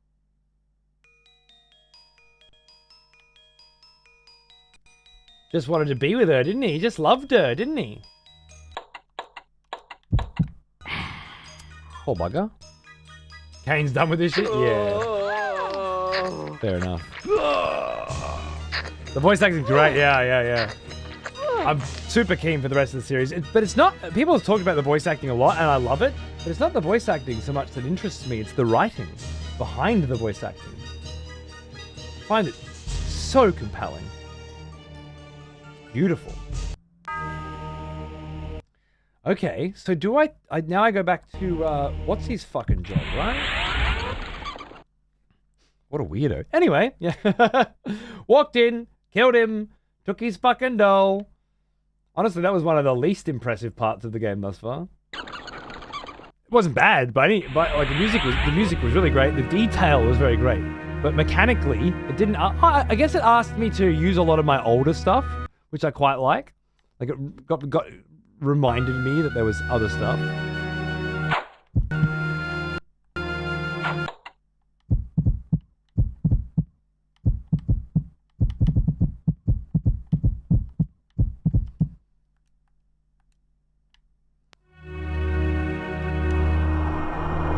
Oh, did I not just put fucking... Oh my god. Thanks, bruv. I need to get some sucks going before I disguise myself. Every word out of Raziel's mouth in Soul Reaver is a bar. Very nice. Hey boys. I'm late. Anyone up for a bit of sucky?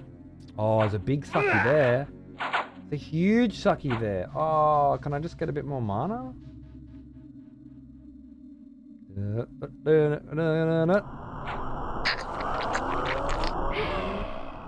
Magnifique. Oh, I'm going the wrong way. I know where I am. You know what? I can go this way though, right? I'm fairly certain. Unless I'm not allowed to. Yeah, maybe I'm... Oh, yeah, maybe I actually can't go this way. Huh. Huh. Okay. New plan!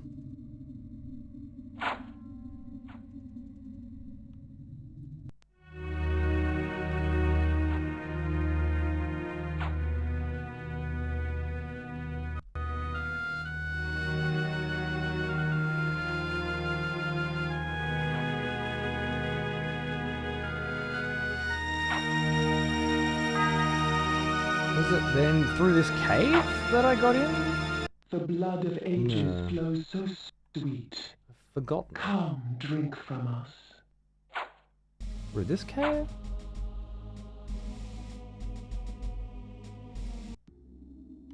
No. Fuck did I get in there again?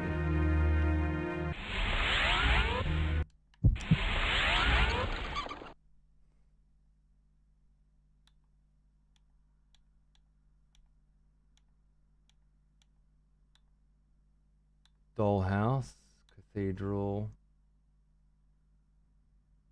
Maybe it was there? I don't know. Maybe it was down the bottom.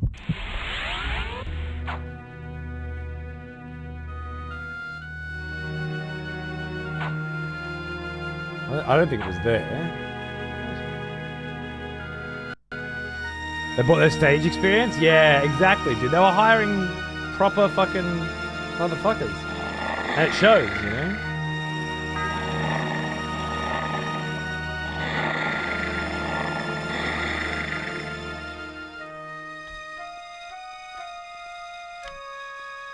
Where was this? This can't be. I do remember doing all this.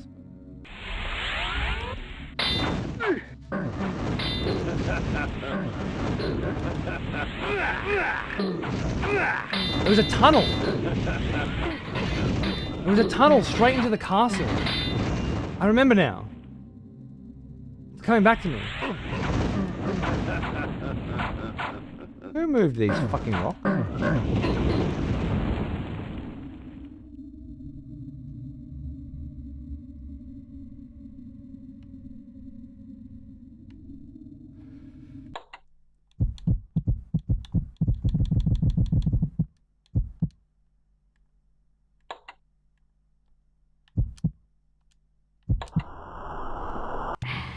Changed my mind.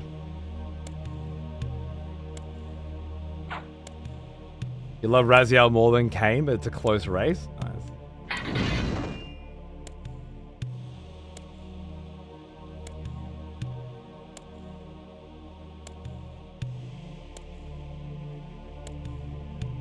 At the time, it was very unheard of to have that approach to games. Yeah, imagine if it caught on.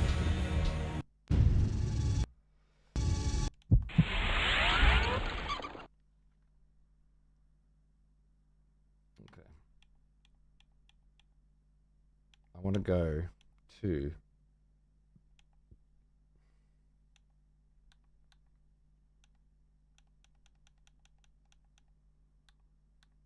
that one.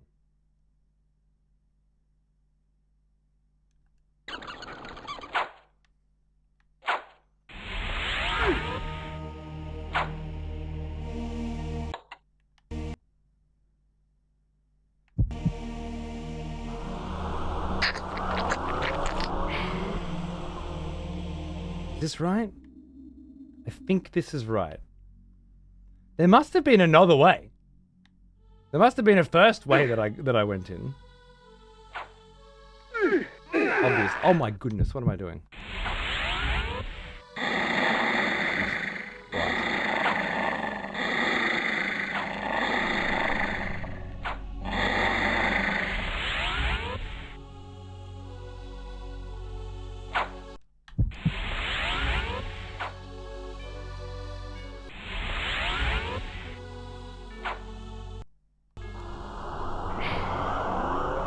Just getting a little bit silly.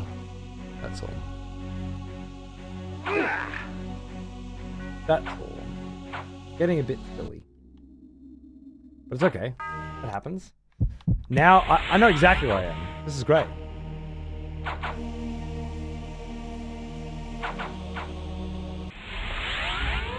Quick road snack.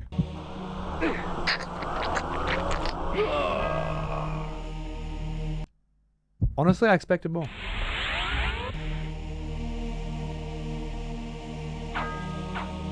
Yeah, I'm very keen, Dan. I'm very keen. I feel excited every day to learn more and to get closer to understanding more. I love playing through a series like this, it's been a while since I got through it, went through one blind. Actually, the last one that I went through, interestingly enough, was off stream at the beginning of last year, I think it was. I did the Homeworld series from start to finish, and it was fucking amazing. The second one was so old because it hadn't received a remaster, so it ended up being a lot older than the first one. But my goodness, it was incredible. The level of storytelling wrapped within a space game, particularly for the second one, was unfucking precedented. And naturally, nothing came close to it for the rest of the series.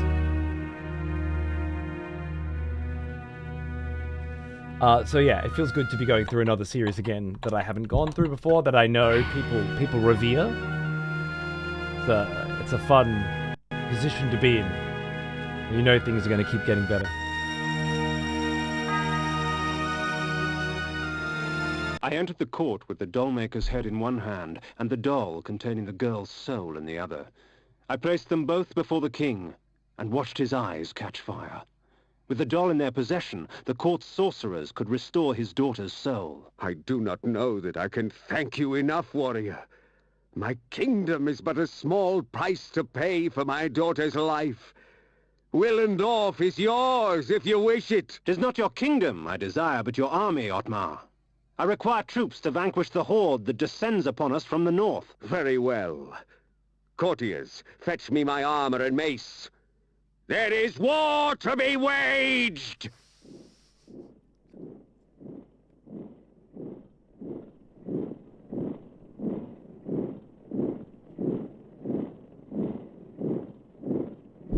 Feels like a Warcraft 3 cutscene.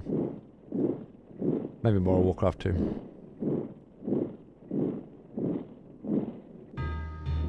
Yeah, right, Dr. Professor comparing to Resident Evil, yeah. The scourge of Nosgoth is upon us, friends. We shall die today as heroes, lest we live tomorrow as slaves. Ready thine arms for Nosgoth! In the distance I saw the Nemesis armies march forward, a black tide that would soon wash over the armies of the Hope. I love that we're fighting for the armies of the Hope. Great.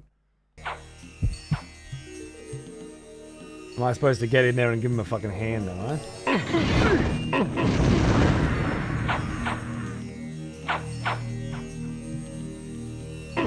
Hey, Victor!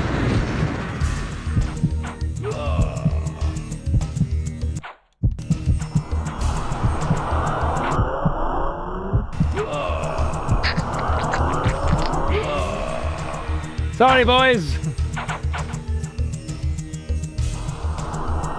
Hello, darling. Where do you want to go?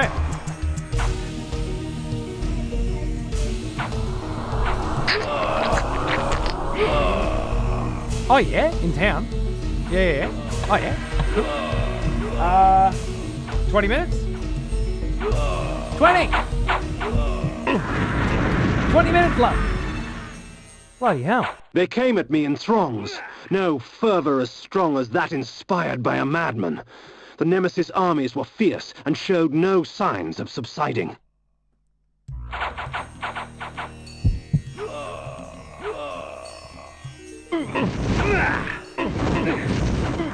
Bloody hell. tide turned with Otmar's death. I watched as the remaining survivors of the armies of hope fled to the safety of the forest. The battle had decided its victor. The fate of Nosgoth now lay in the Nemesis' hands. Oh, shit. I sated my thirst on warriors of Horde and Hope alike, the dying relinquishing their final moments to give me strength. Amazing. Death to Otmar?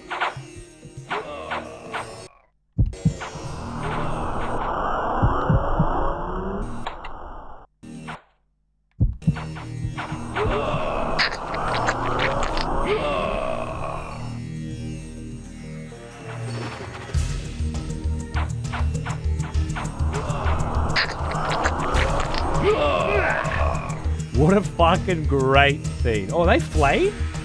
They look kind of flayed too. Wow. Well, I feel all filled up now. Oh, shit.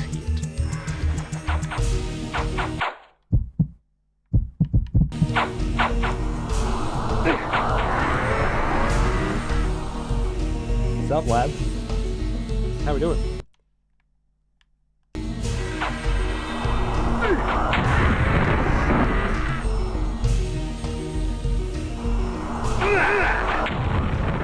Blooming hell! There's more of them! There really is an army. Ow. They fucking shit up here, aren't they?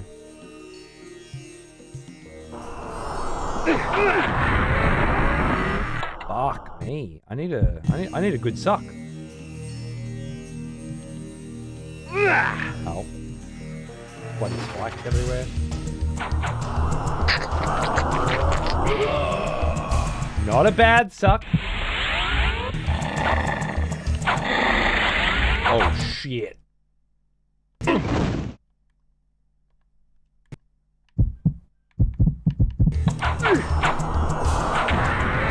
Don't want to get caught, do ya? Bloody hell.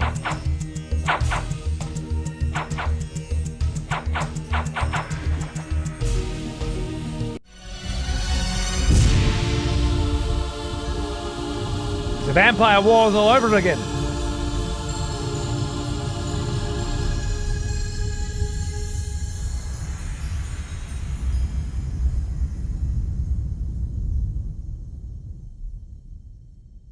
At once the battlefield was gone. Where the ground was caked with blood and dirt, there was lush greenery. Where chaos reigned only moments before, this damning calm prevailed. Alas, it seemed I was stranded here. The time-streaming device lay in pieces at my feet. Huh.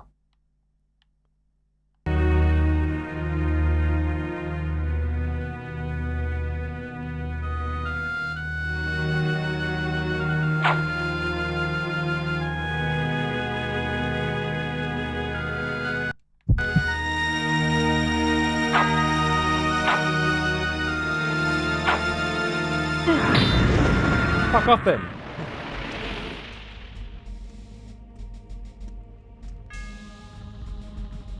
Would you stand idle as vermin destroy your crops? No! Has your house burned? No! Will you allow this evil to continue? No! Will the wickedness end? Yes! Do you believe? Yes! Do you believe? Then take me to your king, so that I can prepare you for the onslaught. Wilhelm or something? Oh, and I just killed the cunt? Just casually ignored everything Borutor told him not to do? Ignore it. Yeah, well, he also said, you're a young, arrogant pup, right? More or less. Of course he was going to ignore it all. If Borutor didn't know that a young, ambitious vampire was going to try to take control of shit, then he was being silly.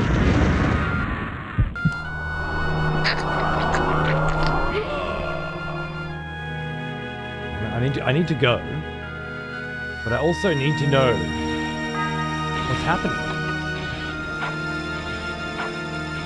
Where am I?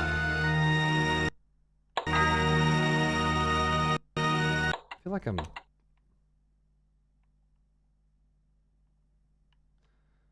So I've gone back in time to before the armies marched. Also, almost felt like an execution animation. Love it.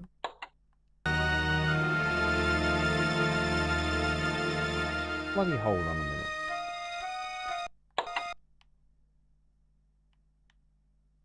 This place definitely seems familiar.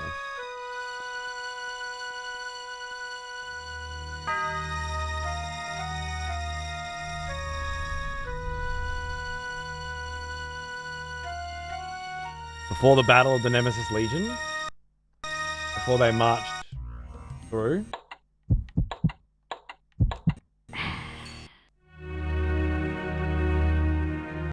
Was this town completely destroyed before when we came through it? I think it might have been. I think this town was completely destroyed before. And what we're trying to do is defeat the Nemesis army before it becomes so great that we can't. So basically, we needed an army. We jumped through a bunch of hoops to get an army. The army wasn't enough. We still lost. So we had to go back in time to find another way to defeat the army. Is that where we're at? Can I put a pin in it here and feel comfortable that that's about accurate? Correctable? No. Nice. It will deliver you in time. I wonder if there's any reason why it needed to be as I was at that particular juncture. That didn't come through very clearly for me. Why did I have to fight through all that? What did I have to be at a specific point in space in order to use that time ability? Put a pin in it moment. It feels like the right spot for it, doesn't it? My wife wants to go out anyway, so I best get off. Happy wife, etc. I imagine Kain was going to be overwhelmed by the Nemesis army, so he used it to survive. I just didn't feel like I didn't get that impression from arriving at that particular moment. Perhaps if there was like even more enemies coming and more enemies coming and more enemies coming, and then it happened. But it felt like I finally made it through, and then it just happened. But then I was thinking maybe I had to be at a specific place in space. Because it's like time and space. Maybe you can turn back time, sure, but you need to be at a specific place in order to do it. Otherwise, it would be different. I don't know. It's I don't think it was very well conveyed, but it was also a very old game. I don't think it needed to be. I feel like it could have very easily been conveyed, if that was the intent, very, very quickly, right? Maybe they were I feel like they were trying to convey something that didn't come through for me. Which is where we can hypothesize. A great stream. Glad to see this being played with thoughtful analysis, and I'm excited to see the rest of the series. Yes, beautiful. Well, I'm hoping to get through this before Metroid Prime 4, which is coming very soon. And the time zone with which I can stream this is probably going to change to, instead of ending now, starting a couple of hours from now. And for many of you, that's probably going to be a deal breaker in terms of watching live. Just remember, you can watch the VODs on Twitch up to 60 days until they get deleted, or you can watch them on YouTube in the live section permanently. It's on Twitch, you get the chat. I'll have to be a VOD boy, yeah. I know some of you will. The alternative is I keep doing Legacy of Kain, but I only do it on Monday and Friday. And then Sunday, Tuesday, Wednesday, and Thursday, my night shift streams, I do a different game. So we've kind of got a Legacy of Kain playthrough happening, but it's 2 shows a week, and we do other stuff. Or I switch Legacy of Kain to the main slot, I guess, and I can do 4 days a week of that. And hopefully, I was hoping to do some writing streams and painting streams on the Mondays and Fridays, so that I can break things up a little bit. Would also have to be a VOD boy, sadly. It's midnight for me. Yeah. Well, look, I got a couple of options. I'll keep considering it as I move forward. I don't want to, I don't want to leave any of you behind. I don't want to hamstring myself either. Life is just complicated right now. There's a new baby. My wife goes back to work next week. I've got to sort of do what I got to fucking do. And I also don't want, a Legacy of Kain. I don't want to relegate this to 2 days a week and then have multiple times where on those 2 days I just can't come to work because I'm fucking tired, or my wife needs help with the baby even though she's not at work that day or whatever, right? And then it ends up being 1 day, 1 week, and then 0 days the next week, and then 2 days the next week, and it's a long project to relegate to sort of wishy-washy morning streams.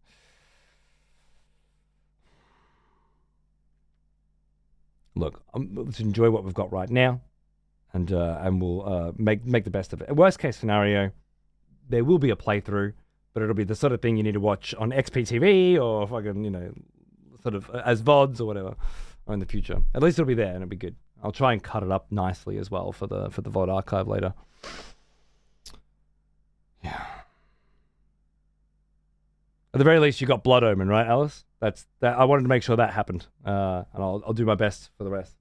All right, I better fuck off. Thank you, you beautiful sons of bitches. I hope you're doing well. I hope you enjoyed that. Cheers, Haydo. Mangasi. I will be back tomorrow, right? Tomorrow, same time, more Legacy of Kain. Guaranteed. Because tomorrow night, I can't do a night show because Stranger Things Season 5 debuts. Or like some of it? I don't fucking know. So it'll be tomorrow morning, Legacy of Kain, and then I'll watch the Stranger Things with the family overnight. And then Friday... we'll deal with Friday then, won't we? That's too far ahead. Who can think of that? Thanks for watching, cunts. I love the gaming and I love the chatting. Fucking AI.